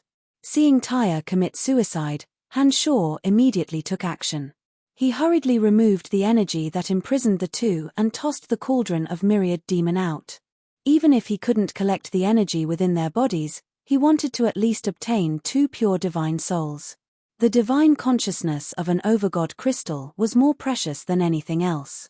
With Tyre's and Logue's divine souls, he could help the Han family members who cultivated in the energy of death and destruction to further understand the power of an overgod. With enough divine essences to increase the divine energy in their bodies, the Han family would have 2 more experts with overgod crystals. Fortunately, Han Shaw acted in time and the cauldron of myriad demon was truly powerful. Before the souls of Tyre and Tyre could collide with the light, the cauldron of myriad demon absorbed them and preserved their divine souls. When Tyre heard that Daka had been killed, he cursed himself and committed suicide. This made Han Shaw feel a little strange. He didn't know if it was because the 2 were brothers or if Tyre had no regrets after seeing Daka die first. Knowing that he wouldn't be able to escape from Han Shaw, he chose to commit suicide. Chapter 988. The 5 sovereigns had always been the protectors of the Fringe. It was because of these 5 overgod experts that the Fringe was able to maintain its transcendent status and not be threatened by the city lords of the dominions of space and destiny. The God Hunter Alliance did not dare to act rashly. Time flew by. 2 of the 5 sovereigns, Salas and Wasis, had steeled their hearts to stand with Han Shaw for various reasons. Asura, who was once on good terms with Han Shaw, had died by his hand. And now, Tyre and Log, the 2 sovereigns who were ranked ahead of him, had died by Han Shaw's hands. In just 10 years, 3 of the 5 sovereigns had died and 2 had surrendered. From today onward, no one in the Fringe would be able to threaten the Han family and Han Shaw's position in the Fringe. The enormous void illusion formed by the fusion of the 6 energies returned to the cauldron of myriad demon. Han Shaw looked down disdainfully at the ferocious gods of the Fringe and said indifferently, "Tyre and Log are dead. You may leave now." Slank, Garp, and the other leaders of the Fringe looked at each other in astonishment when they heard Han Shaw's words. They stared blankly at Han Shaw, as though they did not understand what Han Shaw meant. After a long while, Slank bowed and respectfully said, "The God Hunter Alliance is still wreaking havoc in the Omphalos. We should be under your command for the time being and help you in your crusade against the God Hunter Alliance. Why did you ask us to leave?" Not only Slank, Garp, and the other scattered factions, but even Tyre and Log's former subordinates were also puzzled. Based on their understanding of the sovereigns in the Fringe, Han Shaw should have taken advantage of this opportunity to take them all under his command, thus gaining control of the most powerful forces in the Fringe. Tyre, Log, and the others had always done so. They couldn't understand why Han Shaw didn't do so. The corners of his mouth curved into a cold smirk as he looked down at the crowd below. "The few from my pandemonium are more than enough to deal with the God Hunter Alliance. You don't need to waste your energy. The existence of the God Hunter Alliance is necessary. When they try to escape the Fringe, you don't have to do your utmost to stop them. Just let them leave. After all, there are experts from other dominions waiting for them outside the Fringe. What can we do?" Slank looked rather ashamed after hearing Han Shaw's words. He suddenly realized that they were as weak as ants in front of a peerless existence like Han Shaw. The crisis of the God Hunter Alliance that engulfed the entire Fringe didn't seem to concern Han Shaw at all. "What can all of you do?" Han Shaw smiled. After a short pause, he shook his head and said, "All you have to do is to live well in the Fringe. The Omphalos will settle down. As for those Omphalos shop owners who are hiding in the Fringe, you just need to spread the word and let them return to the Omphalos after the storm is over." Upon finishing those words, Han Shaw abruptly flew away and disappeared from their sight in an instant. From today onwards, there will no longer be any 5 sovereigns in the Fringe. Slank stared blankly for a moment before he forced a smile and said, "Lord Brian's achievements have far surpassed those of the 5 sovereigns. As long as he's in the Fringe will always be his. That's good too. With one person ruling the Fringe, at least there won't be endless wars." Garp thought for a moment before he suddenly laughed and said, "No matter what, Lord Brian treats his people very well. If one day, we can become the guards of the Han family, that wouldn't be too bad. That's only possible if he takes a liking to us." Slank sighed and said, "Before the war, many people wanted to join the Han family but they didn't take a liking to any of them. At first, I thought that the House of Han didn't know how to appreciate favors. But now, I realize that they don't care about us at all. If it weren't for pandemonium, the Fringe would have long since become the headquarters of the God Hunter Alliance. We must work hard and hope that Lord Brian will take a liking to us and become a member of the Han family." Garp nodded heavily. Han Shoror's performance in dealing with Tyre and Log alone had won them over. They couldn't help but regard Han Shoror as the strongest person in the fringe. While Garp and the others were talking, Han Shoror appeared in the omphalos. A loud explosion rocked the omphalos. The area under Tyre's jurisdiction was obliterated. Many shops were turned into rubble in an instant and the ground caved in. All the god hunters in the area and those who did not evacuate were killed. Only Tuckamore and Asa managed to survive, but they were severely injured and almost lost the ability to move. Tuckamore and Asa happened to be there when the explosion happened. The explosion came without warning and they couldn't dodge in time. They were instantly engulfed by the force of the explosion. Fortunately, the explosion only happened in one area of the omphalos. If all 5 sovereigns in the omphalos were to explode, the combined force of the explosion would affect each other tenfold. If that really happened, Tuckamore and Asa would have no chance of survival. They would probably be killed in an instant. When Han Shoror arrived at the omphalos, he saw that all the hegemons were evacuating from Tanai in a panic. The explosion from Tyre's area was too terrifying. They didn't know if the area under their feet would explode the next moment. They were all panic-stricken. Tuckamore, Asa, Regis, Isaiah, Miller, Belinton, and Cause were left with only 7 hegemons. Tuckamore and Asa were heavily injured, while Isaiah, Regis, and Miller hadn't fully recovered from their injuries in Pandemonium. Only Belinton and Cause were still at their peak. Han Hao, wielding his bone spear, took the lead and stood in front of the 7 hegemons of the Godhunter Alliance, coldly facing off against them. Sinister negative energy leaked from his body. Unlike Nestet and the Goddess of Destiny, Han Hao's quintessence could no longer be concealed. The unstoppable energy emanating from him intimidated all 7 hegemons. Han Shoror's arrival had thoroughly terrified the 7 hegemons. The young hegemon had already given them a tremendous amount of pressure. Now that the old hegemon had arrived, the last bit of confidence they had left in their hearts had vanished. "Father, there are 7 of them, no one missing," Little Skeleton said softly when he saw Han Shoror coming over. Han Shoror nodded smilingly. He turned his gaze to the 7 people in front of him and said, "Everyone, we meet again." Haha, the explosion at Omphalos was part of Daka and Tyre's plan. They buried 10,000 tons of energy crystals at the bottom of Omphalos, intending to kill all of you in one fell swoop. Hihi, it's a good thing I came prepared and let you live until now. The 7 hegemons didn't have much confidence in facing Han Shoror now. Their subordinates were scattered all over the place, and if they were to run away now, they wouldn't be able to survive in their own divine dominions. Especially when half of them were injured, they really didn't know what to do against Han Shoror. "What do you want?" Isaiah hung his head dejectedly. The lofty aspirations he had when he came to the fringe had been erased. All he wanted now was to get as far away from this place as possible with his subordinates. He hoped that he would never see Han Shoror again. "What do I want?" Han Shoror stroked his chin and put on a sinister smirk. With one thought, his 6 avatars combined into one and unleashed a power that could look down on all living things. It formed an enormous glass canopy that enveloped the remaining 7. "I gave you a chance, but you didn't cherish it. You even dared to stay in the fringe and commit atrocities. Since that's the case, don't blame me for being rude." Han Shoror laughed heartily and started shrinking the glass canopy like an eggshell, squeezing the 7 hegemons in the center.